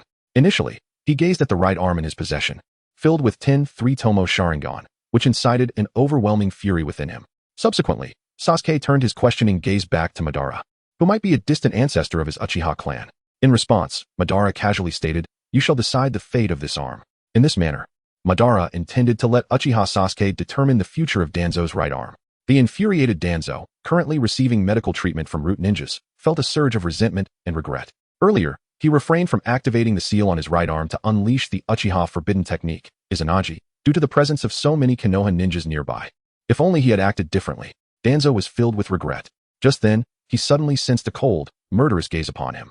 Turning his head, he found himself staring into the blood-red, eerie Sharingan of Uchiha Sasuke, who was fixated on him with icy intent.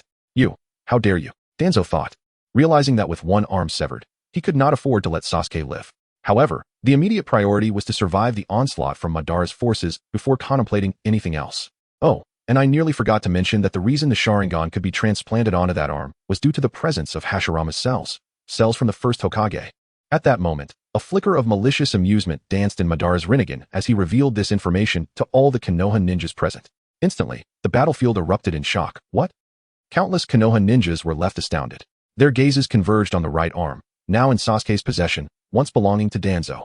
Cells from the first Hokage? How can that be? The elder Samsara Danzo had been conducting some form of cellular research on the body of the first Hokage. How could this be?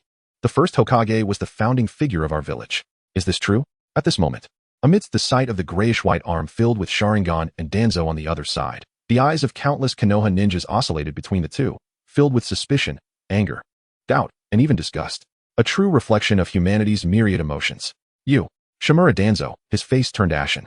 Observing the skeptical and accusatory glances from his fellow Konoha ninjas, Danzo felt a pang of sorrow and bitterness within himself. What do you know? He thought. Everything I have done is for Konoha. He silently screamed within but refrained from voicing it. for to do so would be tantamount to an admission of guilt. Even with irrefutable evidence, he knew he could never concede. Not now, not ever. At that moment, the third Hokage, Sarutobi Hiruzen, stepped forward, asserting, "Everyone. Our foremost priority must be to confront the invading enemy." As expected, some ninjas fell silent. Recognizing this, Danzo quickly pointed his remaining left hand at Madara and barked, "Do not be deceived by the enemy before us. It is all just a ruse to incite internal discord." Thus, Danzo placed the blame squarely on Madara's shoulders. A clean escape, indeed. Hinata Hizashi, Oil Girl Shino, and Kakashi remained silent. However, some voices began to emerge. Indeed, this must all be the enemy's conspiracy. They fear our numbers and are attempting to sow discord among us. We cannot trust them. Elder Danzo has worked tirelessly for Konoha. We should not doubt his intentions. Those from Root shouted the loudest. At this moment, Madara couldn't help but chuckle. "Me, Uchiha Madara, afraid of your rabble?" he mused. If only Hashirama were here now. Would he find this to be a grand jest? Glancing at the colossal Hokage monument of Senju Hashirama in the distance, Madara slowly clenched his gloved fists. Meanwhile, Naruto Uzumaki and Kakashi Hitaki exchanged worried glances at Sasuke. For at this moment, Uchiha Sasuke was methodically removing the crimson Sharingan from the right arm, wrapping each of the 10 eyes in his clothing. Then, the repulsive arm belonging to Danzo was coldly tossed to Kakashi. Following this, Uchiha Sasuke cast a long, contemplative glance at Madara and the Uchiha brothers, before turning and leaping away from the scene. Sighing, Sarutobi Hiruzen noted Sasuke's departure. Chapter 39. This is Uchiha Madara, delivering a declaration of war to the ninja world. Uchiha Sasuke's departure did not go unnoticed by Madara and his younger brother, Izuna.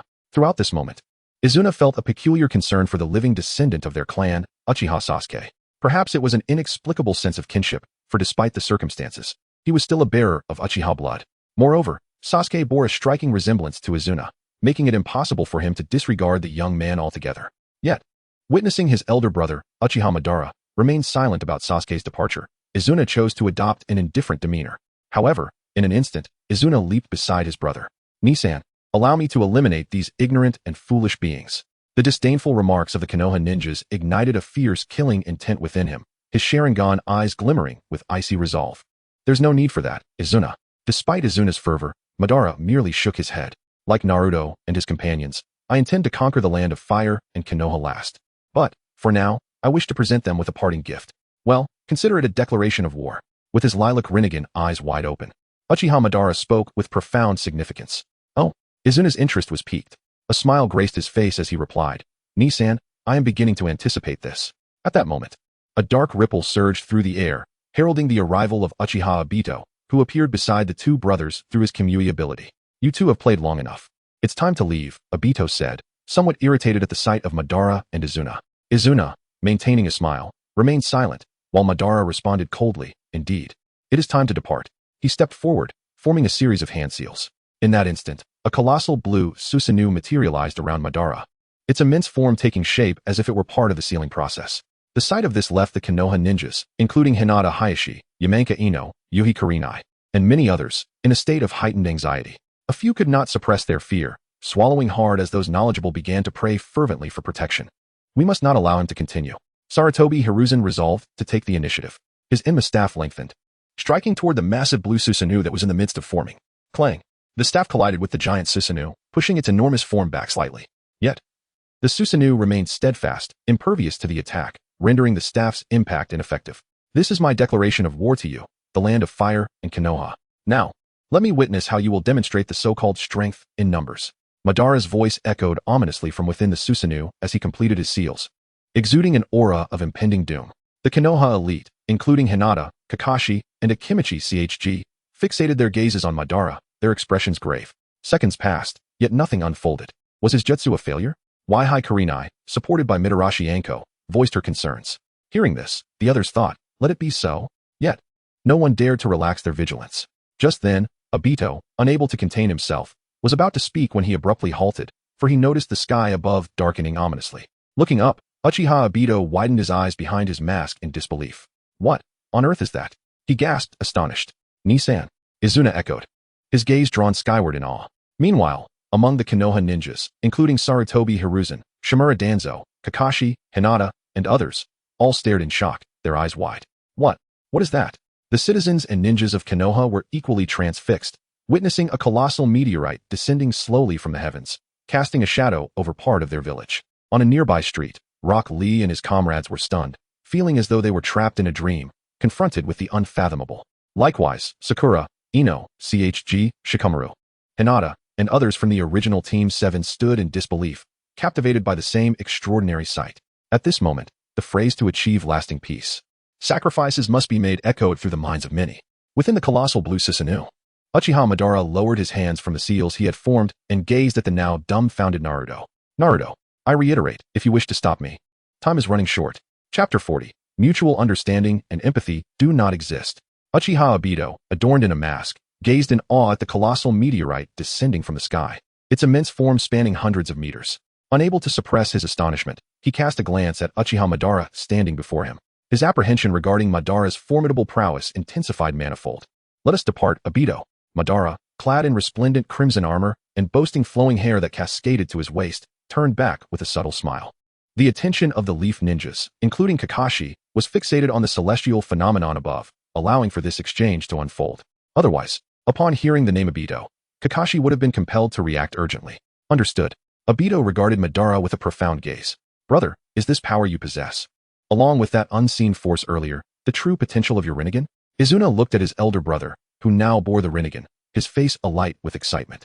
In response, Madara remained silent, his expression softening as he observed his younger sibling. Let us go. As the enormous meteorite continued its descent, Obito stepped forward, placing his hands upon the shoulders of the two Uchiha brothers, Madara and Izuna. In an instant, they vanished into the Kemui space, successfully escaping the perilous vicinity of the Leaf Village. Amidst the chaos, the air reverberated with the foreboding roar of the meteorite's impending impact, a sound that struck terror into the hearts of countless Leaf Ninjas. The meteorite is coming down. Damn it, Danzo, we cannot allow this to happen. Sarutobi Hiruzen shouted urgently to the injured Shimura Danzo at his side. With one hand, he summoned the Monkey King's staff, expanding it in a bid to counteract the meteorite's descent. Simultaneously, he formed seals with his other hand. Earth-style, Earth Barrier. He unleashed a massive earthen wall as a final line of defense. That damned Uchiha Madara possesses such capabilities, Danzo growled, struggling to form seals for his own technique. Wine-style, Great Breakthrough. He aimed to shatter the meteorite above, knowing that if it fell intact, no one would survive. Around them, numerous Leaf Ninjas began to unleash Earth-style techniques to erect defensive walls. Kakashi, after establishing his own barrier, kept the young Naruto sheltered behind him. Kakashi-sensei. Naruto stared in disbelief at the enormous meteorite overhead. Is this the power that a ninja can possess? Is this the legendary Uchiha Madara's strength? It's simply unbelievable. Ultimately, despite the Monkey King's efforts to slow its descent, the meteorite continued its relentless approach, an unstoppable force threatening to obliterate all in its path. The psychological strain caused many of the Leaf Ninjas to collapse, overwhelmed by despair.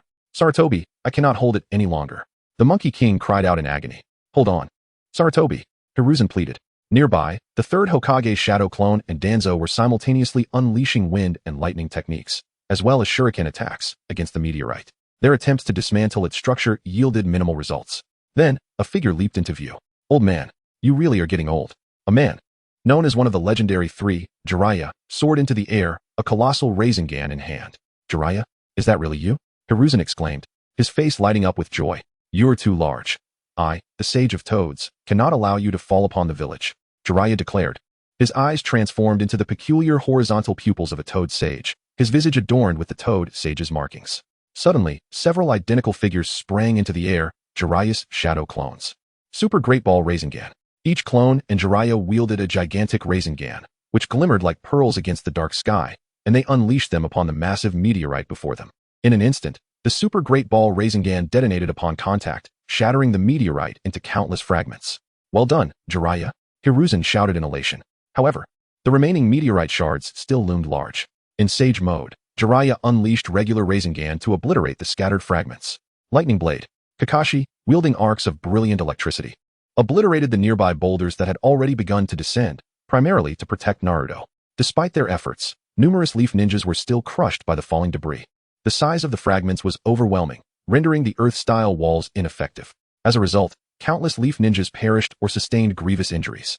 Return to the heavens. Led by Hyuga Hisashi, the elite of the Hyuga clan endeavored to assist, primarily focusing on self-preservation. Finally, as the last of the meteorite fragments struck the ground, despite the noble efforts of Jeriah, Hiruzen, Danzo, Kakashi, and Hisashi, a significant portion of the debris still fell, resulting in catastrophic losses for the Leaf Ninjas. Meanwhile, on the heights of the Hokage Rock, the figures of Madara, Izuna, and Obito materialized from the Kamui space, standing atop the statue of the third Hokage, Hiruzen Sarutobi. Observing the devastation below, Madara reflected on the sheer might of the technique, the heavenly disruption star. This move is indeed formidable, Madara, Obito remarked, unable to suppress his admiration. Izuna, smiling at his elder brother, looked on with pride. Madara, however, remained impassive, his gaze fixed upon the destruction below. He glanced at the statue of Hashirama Senju, the first Hokage, and stated, Hashirama, I reiterate, in this world, there exists no such thing as mutual understanding or empathy, just as I must accept my failures in that time and space. Chapter 41. Return to the village hidden in rain. Yhiko's dilemma. The air around Uchiha Madara shimmered with a series of notifications, each heralding the defeat of a Leaf Village Jonin, marking a significant achievement. It was evident that within the desolate remnants of fallen meteorites below, at least 20 Jonin-level ninjas from the Leaf had perished, with many more Chunin likely lost as well. Let us depart, Obito. We shall return to the village hidden in rain, Madara declared, his expression remaining stoic. Beside him, Uchiha Obito cast a final glance at Kakashi, who had shielded Naruto amidst the chaos, emerging alive from the wreckage. In the next moment, Obito withdrew his gaze and grasped the arms of both Madara and Uchiha Izuna, as they collectively entered the Kamui space and departed from the Leaf. Meanwhile, amidst the debris of the meteorite crash, Sarutobi Hiruzen pushed aside a massive fragment, rising to witness the devastation surrounding him, his heart heavy with shock and sorrow. The sight of numerous Leaf ninjas' lifeless bodies, at least 10 in proximity, struck him profoundly. He had exerted every effort to protect them, yet the toll was catastrophic. Coughing violently, Hiruzen felt the bitter taste of blood in his mouth. I have indeed grown old, he lamented, gazing at the towering Hokage faces in the distance. Am I truly a failure as Hokage? As despair washed over him, darkness enveloped his vision, and he collapsed. Soon after, surviving Leaf ninjas approached and discovered Hiruzen unconscious on the ground, calling out, the third Hokage, the third Hokage. On the other side, in the tallest steel edifice of the village hidden in rain, Uchiha Obito emerged first from the Kamui space. Following him, Uchiha Madara and Izuna materialized as well. Is this truly how we return to our former village? Izuna remarked, his gaze sparkling with intrigue as he turned to Obito. Your Manjiki Sharingan techniques are indeed remarkable and convenient. Obito instinctively took a step back, feeling a sudden unease. Madara, observing the dynamic, chuckled lightly at Izuna's eagerness to seize another Sharingan. Do you fancy the Kamui technique, Izuna? He asked gently. What do you mean by that, Madara? Obito interjected, clearly agitated. Brother, is that permissible? Izuna appeared ready to act against Obito. Unfazed, Obito activated his Kamui's passive intangibility. Fear not. I shall not touch your eyes, Madara reassured Izuna, affectionately ruffling his hair. Then, glancing toward Obito, he added, however, I recall that the left eye of that Leaf ninja, Kakashi, was a Sharingan you once gifted him. Obito relaxed slightly at this revelation. If you can acquire it, feel free, he replied nonchalantly. Meanwhile, Izuna absorbed this information, subconsciously recalling the white-haired ninja from his time in the Leaf. As if struck by inspiration, Izuna pondered, if I locate Uchiha Sasuke, who bears a striking resemblance to me, I may find Kakashi. At that moment, 5 figures swiftly approached, Nagato, Konan, Yhiko, Zabuza, and Haku. Madara-sama, you have returned. Zabuza and Haku bowed slightly upon sensing Madara's chakra. Madara nodded in acknowledgement, his gaze shifting to Nagato, Konan, and Yhiko. He observed Nagato, who had been resurrected by Madara's Rinnegan, now thriving with renewed vitality. Nagato's eyes, previously devoid of the Rinnegan, had been replaced with ordinary orbs, restoring his sight. Yhiko, emboldened by the presence of the legendary ninja, bravely questioned, forgive my candor, but as the fabled ninja you are, you once vowed not to pursue the extremist infinite Tsuyomi plan, but instead to unify the nations for lasting peace. Why, then, do you still seek to capture the tailed beasts? Was everything you told us a mere facade? Despite the gravity of Yhiko's inquiry, Madara remained impassive. Izuna's demeanor shifted, ready to intervene, but Konan and the now ordinary-eyed Nagato instinctively shielded Yhiko.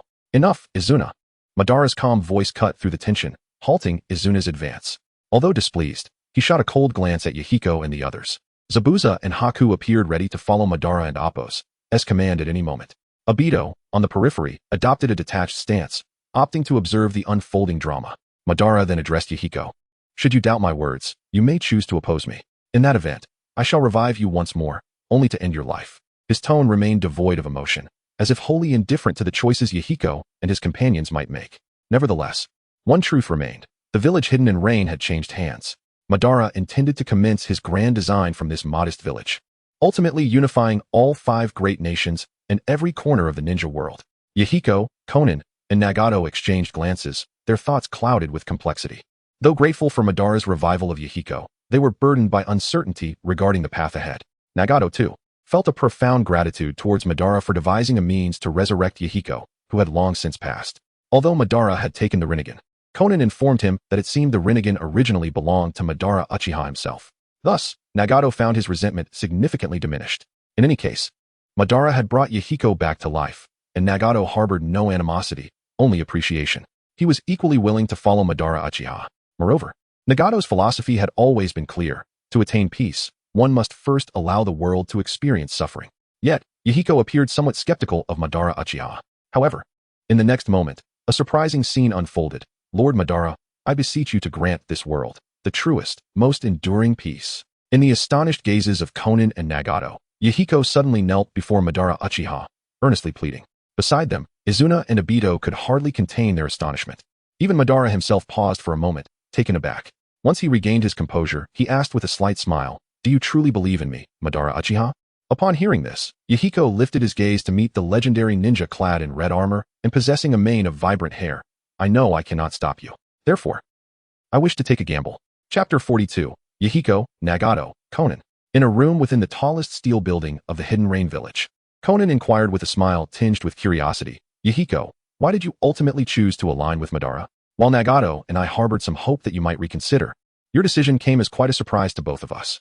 Nagato, glancing at the recently resurrected Yhiko, shared her curiosity. In truth, seeing Yhiko standing alive before her filled Nagato with immense joy. Everything else seemed trivial in comparison. Yhiko, upon hearing Konan's question, responded with a gentle smile. "Did I not mention earlier? Since we cannot prevent the legendary ninja, Uchiha Madara, from enacting his plans, I wish to take a gamble. I hope he can indeed make this world a better place. Of course, this is predicated on his abandoning the so-called infinite Tsukuyomi. If he does not, I shall do everything in my power to stop him, even at the cost of my life." Konan nodded in agreement, while Nagato's expression grew complex. "Yhiko, do you truly believe that the infinite Tsukuyomi cannot save this world?" Unable to contain her curiosity, Nagato posed the question. Previously, she had been swayed by the false Uchiha Madara, known as Tobi, and had sought to implement the infinite Tsukuyomi. Now, however, Yhiko's words made her feel as though she had erred in her judgment. Yhiko met Nagato's gaze earnestly and articulated his perspective on the infinite Tsukuyomi. "Nagato, the Akatsuki you lead has become excessively extreme. Just like your previous belief in the so-called infinite Tsukuyomi, it has veered into radicalism. Setting aside the question of whether the infinite Tsukuyomi truly exists, have you considered what might happen if everyone in the world were to enter that realm for an extended period? If the infinite Tsukuyomi were as perfect as you claim, people would initially find happiness within it. However, after a century, 5 centuries, or even a millennium, what would become of them? Time will inevitably transform absolute beauty into absolute torment and eternal suffering. Those trapped within the illusion cannot die. They would continue to exist endlessly in that illusion, where desires can be fulfilled instantaneously. Initially, people may feel profound joy, but over time, it will inevitably devolve into eternal anguish. Moreover, those within the illusion might not even be permitted the relief of death." As Yhiko spoke, Nagato felt a jolt of realization. The imagery Yhiko painted of a seemingly beautiful yet eternal prison resonated deeply. In the next moment, a cold sweat broke out on Nagato's forehead. Yhiko, Konan, standing beside them, was equally astonished by Yhiko's insights. They had never contemplated the implications of the infinite Tsukuyomi in such depth. Fixating solely on its allure, while neglecting the reality that even the most exquisite experiences can transform into eternal torment over time. "Yhiko, I am so sorry. I was wrong. I nearly allowed the Akatsuki you founded to become a calamity that would plunge the entire world into hell," Nagato confessed, lowering her head. Gripped by a sense of dread over the consequences of her extreme thoughts, which had once led to Yhiko's death. Observing Nagato's despondency, Yhiko reached out with a smile, gently patting her shoulder. "Yhiko." A renewed smile emerged on Nagato's face, as she felt Yhiko's familiar warmth, embodying hope and encouragement. Meanwhile, Konan, regaining her composure, couldn't help but smile at the sight of the two brothers. It felt as if they had returned to better times. However, Nagato's expression suddenly shifted to one of seriousness. "Yhiko, you have always been the true leader of the Akatsuki." At her words, Yhiko, who had been half-joking, fell silent, feeling a mix of gratitude and helplessness. "You have all worked so hard these years. Thank you, Nagato, Konan." With that, he enveloped both of them in a warm embrace. "Regardless of everything, I am truly happy to see you both again." "Konan, Nagato." Nagato coughed lightly. "Yhiko, I can hardly breathe." Yhiko replied playfully, "Oh, is your body that weak now, Nagato? This won't do." Konan chuckled softly. "Well, you two are quite alike." "Haraha." Meanwhile, in another room of the tallest steel building in the hidden rain village, outside the door, footsteps echoed slowly. A figure clad in red armor, with long flowing hair, approached Uchiha Madara. At that moment, several white figures emerged from the floor, none other than the white Zetsu and his progeny, Lord Madara. As they spotted him, the white Zetsu bowed in unison. The subject has not yet awakened, I presume? Madara inquired, his expression inscrutable. No, Lord Madara, replied the white Zetsu. Moreover, I took precautions and had Orochimaru stand guard. Madara couldn't help but smile at this revelation. That guy is willing to help you keep watch? The white Zetsu returned the smile with a mischievous grin. Lord Madara, Orochimaru is motivated not by me, but by you. With that, Madara redirected his gaze. Lead the way. Chapter 43, Demon and Demon. At this moment, in a room within a steel edifice, a small figure suddenly awakens. I actually fell asleep? How could I have succumbed to slumber? As realization dawns, this small figure begins to touch their face in the dimly lit room, feeling that their body seems perfectly normal. Just moments ago, I had drifted off, and yet, I was not overtaken by the beast residing within me. On the bed, the young Gara contemplates in bewilderment. Presently, within the steel structure of Rain Village, it is Gara who had succumbed to sleep after merely a glance from Uchiha Madara in the Land of Fire. Upon awakening, Gara is filled with trepidation, fearing that the one-tailed Shukaku within him has claimed his body. However, to his astonishment, he discovers that he is entirely unharmed. Rest assured, the beast within you cannot influence you at this moment. Just then, a voice resonates within the dim room. Instantly, upon hearing the voice, Gara tenses. Who? He shouts in anger towards the source. Soon, illuminated by the fading light of dusk outside the window, he sees a tall figure clad in crimson armor, standing with arms crossed, seemingly admiring the scenery beyond the window. It is none other than, you are Uchiha. Gara suddenly recalls his embarrassing defeat after being merely glanced at by Madara's crimson Sharingan. The man before him is likely the legendary ninja, Uchiha Madara. Indeed, the next moment, as the man slowly turns to face Gara on the bed, his glowing crimson, three-tomo Sharingan meets Gara's gaze. Instantly, Gara is jolted awake. I must not look into his eyes. Damn it, I will kill you. Gara suddenly erupts from the bed, covering his eyes as he summons the Eye of Sand. And with it, Sand binding coffin. Hiss, sand swiftly erupts from the gourd on Gara's back, enveloping the armored Uchiha Madara. Sand funeral. Feeling empowered, Gara clenches his palm towards the encased Madara. Puffed. In an instant, blood spurts forth alongside the sand, splattering across most of the room. Ha ha ha. Gara begins to exude excitement. But at that moment, clang, before him, a pair of crimson three-tomo Sharingan flicker past. In the next instant, everything before him transforms into an illusion and vanishes.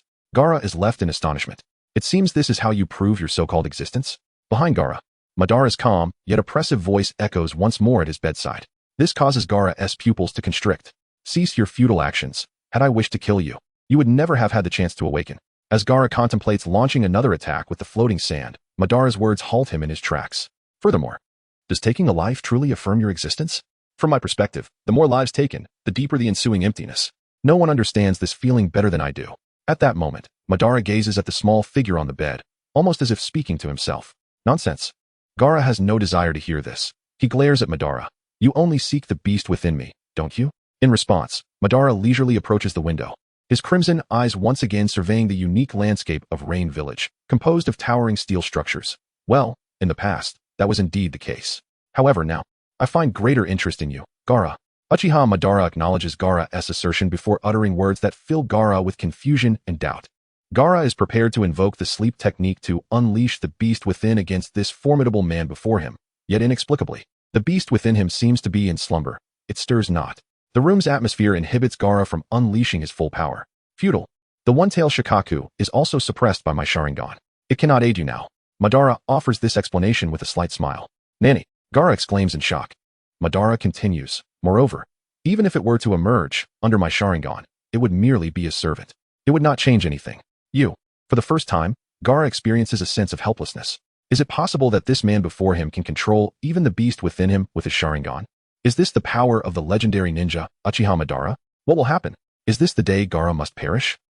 How did it feel to awaken just now?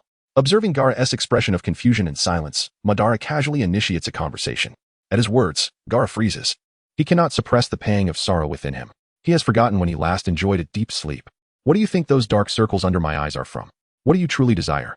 As if consumed by anger and embarrassment, Gara shouts at Madara. Madara, however, remains unfazed by the outburst of a child, smiling gently. Gara, do you find satisfaction in this current ninja world? You do not, do you? Then, would you be willing to follow me, Uchiha Madara, and join me in transforming this ninja world? With such words, my Sharingan can ensure that you will be able to sleep soundly every day. Madara turns once more to look at Gara, adopting an expression reminiscent of a child abductor. Gara is left in a daze. Seeing this, Uchiha Madara shakes his head, realizing he must reveal his ultimate move. I can resurrect your mother, Karura, who perished because of you. In an instant, Gara stands frozen, staring blankly at the beautiful crimson-eyed Uchiha Madara before him. What did you just say? Gara steps forward involuntarily. Indeed, his mother, Karura, is a wound and regret Gara cannot ignore at any moment in his life. From this day forward, you shall be known as Akatsuki's Gara. Chapter 44. The Chakra of Otsutsuki, the excitement and melancholy of Orochimaru. Nightfall. In the Hidden Rain village, within the confines of his modest abode. Current assets: Super Lottery X3, Advanced Lottery X4. Uchiha Madara, with arms crossed before him, gazed into the void, observing an information interface visible only to himself. Previously, in Konoha, when he had used the Sharingan to put Gara into a deep slumber, the so-called achievement system had granted him a super lottery opportunity. Subsequently, there were 2 ordinary advanced lottery chances available from the body of Maki. Later, during his release of the heavenly obstruction, Star, the meteor was shattered by a series of super large Rasen Shuriken from Sage Mode, Jeriah. Although many fragments fell, only about 20 Konoha Jonin were slain, most of whom were nameless in the original narrative. While it was true that more Chunin perished, the system offered no rewards for defeating or killing ninjas below the Jonin rank. Additionally, 10 advanced chances could be exchanged for 1 super chance. Thus, Madara had just made the exchange. At this moment, he possessed 3 super lottery opportunities and 4 ordinary advanced ones. Let us commence without delay. Call forth the achievement system. As he picked up an apple from the side, Uchiha Madara took a crisp bite, chewing thoughtfully as he spoke. Instantly, consuming 3 super lottery opportunities. Randomly drawing items from the super lottery pool. Consuming 4 advanced lottery opportunities. Randomly drawing items from the advanced lottery pool. Congratulations. Obtained super item, Otsutsuki Chakra X1. Mastery of Sage Mode. Unhindered use of Reincarnation IX3. Congratulations. Obtained advanced items. Lifespan extension, 30 years. Eye of Eyes. Flying Thunder God Technique. Seal release. As the radiant moon hung high in the night sky, Uchiha Madara slowly stepped out of his room, opening the door. Walking down the corridor, white Zetsu. Madara called out coolly. Hisses, 2 white Zetsu bodies immediately emerged from the ground. Lord Madara. Upon appearing, the 2 white Zetsu displayed a profound reverence towards Uchiha Madara. Is Izuna in his room? Stopping in his tracks, Madara inquired of the 2 white Zetsu. It seems Lord Izuna is not in his room, one replied promptly. Madara's brow furrowed slightly. Some of the items he had won in the lottery were intended to assist Izuna. He had planned to use them directly. How could he have stepped out only to find him absent? Until, Lord Madara, our main body, seems to have seen Lord Izuna last going to find Obito. The other white Zetsu timely informed him. Upon hearing this, Madara paused for a moment. Obito? Realizing something, he closed his eyes to carefully sense the chakra of both Izuna and Obito.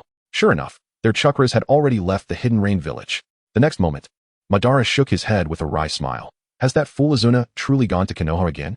At this, the 2 white Zetsu were momentarily taken aback. Konoha? Are you saying Izuna and Obito have gone to Konoha again? But didn't they just return from there to the Hidden Rain village during the day? Both white Zetsu appeared puzzled and curious. Izuna has set his sights on Obito's Kimui Sharingan, which Obito would never relinquish. Thus, Izuna has focused on that Konoha Jonin named Kakashi. Madara chuckled. It seems Izuna, having just been revived, is now rather restless. Ah, I see. The 2 white Zetsu understood. After all, the origin of Hatake Kakashi's Sharingan is not a great secret in the ninja world. It originally belonged to Uchiha Obito, the Kimui Sharingan. However, Madara knew that although both eyes possessed the Kimui technique, there were indeed differences. What Izuna truly desired was Obito's eye. Kakashi's was fundamentally different. Izuna was unaware of this. And even Obito might not know, as that I had always remained with Kakashi. Nevertheless, with the capabilities of both Izuna and Obito, there should be no one in Konoha who could genuinely threaten them at present. Let them return. In the end, Madara, with arms crossed, decided to let things be for now. At that moment, a figure slowly appeared from the corridor ahead. Lord Madara, it's Orochimaru. Even Kabuto is here. Orochimaru approached Madara in the corridor of the steel edifice, gazing intently at the strikingly beautiful and sinister crimson Sharingan of Uchiha Madara. The power of the Uchiha clan. Orochimaru felt an insatiable envy. Of course, in the presence of the legendary ninja Uchiha Madara, Orochimaru dared not act as he had when confronting Uchiha Itachi, lest he invite doom upon himself. Having just arrived in the Hidden Rain village, Orochimaru quickly gathered some intelligence. To his astonishment, it turned out that Nagato's Rinnegan originally belonged to Uchiha Madara, having evolved indirectly from the Sharingan. At this moment, the Sharingan in Uchiha Madara's eyes was, in fact, the Rinnegan.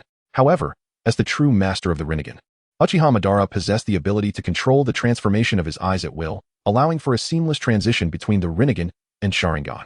For instance, at this moment, Madara's eyes were not the faint violet of the Rinnegan, but rather a blood-red Sharingan. This revelation undoubtedly intensified Orochimaru's wariness towards the legendary ninja Uchiha Madara. Nevertheless, regarding the benefits promised by Madara, Orochimaru felt that this legendary powerhouse might indeed grant him a delightful surprise. Meanwhile, Kabuto, following closely behind Orochimaru, scarcely dared to meet Madara's gaze. Orochimaru, your timing is impeccable. I have something you may find intriguing. Upon seeing Orochimaru's arrival, Madara paused momentarily before suddenly speaking with a profound implication. Instantly, Orochimaru's expression shifted. Lord Madara, could it be the longevity you promised me? Or perhaps the powerful Uchiha abilities you possess? Orochimaru's eyes sparkled with excitement, as if stars had ignited within them. Beside him, Kabuto's gaze brimmed with anticipation, thinking that even if he couldn't obtain something beneficial, he could at least witness extraordinary phenomena. Not quite. However, in the next moment, as Orochimaru, Kabuto, and the two white Zetsu focused their attention, Madara shook his head. Instantly, Orochimaru's previously excited demeanor turned stiff. Is that so? No matter, Lord Madara. I am willing to wait. Recovering, Orochimaru maintained his composure with a smile. Oh, are you certain you do not desire this item that extends one's lifespan by 30 years? Madara gazed at Orochimaru with his crimson Sharingan, wearing an enigmatic smile. Nani. Chapter 45. The Flying Thunder God Technique and Sage Mode. Not long after, in a dimly lit chamber, Orochimaru gazed greedily at a vibrant green apple in his hand. This was no ordinary fruit. It was infused with 30 years of vitality. A prize drawn by Uchiha Madara. The only fruit available in that room had been apples, which is why the essence of longevity was merged into one. Orochimaru's heart raced with excitement and avarice as he contemplated the possibility that consuming this apple could grant him 3 decades of renewed life. Though it seemed somewhat unrealistic, he could distinctly sense the powerful life force contained within it, invigorating all who drew near. The temptation to devour it was overwhelming. Yet a flicker of doubt lingered within him. He suppressed his overwhelming desire, wary of any hidden surprises Madara might have concealed within this seemingly miraculous fruit. Resolute in his intent, he retrieved a scalpel from his robes, his exhilaration mounting. Regardless of the outcome, he was certain that this apple held immense research value. Soon, he would indulge in the delights of experimentation, and once assured of its safety, he would consume it, thereby securing his new lease on life. The thought alone sent waves of excitement coursing through him. His decision to accompany Madara to the Hidden Rain village felt undeniably correct. Just acquiring this extraordinary fruit seemed worth the journey. As night fell, the rain drizzled steadily against the steel structures of the Hidden Rain village. Within the tallest of these edifices, a room flickered with black lightning, culminating in a kunai embedded in the wall, marked with a unique chakra seal. It was Uchiha Madara, who, having shed his crimson armor, donned a simple black robe reminiscent of his founding days. At that moment, he unleashed the Flying Thunder God technique. Originally conceived by Tobirama Senju and later popularized by the 4th Hokage, Minato Namikaze. This technique, acquired during a high-level lottery, while not granting him mastery akin to Sage Mode, allowed him to access its basic principles. After marking several kunai with his chakra, Madara practiced, quickly mastering the technique. Not difficult at all. He mused as he removed a kunai adorned with the Flying Thunder God symbol from the wall. As he lifted his gaze, a golden sage visage materialized upon his face. Hashirama, I yearn for a rematch with you, he thought, his expression darkening at the memory of his former rival. Meanwhile, in the Land of Fire, the Hidden Leaf village was reeling from the aftermath of a cataclysmic meteor strike unleashed by the legendary ninja, Uchiha Madara. The casualty count was staggering, with over 20 Jonin lost and countless others wounded, including the 3rd Hokage, Hiruzen Sarutobi, and Elder Shinobi Dan Shimura. Kakashi Hatake, too, bore injuries sustained while protecting Naruto Uzumaki. Though Kakashi had survived the ordeal, he remained hospitalized, nursing his wounds. Rumors circulated that while Hiruzen had escaped the brink of death, he lingered in a coma, and Dans, having lost an arm, narrowly avoided a fatal fate thanks to his rude operatives. In Kakashi's hospital room, his 3 students, Naruto, Sakura, and Sasuke, stood by his side. Naruto, filled with remorse, bowed his head. It's all right now, Kakashi reassured him, gently ruffling Naruto's hair, though he couldn't help but scold him for disregarding his advice. Sakura turned to Naruto with a disapproving glance. And you, Sasuke? She asked. Concern etched on her face as she glanced at her brooding teammate. Kakashi, however, remained preoccupied with thoughts of Sasuke, pondering the profound impact the day's events might have on him, especially the moment Sasuke had taken the 10 Sharingan from Danza's severed arm. The memory of Sasuke's eyes, those double Tomo Sharingan, haunted him. Chapter 46. the effect of Izuna's eye in seizing Kakashi's Sharingan. Since you are not gravely injured, Kakashi, I shall take my leave. At this moment, Sasuke straightened up, his expression cold, indicating his intent to depart. His mindset had begun to shift, and his visit to Kakashi was merely a final gesture of goodwill. However, Sasuke was uncertain whether he wished to remain in the increasingly unsatisfactory and even anger-inducing Konohagakure. How did Shimura Danzo, one of the elders, acquire the 10 Sharingan embedded in his right arm?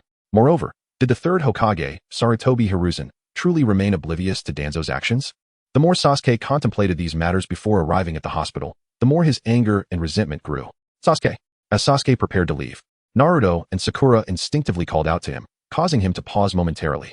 During this time, Kakashi observed Sasuke's silhouette, seemingly discerning something, and let out a silent sigh. Yet, Sasuke only hesitated briefly before resuming his stride and opening the hospital room door. However, as the door swung open, an unexpected figure appeared before Uchiha Sasuke, Uchiha Izuna. What a coincidence! My dear young clansman of the Uchiha. Izuna smiled at the astonished Sasuke. You, how could you? Sasuke was indeed taken aback, unable to believe that Izuna dared to appear in Konoha at such a time. Was the entire village on high alert due to the events of the day? Sasuke, what's wrong?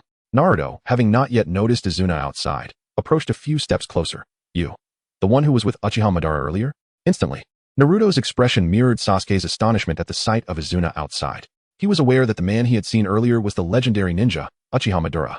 Yet he was entirely unfamiliar with the man before him, who bore an uncanny resemblance to Sasuke. You, Sasuke.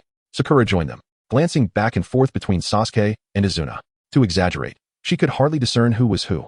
Just then, Kakashi, who had been resting in bed, suddenly sprang up and swiftly shielded Sasuke, Naruto, and Sakura behind him. With a kunai in hand, he gazed warily at the approaching Izuna. It was surprising that Kakashi still carried a kunai, even while in the hospital. At that moment, the 3-tomo Sharingan in Kakashi's left eye was revealed, always on guard against Izuna's impending attack. Despite his injuries, Kakashi stood resolute, ready to confront Izuna for the sake of his 3 young disciples. So, it is your Sharingan that I desire. Upon witnessing Kakashi's revealed eye, Izuna's dark irises sparkled with interest. With a swift motion, the blue Susanoo materialized, grasping Kakashi as one would a chick. Kakashi, already weakened and preoccupied with protecting the 3 young ones behind him, found himself ensnared within the Susanoo's skeletal arm. In the next instant, without uttering a single word, Izuna reached out and extracted Kakashi's left Sharingan. Ack! The eye was forcibly removed, and Kakashi could not suppress a cry of pain as blood began to flow from the socket. Kakashi-sensei! Naruto and Sakura exclaimed in horror from behind. Sasuke, too, was taken aback by the sudden turn of events. Damn it! Naruto, unable to contain himself, shouted, You bastard! Release Kakashi-sensei immediately. He hastily formed hand seals, preparing to unleash the shadow clone technique. But, with a flash of Shinra Sharingan, Naruto collapsed before he could execute his jutsu. During this time, a voice of discontent resonated from within Naruto. Another power darker than mine. Humph. Though the seal on the 9 tails had weakened, it chose not to intervene. As Izuna showed no intention of harming Naruto, the 9 tails simply closed its eyes, returning to slumber. Naruto. Sakura stared in shock at the sight of Naruto, who had collapsed after merely glancing at the man so similar to Sasuke. Could the enemy truly possess such overwhelming strength? Sasuke, too, was astonished by the sight of Izuna's beautiful, crimson, Manjiki Sharingan. This power was akin to that of Itachi. Meanwhile, with the Sharingan now in his possession, Izuna slid his left eye downwards. In the next moment, a Shinra Sharingan fell from his left eye, replaced by a standard 3-tomo Sharingan. In a shocking display, Izuna then extracted the 3-tomo Sharingan from his eye and, with a swift motion, inserted the Sharingan he had taken from Kakashi into the now vacant socket of his left eye. Thus, Izuna's eyes transformed. His right eye remained a Shinra Sharingan, while his left became a mere 3-tomo Sharingan. You, Kakashi, Sasuke, and Sakura were all left speechless, astonished by the madness of the man before them. What they did not expect was that Izuna would then force the 3-tomo Sharingan he had removed back into Kakashi's empty eye socket. The back and forth left Kakashi in a state of agony. No need to thank me, Izuna replied with an insincere smile, leaving Kakashi seething with rage at the audacity of this individual. Gulp. Sakura, overwhelmed with apprehension, could not help but swallow hard. Sasuke, meanwhile, regarded the formidable Izuna, who had unleashed the Susanoo, with a complex expression. At this moment, Sasuke had little understanding of the specifics of Susanoo. He merely sensed that Izuna's strength was exceedingly formidable. At this point, he pondered, This Sharingan has long since evolved to the level of Manjiki. Did you truly remain unaware of this? Chapter 47. Another kaleidoscope Sharingan shattered. What? At this moment, Kakashi's gaze was filled with astonishment and skepticism as he heard Uchiha Izuna mention that the Sharingan given to him by Obito was actually a kaleidoscope. With a swift motion, Izuna activated the 3-tomo Sharingan nestled in his left eye. Instantly, the 3 small tomo within his pupil fused together, evolving into a Kimui kaleidoscope Sharingan. This, Kakashi could hardly believe his eyes. The Sharingan once gifted to him by Obito had long since transformed into something he had been completely unaware of. Now, gazing upon the unique black ripple-patterned kaleidoscope Sharingan in Uchiha Izuna's left eye, Kakashi found it increasingly difficult to dismiss the reality before him. At that moment, Izuna sensed the information regarding the ocular technique and was momentarily taken aback. This Sharingan was somewhat different from that of Obito. Izuna felt a twinge of disappointment, as he preferred Obito's void and the Kimui space that allowed for rapid relocation of oneself and others across vast distances. However, the technique he had just seized from Kakashi leaned more towards an offensive ability. Although it still bore the name Kimui, there were distinctions. While this version of Kimui was commendable, Izuna found it somewhat lacking. Primarily, the attack did not yield instantaneous results. In simpler terms, it could not achieve a swift kill, especially against skilled adversaries. After all, the principle involved drawing the target into the Kimui space, a process that required time. Would a formidable foe stand idly by to be sucked in? Izuna mused that he preferred his own bloodline technique. If it came to long-range attacks, he would rather employ the Susanu's Yasaka Magatama. Thus, Izuna deemed this ocular technique a mere trifle. To return to this place only to acquire such a thing. At this moment, Izuna appeared distinctly displeased. Furthermore, as he regarded Kakashi, who remained ensnared in his Azure Sinu's bony grip, one eye wide open, and the other exhibiting the Kimui, Izuna's gaze gradually revealed a murderous intent. The atmosphere grew chillingly tense. Kakashi, sensing the looming threat, called out, "Sasuke." He implored Sasuke to swiftly evacuate the unconscious Naruto and Sakura. Kakashi trusted that Sasuke would comprehend his intention. However, before Sasuke could react, a figure suddenly appeared at the entrance, launching a powerful strike against the Susanu's skeletal frame. It was Jeriah, who had previously appeared during the day, indirectly saving countless lives by shattering the massive meteorite. At this moment, he wielded a Rasengan, pressing it against the Susanu's structure. Boom. The impact caused the Susanu's form to stagger, providing Kakashi the opportunity to escape from its grasp. During this commotion, Uchiha Izuna crossed his arms, regarding Jeriah with an icy, haughty demeanor as he casually observed the latter's audacity to strike his Susanu. This thing is surprisingly resilient. After retreating a distance, Jeriah could not help but comment on the formidable defense of the Susanu. "Jeriah, I implore you." Kakashi quickly hoisted the unconscious Naruto and seized the bewildered Sasuke and Sakura before shattering the hospital window and making his escape. Jeriah was momentarily taken aback, observing Kakashi's swift departure. This kid sure knows how to make a quick getaway. However, he recognized that Kakashi was injured. Remaining would only hinder him. Simultaneously, Jeriah surveyed the surroundings, noting that numerous medical personnel and vigilant leaf ninjas lay incapacitated in the corridor, most appearing to have fallen victim to an illusion, with some even slain. It was evident that the culprit was the Uchiha clan member before him, ensconced within the Azure Energy skeletal frame. "Who are you? What is your connection to Uchiha Madara?" Jeriah demanded, fixing his gaze upon Izuna. In response, Izuna scoffed, "And who might you be? Seeking death?" His demeanor was one of utter disdain and coldness towards Jeriah's inquiry. "You certainly possess an air of arrogance," Jeriah retorted, unable to suppress a smirk. "Allow me to demonstrate this newly acquired ocular technique." Kimui. Izuna directed his attention to Jeriah, his left kaleidoscope Sharingan focusing intensely. With a swift motion, the space of Kamui twisted into existence. A dark vortex sought to engulf Jeriah. However, sensing the imminent danger, Jeriah swiftly evaded. After several attempts of Kamui attacks, Jeriah managed to evade most, even forming hand seals mid-escape to create shadow clones to confuse Izuna's vortex. Thus, even if he were to be drawn into the dark vortex, it would only be a mere shadow clone. Truly a trifling ability. Izuna's brow furrowed slightly as he abandoned the Kamui assault. Phew, that was close. Jeriah's expression conveyed uncertainty. The opponent's abilities were undeniably peculiar. Simultaneously, he surveyed the state of the Leaf Hospital, which had become a wreck. Many walls had been consumed by the dark vortex moments prior. Jeriah's heart raced with unease, grateful for his agility. Had he been ensnared within that dark void? Who could say what fate awaited him? At that moment, a crack resounded. Uchiha Izuna suddenly extracted the Kamui Sharingan from his left eye, then, with his gloved hand, he crushed it. The Kamui Sharingan shattered. This scene felt eerily familiar. Earlier, Uchiha Madara had just crushed the Kaleidoscope Sharingan, originally belonging to Uchiha Shursui, from Shimura Danzo's eye. Now, Izuna imitated his elder brother's actions, shattering a Kaleidoscope Sharingan. Subsequently, amidst Jeriah's astonished expression, Izuna disdainfully discarded the now bloodied remnants of the Kamui Sharingan. As if tossing away refuse, Jeriah was left bewildered. What was happening? At that moment, Izuna traced a line in the empty socket of his left eye. Whoosh! The previously fallen Sharingan reappeared, seemingly materializing from thin air, returning to its rightful place in Izuna's left eye socket. Thus, Uchiha Izuna regained his dual Sharingan, both now kaleidoscope. This spectacle caused Jeriah's eyes to twitch uncontrollably. Had he truly entered an alternate reality? Chapter 48. This is all I have to say. Rodents. Hidden Rain Village.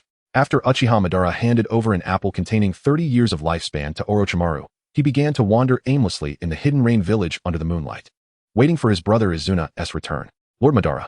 During this time, many ninjas from the Hidden Rain Village who were aware of the situation, upon seeing him in his long black robe, immediately knelt on one knee and bowed their heads.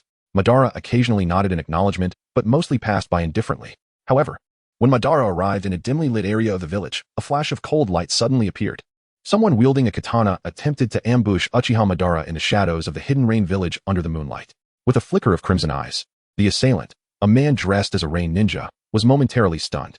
His chakra was considerable, marking him as A.J. Nin. Yet, without breaking stride, Madara seized the katana from the man's grasp and, with a swift motion, severed his head. Congratulations on slaying A.J. Nin, achieving a basic accomplishment. Reward: 1 advanced lottery draw. In the void, the achievement system's notification appeared instantly. However, Madara paid no heed to the prompt. His striking crimson gaze fixated on the bloodied headless corpse on the ground. A spy? He mused, dismissing the possibility of it being Nagato, Konan, or Yhiko's doing. They were not foolish enough to act so recklessly. Well, it seems not particularly significant anymore. Ultimately, the figure resembling the founding Uchiha Madara smiled faintly. Let us call the system. Let us draw. He seemed to converse with the air, visible only to himself. Using 1 advanced lottery draw. Random items are being drawn from the advanced lottery pool. Congratulations, you have obtained random resurrection. Oh, it appears I have drawn something intriguing. Madara's eyes brightened, sensing the excitement. Then, let us use it. I wish to see. In the next moment, he crossed his arms in front of him and continued his dialogue with the omnipresent system. Random resurrection is being utilized. Resurrection successful. Suddenly, 2 tall and robust figures materialized beside Uchiha Madara. HM. Who are you? Madara's attention was drawn towards them. Hey, Silverhorn, what is going on? Didn't we die? One of the figures questioned, bewildered. I don't know, Golden Horn. The 2 towering figures were none other than the greedy duo from the Hidden Cloud Village, Goldhorn and Silverhorn. Hey, who are you? They inquired, spotting Madara in his black robe. Meanwhile, they had not only received resurrection, but they also possessed the legendary 6 Paths weapons from the original story. Yet, Madara remained silent. A subtle smile on his face as he observed them with his ordinary black pupils, having concealed his Sharingan. Hey, Goldhorn, this guy seems to be ignoring us. Should we kill him? After all, it appears we are indeed resurrected. Silverhorn's eyes glinted with a murderous intent as he wielded a gourd and a peculiar sword. Let us see who strikes first, Silverhorn. Goldenhorn replied, hefting the 3 legendary artifacts. Madara found the situation amusing. The brothers, freshly resurrected, seemed eager to seek their demise, and he was willing to oblige. However, before Gold and Silverhorn could make a move, a peculiar ripple in space interrupted them. Back again. A gentle smile spread across Madara's face. Sure enough, the next moment, Uchiha Izuna and Uchiha Obito emerged from the Kamui space, returning to the Hidden Rain Village. Brother. Upon seeing his elder brother, Izuna couldn't help but smile. Yet soon, both Izuna and Obito noticed the presence of Gold and Silverhorn nearby. Those outfits. Could they be the brothers from the Hidden Cloud? Obito speculated, recognizing their distinctive features and the striking legendary weapons they carried. Are you the so-called rodents that my brother mentioned? The ones who killed Tobirama from the Land of Lightning? Izuna's expression shifted as he spotted the tattoos emblazoned with the characters gold and silver on the brothers' arms. What did you just call us? Goldhorn and Silverhorn's expressions darkened at the term rodents. At that moment, both Madara and Obito exchanged glances with Izuna, quickly realizing that Izuna had taken it upon himself to handle the situation. I'll give you 3 seconds.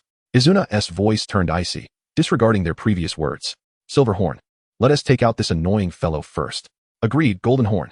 The brothers glared at Izuna with fury, raising their 6 Paths weapons, their bodies enveloped in the chakra of the 9 tails. Now the question arises, if I call out to you, will you dare to respond? As the 3 seconds elapsed, a pair of crimson eyes, as striking as blood and exquisitely beautiful, bloomed with a unique brilliance. In an instant, the brothers' movements froze, their 9 tails chakra dissipating rapidly. Meanwhile, Izuna unsheathed a sharp katana from his back. Puffed. Under the moonlight, 2 heads soared through the air, blood spraying forth. This is all I have to say. Rodents. This scene was crafted for a particular audience. In Uchiha Izuna's eyes, gold and silver horn were nothing more than mere rodents. Some may suggest relying on skill, but the Meingeki Sharingan merely requires a glance to conclude the game. Why bother with skill? Ask the Nine Tails why it didn't he rely on skill when facing Madara's Sharingan. Inquire why the Three Tails Jinchuriki didn't he rely on skill against Obito's Sharingan. Question why the Great Serpent didn't he rely on skill when facing Sasuke's Sharingan. Ask Orochimaru why he didn't he rely on skill against Itachi's Sharingan. Inquire about the Raikage's lack of reliance on skill when confronting Madara's Sharingan. Wonder why the Nine Tails didn't he rely on skill against Obito's Sharingan. Chapter 49. What can be inherited? Is hatred. In the depths of night. Within the hospital of the Hidden Leaf Village in the Land of Fire, Jeriah inquired, how is the situation? The figure lying on the hospital bed, Hiruzen's Sarutobi, the third Hokage, appeared pale as he addressed his disciples standing before him. Jeriah, who had just returned from confronting Uchiha Izuna. The enemy's abilities were exceedingly peculiar, and their strength formidable. Jeriah shook his head, feeling a slight headache. He hesitated, then finally asked, Old man. I returned rather late, and have yet to see it with my own eyes. So is it true? Has the legendary ninja, the Izuna of the Uchiha clan, Madara Uchiha, truly resurrected? Clearing his throat several times, the injured Hiruzen's Sarutobi responded gravely, it cannot be mistaken. In my youth, I once caught a distant glimpse of him. I still vividly remember his invasion of the village and that colossal blue Susanoo. There is no doubt. Seeing the certainty in his mentor's expression, Jeriah no longer harbored doubts. If that is the case, we are indeed in grave trouble. Leaning against the wall, Jeriah continued, according to your accounts and Kakashi's, this legendary ninja not only possesses the Uchiha clan's supreme ocular technique, the Meingeki Sharingan, but now wields the fabled Rinnegan of the Sage of Six Paths. In such circumstances, the so-called declaration of war is not mere rhetoric. Old man, today's adversary has yet to unleash their true power. It seems we are facing an unprecedentedly powerful foe. Ironically, he once was a part of our village. A bittersweet smile graced Jeriah's lips. While Jeriah did not fully comprehend the reasons behind Madara Uchiha's betrayal of the village, he was certain of one thing. The so-called Izuna of the Uchiha clan now possessed mysterious and formidable powers, particularly the Rinnegan. Reflecting on the Rinnegan, Jeriah was reminded of the shy boy with red hair among the three young ones he had encountered previously. Nagato, Yhiko, Konan. I wonder how they are faring now. A flicker of nostalgia crossed Jeriah's gaze as he considered seeking out those three, who could now be grown adults. He believed that if he wished to comprehend the Rinnegan better, finding Nagato, who had possessed it since childhood, would be a prudent course of action. By the way, old man, how do you intend to deal with the matters concerning Danzo? Jeriah suddenly turned his attention back to Hiruzen's Sarutobi, who appeared increasingly indecisive. Jeriah could not help but sigh in exasperation. Meanwhile, in another room of the hospital, Shimura Danzo, now missing an arm, lay in agony on his bed, consumed by bitterness. Following an entire afternoon and evening of efforts by medical ninjas, combined with his own chakra suppression, Danzo had finally stabilized the backlash from the Hashirama cells within him. While this was a relief, the thought that his secret regarding the Uchiha clan's Sharingan had been exposed due to Madara's actions filled him with rage. At this moment, Danzo realized that his reputation had likely plummeted to an unfathomable low in the eyes of the various clans within the Leaf Village. Although his image had never been particularly stellar, he understood that surviving was merely the beginning. He would now face the scrutiny and condemnation of the villagers and ninjas alike. Furthermore, the fact that he possessed the cells of the first Hokage, Hashirama Senju, the so-called god of shinobi, was a far graver offense than stealing the Uchiha's Sharingan. Moreover, Danzo had lost the Sharingan he once bore in his right eye, with even the unique technique of Uchiha Shursui being destroyed by that scoundrel Madara. The first Hokage's cells were also wreaking havoc on his body. While he remained alive, he would have to endure the scorn and contempt of the entire village. The implications of Madara's resurrection were staggering, and the events of the day, when that colossal meteorite fell upon the Hidden Leaf Village, were indelibly etched in the minds of its inhabitants. The terror and shock were palpable, leaving countless individuals sleepless, fearful of being crushed by a meteorite in their slumber. The ordinary ninjas and civilians of the village were still unaware of Madara's resurrection, nor of Danzo's theft of the Uchiha Sharingan and his clandestine experiments with Hashirama's cells. However, such secrets would not remain hidden for long. News would inevitably spread. Some had already begun to inquire, shocked and incredulous at the prospect of the legendary Izuna of the Uchiha clan being alive once more. In another corner, Shikamaru Nara sat in the dimly lit confines of his room, playing a game of chess alone, seemingly oblivious to his mother's gentle knocks at the door. His mother, Nara Yoshino, wore a sorrowful expression as she called out to him, but Shikamaru remained unresponsive, lost in his thoughts amidst the shadows. Chapter 50. The Gathering of the Akatsuki. How could this be? The leaders of the earth, lightning, and water nations, at this very moment, gazed in disbelief at the urgent intelligence relayed by the spies infiltrating the Hidden Leaf Village. The Earth Shadow, Inoki, the Lightning Shadow, A, and the Water Shadow, Terumi Mei, were all utterly astonished.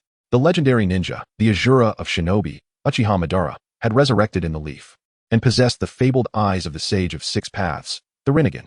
Moreover, he had declared war upon the entire ninja world with a colossal meteorite crashing down on the leaf as a declaration of battle. The three shadows exchanged skeptical glances. Was this information genuine? How could it be so fantastical? Had there been a mistake?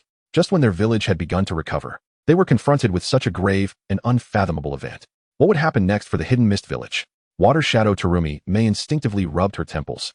Feeling a headache brewing, the Lightning Shadow, A, slammed his fist on the desk and stood up, exclaiming, to declare war on the entire ninja world? Such arrogance.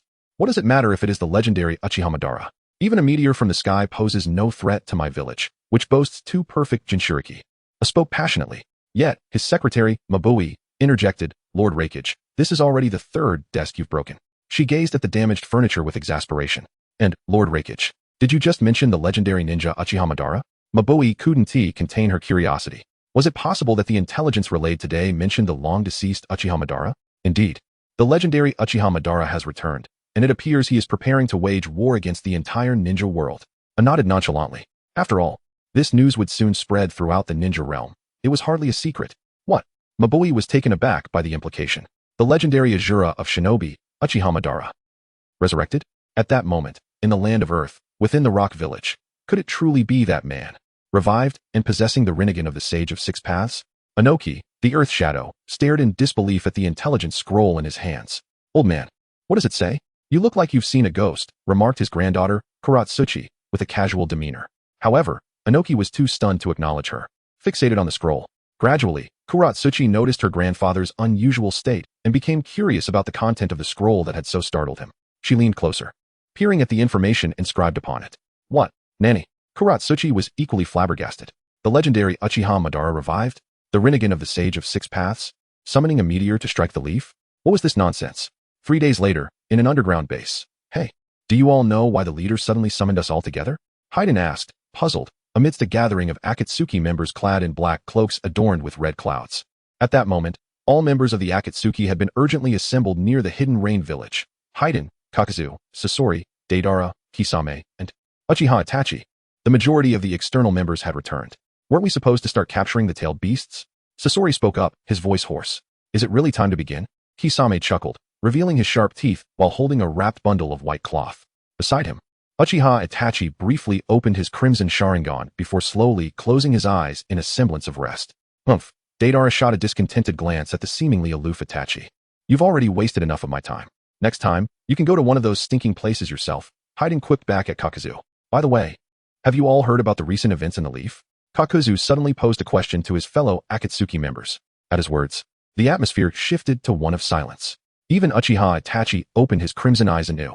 Isn't that just a rumor? How could someone presumed dead possibly resurrect? Besides, isn't the Rinnegan supposed to belong only to our leader? Haiden dismissed the speculation nonchalantly. At that moment, Itachi closed his eyes once more. Yet he contemplated visiting the leaf after today's matters concluded. If the rumors were true, the implications would be grave. Just then, a graceful figure flew into the underground base, capturing the attention of everyone present. White Tiger. Upon recognizing the identity of the newcomer, Haiden, Deidara, and the others exclaimed. The newcomer was Konan, known as White Tiger within the Akatsuki. White Tiger, you arrived just in time. Where's the leader? Why hasn't he arrived yet? Is it true we're finally beginning the capture of the tailed beasts? Haiden eagerly inquired. Let us show those so-called Jinchuriki the true art of my explosions. Deidara added with a smirk. As Konan arrived, Itachi slowly opened his glowing red Sharingan, directing his gaze towards her. Listen closely. I have something important to share with you all, Konan began, her tone measured. What is it? The members of the Akatsuki expressed confusion and curiosity. Then Konan revealed. Our leader has been replaced. At her words, Itachi and the others were momentarily stunned. Nanny? Haiden and Deidara exclaimed in unison, confusion etched on their faces. At that moment, a dark figure flickered into existence beside Konan, like a flash of black lightning. That was the Sharingan. Itachi's pupils constricted sharply. Chapter 51, Obey.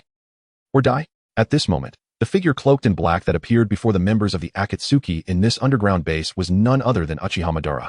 His sudden arrival, akin to a flash of darkness, was facilitated by the Flying Thunder God technique, which had left its mark on Conan. Dressed in casual attire, resembling his founding stance, Madara stood resolutely beside her. In the dimly lit underground base, his crimson eyes radiated an ominous glow as they scrutinized the assembled Akatsuki members.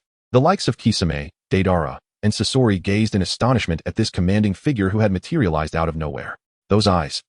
The scarlet pupils of Madara elicited gasps of surprise from the Akatsuki members. In the next heartbeat, they glanced at Itachi Uchiha beside them, then back at Madara. Identical crimson eyes.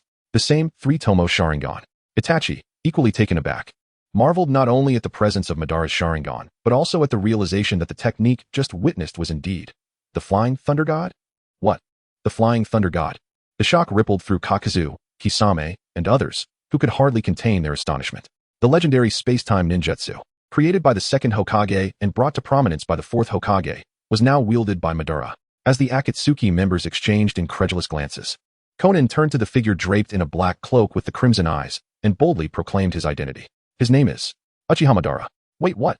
The collective shock was palpable among Haiden, Sasori, and Deidara.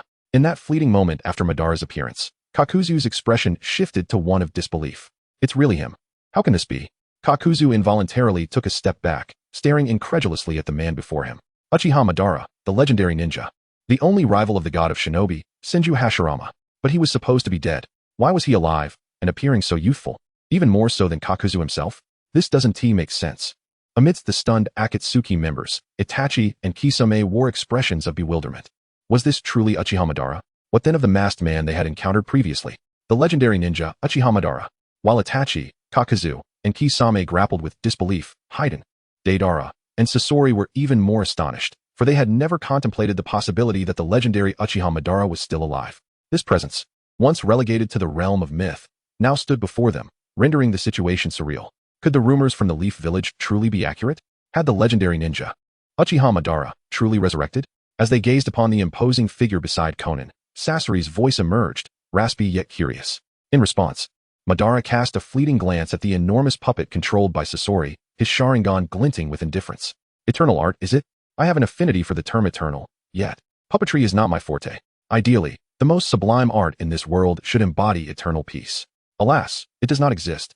Madara's lips curled into a wry smile, as if lost in self-reflection, reminiscing about a time when he yearned for that eternal peace. However, he quickly masked the bitterness that surfaced at the thought of his previous timeline's conclusion. The members of Akatsuki, witnessing Madara's musings on art, exchanged glances filled with intrigue. Surely, the legendary ninja was supposed to be dead? What gave him the right to assume leadership over them? At that moment, Haiden hefted his scythe-like weapon onto his shoulder, scrutinizing the man clad in black beside Conan. Suddenly, a terrifying surge of chakra erupted from Madara, its overwhelming force sweeping through the underground base.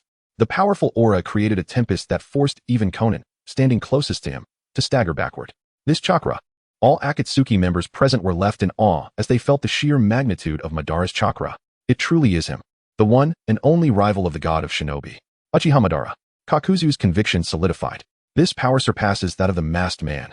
Itachi and Kisame exchanged apprehensive glances, now more inclined to believe that this was indeed the authentic Uchiha Madara, the legendary ninja of lore. At that moment, Kisame felt a stirring from his sword, Samahata, caught between excitement and fear in the presence of such potent chakra. Haiden stood speechless, his shock rendering him mute. Similarly, Deidara and Sasori were equally astounded. This chakra, it was akin to that of a tailed beast. Finally, within the tempest of terrifying chakra, Madara's cold, haughty voice rang out, offering the Akatsuki members a stark ultimatum: obey or die. Chapter 52, Kaleidoscope versus Straight Eye. In the next instant, within this underground base, a group of Akatsuki members suddenly felt a pair of scarlet three-tomo Sharingan piercing into their minds. In the blink of an eye, everyone found themselves immobile. Kisame, Haiden, and others could distinctly sense the external stimuli, yet were utterly paralyzed. It was the bizarre Jinjutsu of the Sharingan. However, how could it possibly immobilize nearly all of them in an instant? Such power was beyond even Uchiha Itachi. Damn it, Deidara thought bitterly. Once again, he was ensnared by the accursed Sharingan. He had fallen prey to the illusions of the Uchiha clan once more. And this time it felt even more decisive than his previous encounter with Itachi. No flamboyant tricks, just overwhelming ocular prowess. The Sharingan was truly infuriating. At that moment, Kaku, also immobilized under the pressure of the Sharingan, had red veins of disbelief in his eyes. Only those who had lived through that era understood the terror of those two ninjas, especially someone like Kakuzu, who had narrowly escaped the grasp of the legendary Senju Hashirama. He was painfully aware of how formidable Uchiha Madara, Hashirama's only rival, must have been. Yet, Kakuzu could hardly fathom that he was rendered immobile by a mere glance. Defeat was utterly inevitable, for if the enemy were to deliver a strike, Kakuzu and the rest of the Akatsuki members would meet their end, including Haiden. Kakuzu knew that Haiden's immortality was not absolute. It required sustenance. How infuriating. At that moment, Haiden was both astonished and resentful. He could only move his mouth after being glanced at. Damn it. On the battlefield, only Sasori seemed to be a bit special, and the Kaleidoscope Sharingan was in play. Uchiha Itachi realized that his three-tomo Sharingan could not withstand the absurd power emanating from his opponent's eyes. He immediately activated his Kaleidoscope Sharingan in an attempt to break free from Madara's ocular domination. However, almost simultaneously, the black ripples of Straight Eye Sharingan emerged in the slightly smirking scarlet pupils of Uchiha Madara. In that fleeting moment, just as Itachi activated his Kaleidoscope Sharingan to counterattack, he was met with a unique ripple that flooded his mind. In that instant, Itachi experienced an unprecedented surge of ocular power. He was once again rendered immobile. Simultaneously, both he and Kakuzu, unable to move, stared in astonishment at the eyes possessing those distinctive black ripples. This eye, perhaps unknown to others, was well recognized by the two of them. Was this not the fabled Kaleidoscope Sharingan of the legendary ninja, Uchiha Madara? At this moment, if Kakuzu had any lingering doubts, they evaporated as he became utterly certain. The man before him was indeed the legendary ninja, the Azura of the Uchiha, Uchiha Madara. In this moment, your ocular prowess appears exceedingly juvenile before me. You, the betrayer of the Uchiha clan, with his straight eye Sharingan. Madara's scarlet gaze fixated on Itachi as he spoke with an air of superiority. In response, Itachi found himself entirely unable to refute the disparity in ocular power, nor the matter of his betrayal of the Uchiha clan. Sasuke, for some reason, Itachi's thoughts drifted to his brother. He wondered if he would ever see his brother. Uchiha Sasuke, again after this day. At this moment, Konan approached Madara after he retracted his explosive chakra. She had just witnessed the terrifying chakra emanating from Uchiha Madara, and how with but a glance, he rendered nearly all the Akatsuki members immobile with the exception of Sasori, who seemed somewhat unique. Such power left Konan in awe, and she was aware that Madara had yet to unleash the power of his Rinnegan. Not long after, in the Rain Village, in a temporarily sealed room, a black flash suddenly appeared. It was indeed Uchiha Madara returning to the Rain Village. However, he did not return to his own quarters. Instead, he used the Flying Thunder God technique to arrive at his brother Izuna's room. Moreover, prior to Madara's appearance, Izuna's room had already been surrounded by 4 wood clones of Madara, vigilantly guarding the resting Izuna. Izuna lay on the bed, appearing as if he were peacefully sleeping beneath the covers. However, his eyes were wrapped in cloth, giving the impression that something was amiss. Remarkably, before Madara's departure, he had split off 4 wood clones to protect his brother. As the 4 wood clones noticed Madara's return, they spoke up in unison. Upon seeing the original return, Madara cast a glance at his brother, who lay on the bed with his eyes covered in cloth. 3 days. Hasn't he awakened? Madara murmured. The wood clones exchanged worried glances at the sight of Izuna, who had been lying in a state of slumber for 3 days and nights without waking. Just then, the 5 clones noticed Izuna's hand moving toward his own eyes. Izuna, they collectively urged, do not move for now. Nisan, Izuna paused his movement slightly before continuing. I can feel it. These eyes are undergoing a transformation. A smile graced the face of Izuna, whose eyes were still wrapped in cloth. In response, the 5 clones approached closer, and Madara, leading the way, spoke. Before anything else, I will ensure your safety, Izuna. Thank you, Nisan. Izuna's smile broadened. Nisan, if I could awaken those eyes, I wish to use the power you bestowed upon me when you revived me. Izuna began. But Madara immediately understood what his brother intended to say and interjected, leave those matters to me. I have always remembered, when the best piece arrives, I will ensure they all receive revival. With that, a pair of pale purple Rinnegan manifested in Madara's eyes. Nisan, you have borne too much. Though his eyes were covered, Izuna seemed to perceive his elder brother standing beside him. Simultaneously, within Izuna, a powerful chakra was nurturing his eyes, gradually allowing a faint purple glow to emerge within them. Chapter 53. The Gathering of the Akatsuki in the Rain Village. The Evolution of Izuna. Another fortnight has passed. During this time, several significant events have transpired in the ninja world. Initially, Konoha announced 2 weeks prior that the upcoming Chunin exams would be cancelled. The reason for this was the second major incident that shocked the entire ninja realm. The legendary ninja Azura, Uchiha Madara, has been resurrected. To make matters even more astonishing, Uchiha Madara declared war against the entire ninja world. Such an unfathomable occurrence was met with skepticism at first. However, to everyone's disbelief, the Land of Fire, specifically Konoha, confirmed this revelation to all. Uchiha Madara had indeed returned to life. Even more astonishingly, the resurrected ninja Izuna possesses the fabled Rinnegan, the Eye of God, of the legendary sage of six paths. It can be said that the reborn Uchiha Madara wields powers far greater than during the Warring States period. In light of this news, does the Chunin exam still hold any significance? It became clear why Konoha abruptly halted the imminent Chunin exams. At this critical juncture, who cares about taking an exam? The focus should be on how to confront the legendary ninja Izuna, Uchiha Madara. Although Uchiha Madara was once a member of Konoha, many are aware that he ultimately betrayed the village. It is even said that he perished in battle against Konoha's first Hokage, Senju Hashirama. Under these circumstances, the resurrection of Uchiha Madara is undoubtedly a dire omen for Konoha, potentially heralding a catastrophic disaster. Hence, the Chunin exams? Who has the luxury of hosting an examination under such dire conditions? Moreover, rumors suggest that one of Konoha's elders, Shimura Danzo, has been scheming to acquire the Sharingan of the Uchiha clan. Even more shocking is the revelation that Danzo has been secretly researching the cells and flesh of Konoha's founding leader, the first Hokage, Senju Hashirama. This act is undoubtedly a profound desecration of the legacy of Konoha's first Hokage. Such rumors have sent shockwaves throughout the ninja realm. One would never expect that Konoha harbors such a sacrilegious figure, tarnishing the body and essence of its founding leader. Additionally, it is rumored that all five great nations are engaged in significant covert operations, tirelessly gathering information about Uchiha Madara, from his abilities to even his likeness, all in secret. Meanwhile, each nation has entered a state of heightened vigilance, as if bracing themselves against an impending invasion by Uchiha Madara. At this moment, it is noon. In Konoha, at the former Uchiha clan's territory, Uchiha Sasuke gazes at the grave he has constructed, within which lie 10 of his own 3-tomo Sharingan. Surrounding him are countless graves of his fallen clan members. Uchiha Sasuke clenches his fists tightly. Uchiha, Itachi, Shimura Danzo, Konoha. His eyes burn with hatred. His beloved brother, who slaughtered their entire clan. Danzo's treachery in acquiring the Uchiha clan's Sharingan. Even the Manjiki Sharingan of his acquaintance, Uchiha Shursui, has been seized by that old scoundrel, and Danzo is an elder of Konoha. Did the third Hokage, Sarutobi Hiruzen, remain utterly oblivious to his deeds? Nonsense. How could the Umbu, under the Hokage's command, be so oblivious? As Hokage, Hiruzen could not possibly be unaware of everything. Yet, he remained silent. Uchiha Sasuke may not fully grasp the intricate details of the situation, but so what? The fact remains, Danzo has sought the Uchiha clan's Sharingan, and I will ensure that each of you pays the price you deserve. In that moment, Sasuke's eyes have transformed into the Crimson Sharingan, with 2 small tomos spinning rapidly within his pupils. Fueled by his hatred, it seems he is on the verge of evolution. However, the time has not yet come. He ultimately stabilizes at the level of the double tomo.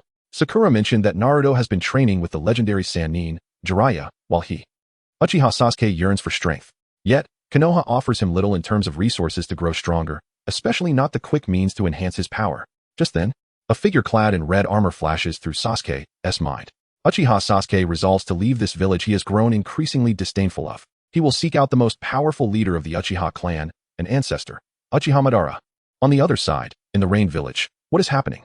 Dressed in a somewhat casual black robe, reminiscent of his founding days, Uchiha Madara stands with arms crossed, gazing calmly at the assembled crowd before him. The members of the Akatsuki, including Kisame Hashigaki, Deidara, and even Yhiko, Nagato, and Conan, have gathered in the steel building to find Madara.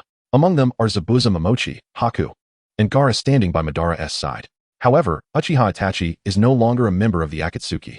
Boss, it's been half a month. We can't wait any longer. When can we strike against the major nations? I want the entire ninja world to witness my explosive art. Deidara, filled with excitement and an inexplicable urgency, addresses Uchiha Madara. In response, a faint smile graces Madara's lips. We will commence action once Izuna's eyes achieve perfect evolution. As he speaks, Madara glances behind him, as if his gaze penetrates through walls to see Izuna, blindfolded and lying in a room for over half a month.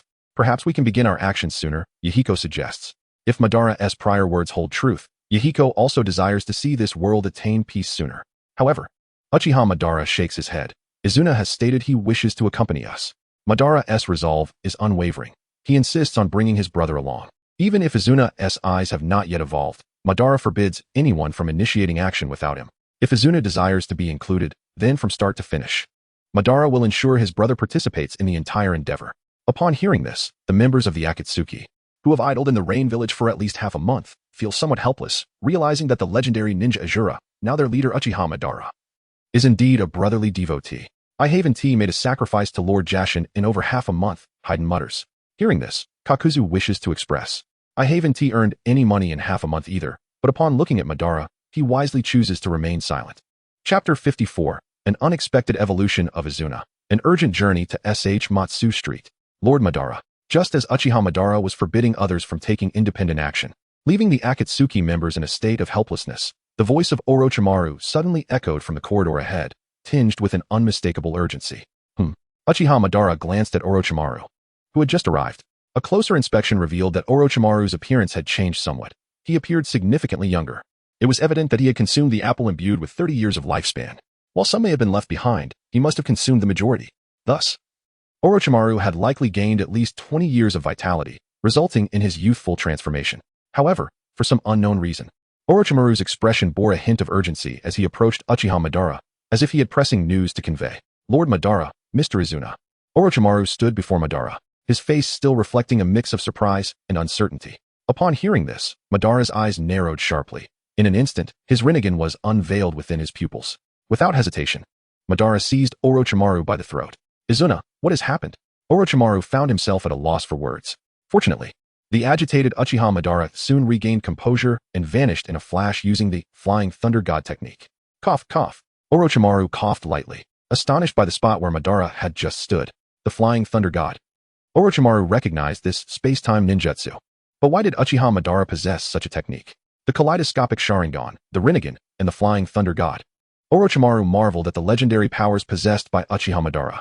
Would there be any rivals left for him in this ninja world?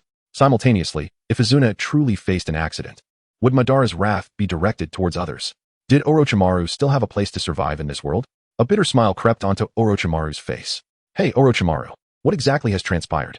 Suddenly, Haiden, wielding his weapon, inquired loudly from the Akatsuki members nearby. The others looked at Orochimaru with puzzled expressions. Madara's earlier outburst had indeed been terrifying. Lord Madara seems to want his brother, Uchiha Izuna, to awaken the Rinnegan. To that end, he must have infused a certain special chakra into Izuna's body. I sensed it. It is an extraordinarily powerful chakra. Initially, this chakra had been nurturing Izuna's Sharingan, and everything appeared to be progressing smoothly. Yet, just moments ago, something went awry. Orochimaru recounted, glancing towards the direction from which he had come. For the past half-month, due to his abilities, Uchiha Madara had tasked him with stabilizing Izuna's condition. Before now, everything had gone exceptionally well, even to the point where Orochimaru felt Izuna's ocular power growing ever more formidable. However, for reasons unknown, there had been a violent upheaval in the chakra within Izuna. Orochimaru could no longer maintain stability. This compelled him to seek out Madara. At this moment, the Akatsuki members, Kisame, Haiden, and Gara, were all astonished. Awakening the Rinnegan. Everyone was taken aback. The Rinnegan truly evolved from the Sharingan. Nagato bore an expression of profound surprise. Although he had heard about it from Conan earlier, he still appeared somewhat incredulous. Meanwhile, in another location, with a sudden flash of darkness, Uchiha Madara, clad in a black cloak, materialized in Izuna's room. There, on the soft couch, Izuna clutched his eyes in agony. Beside him, 4 wood clones, Madara, appeared to be assisting Izuna in stabilizing the chakra within him. Additionally, Kabuto was using medical ninjutsu to assess Izuna's condition. Unfortunately, their efforts were having little effect on Izuna's suffering. Izuna, Madara exclaimed, panic rising within him. He rushed forward, grasping Izuna's hands, which were desperately attempting to claw at his eyes. Izuna, your elder brother is here. Do not be afraid. Madara's eyes transformed into the Rinnegan as he sought to comprehend the state of Izuna's eyes. Brother, my eyes, they hurt so much. Izuna's voice was filled with anguish as he lay on the couch. The white cloth covering his eyes had turned crimson. He was indeed bleeding. Izuna. Uchiha Madara sensed that the chakra he had bestowed upon his brother for the purpose of evolution was now wreaking havoc within Izuna. This realization stirred a twinge of regret within Madara. Perhaps he had acted too hastily this time. Izuna, I am sorry. With a decisive motion, Madara chose to temporarily incapacitate Izuna. Is it truly necessary for him to possess both types of chakra? The wood clones gazed at the unconscious Izuna and addressed their original. Ashura, Indra, could it be that lacking these 2 types of chakra is the issue? No, it should not be. The Otsutsuki chakra is inherently superior to their chakra. This should not be happening. Madara clenched his fists, overwhelmed with anger and concern. Lord Madara, Kabuto interjected, under the scrutiny of the 4 wood clones and Madara himself. He continued, Izuna's current condition may require a ninja with exceptional medical ninjutsu to perform surgery. Especially given the violent energy within him, it necessitates the intervention of a ninja with top-tier medical expertise. Such a procedure, even if Orochimaru and I combined our efforts, we would not dare attempt it lightly. Kabuto continued, at present, within the entire ninja world, only The descendant of Hashirama, a kunoichi named Tsunade, possesses this capability. Is that so? Uchiha Madara suddenly spoke up. Upon hearing this, Kabuto was momentarily taken aback but quickly nodded in acknowledgement. It seems Lord Madara is familiar with her. Yes, Lord Madara. Given Izuna's current predicament, she may be the only one capable of saving him. Upon hearing this, Uchiha Madara cast a glance at the unconscious Izuna. His fists clenched tightly. Lord Madara. Just then, the body of White Zetsu emerged from the floor. Lord Madara, I have gathered information. That woman is currently in the Land of Fire, at SH Matsu Street. White Zetsu had come to promptly relay the information Madara sought.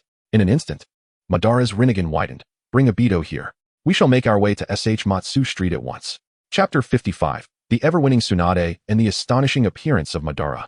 Hey, perverted sage, wait for me. On a winding path, a young Naruto Uzumaki, merely 12 or 13 years of age, hurriedly pursued a robust middle-aged man ahead of him. This man was none other than Jeriah, one of the legendary Sannin. For half a month, Naruto had been under Jiraiya's tutelage, learning the ways of a ninja.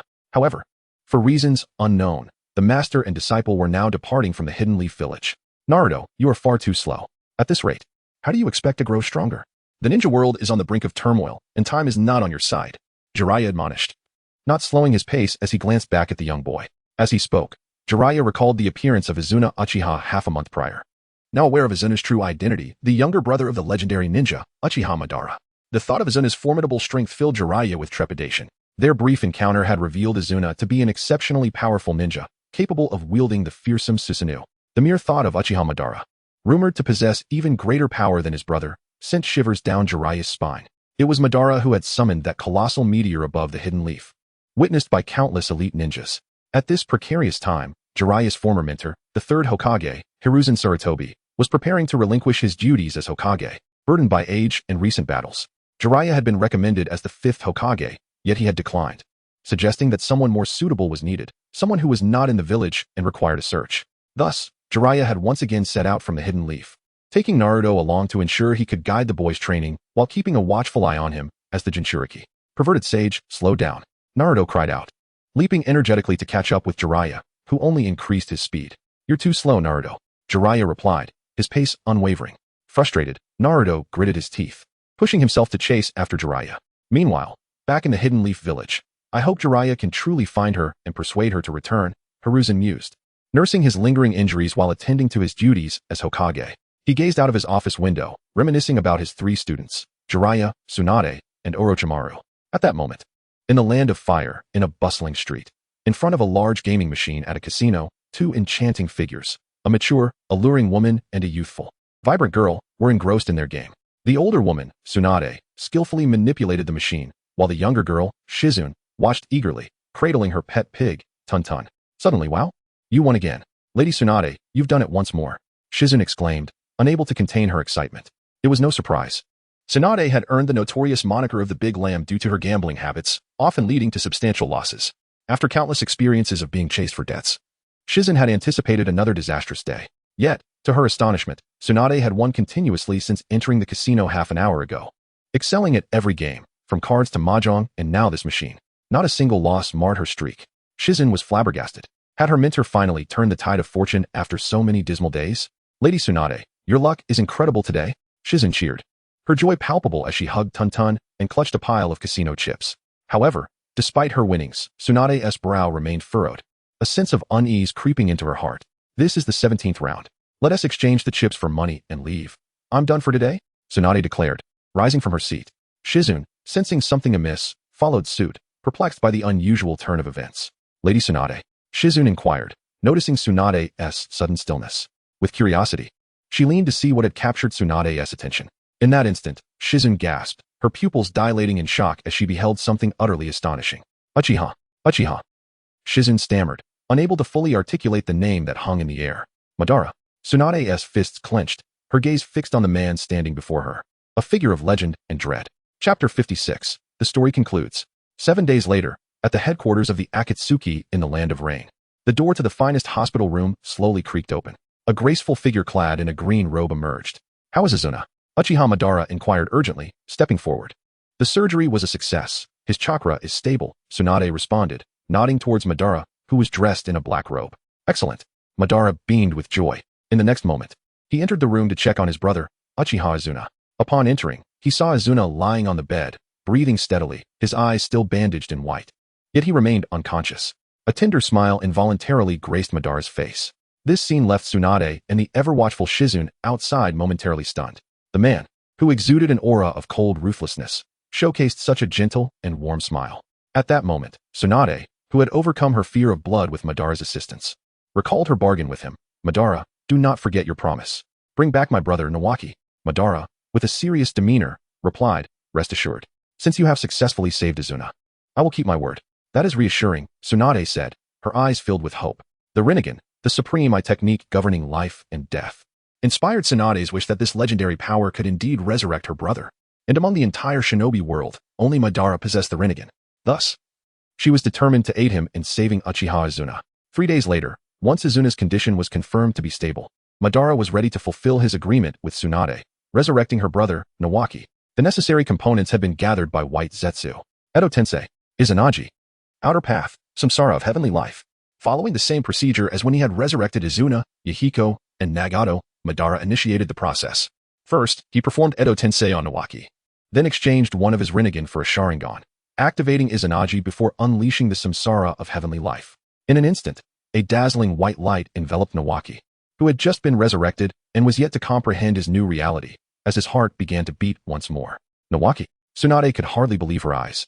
Overwhelmed with joy, nearby, Shizune stared in amazement at the legendary ninja, Uchiha Madara.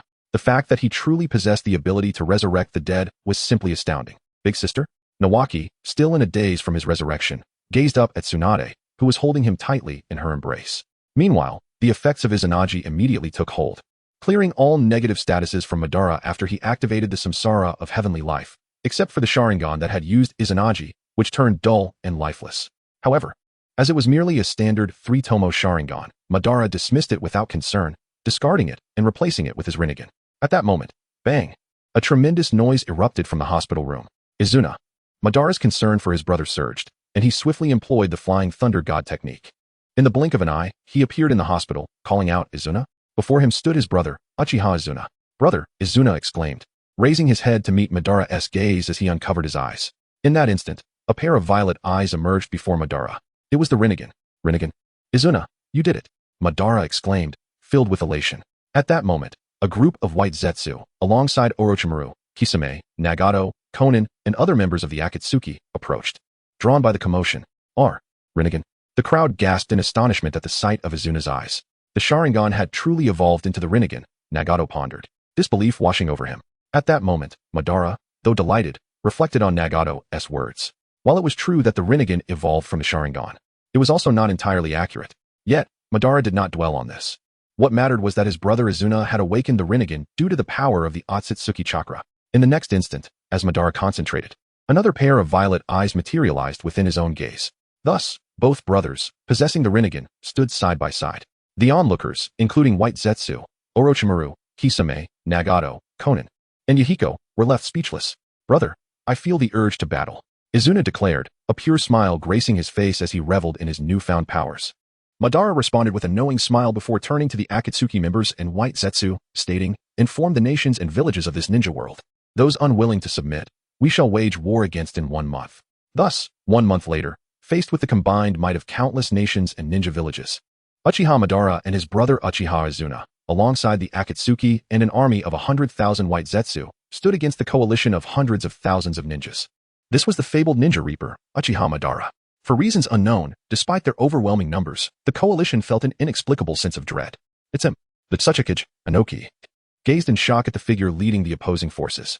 Uchiha Madara had truly resurrected and reappeared in the shinobi world. As they stared at the coalition of several 100,000 ninjas, Madara and Izuna exchanged a glance before simultaneously declaring, Susanoo.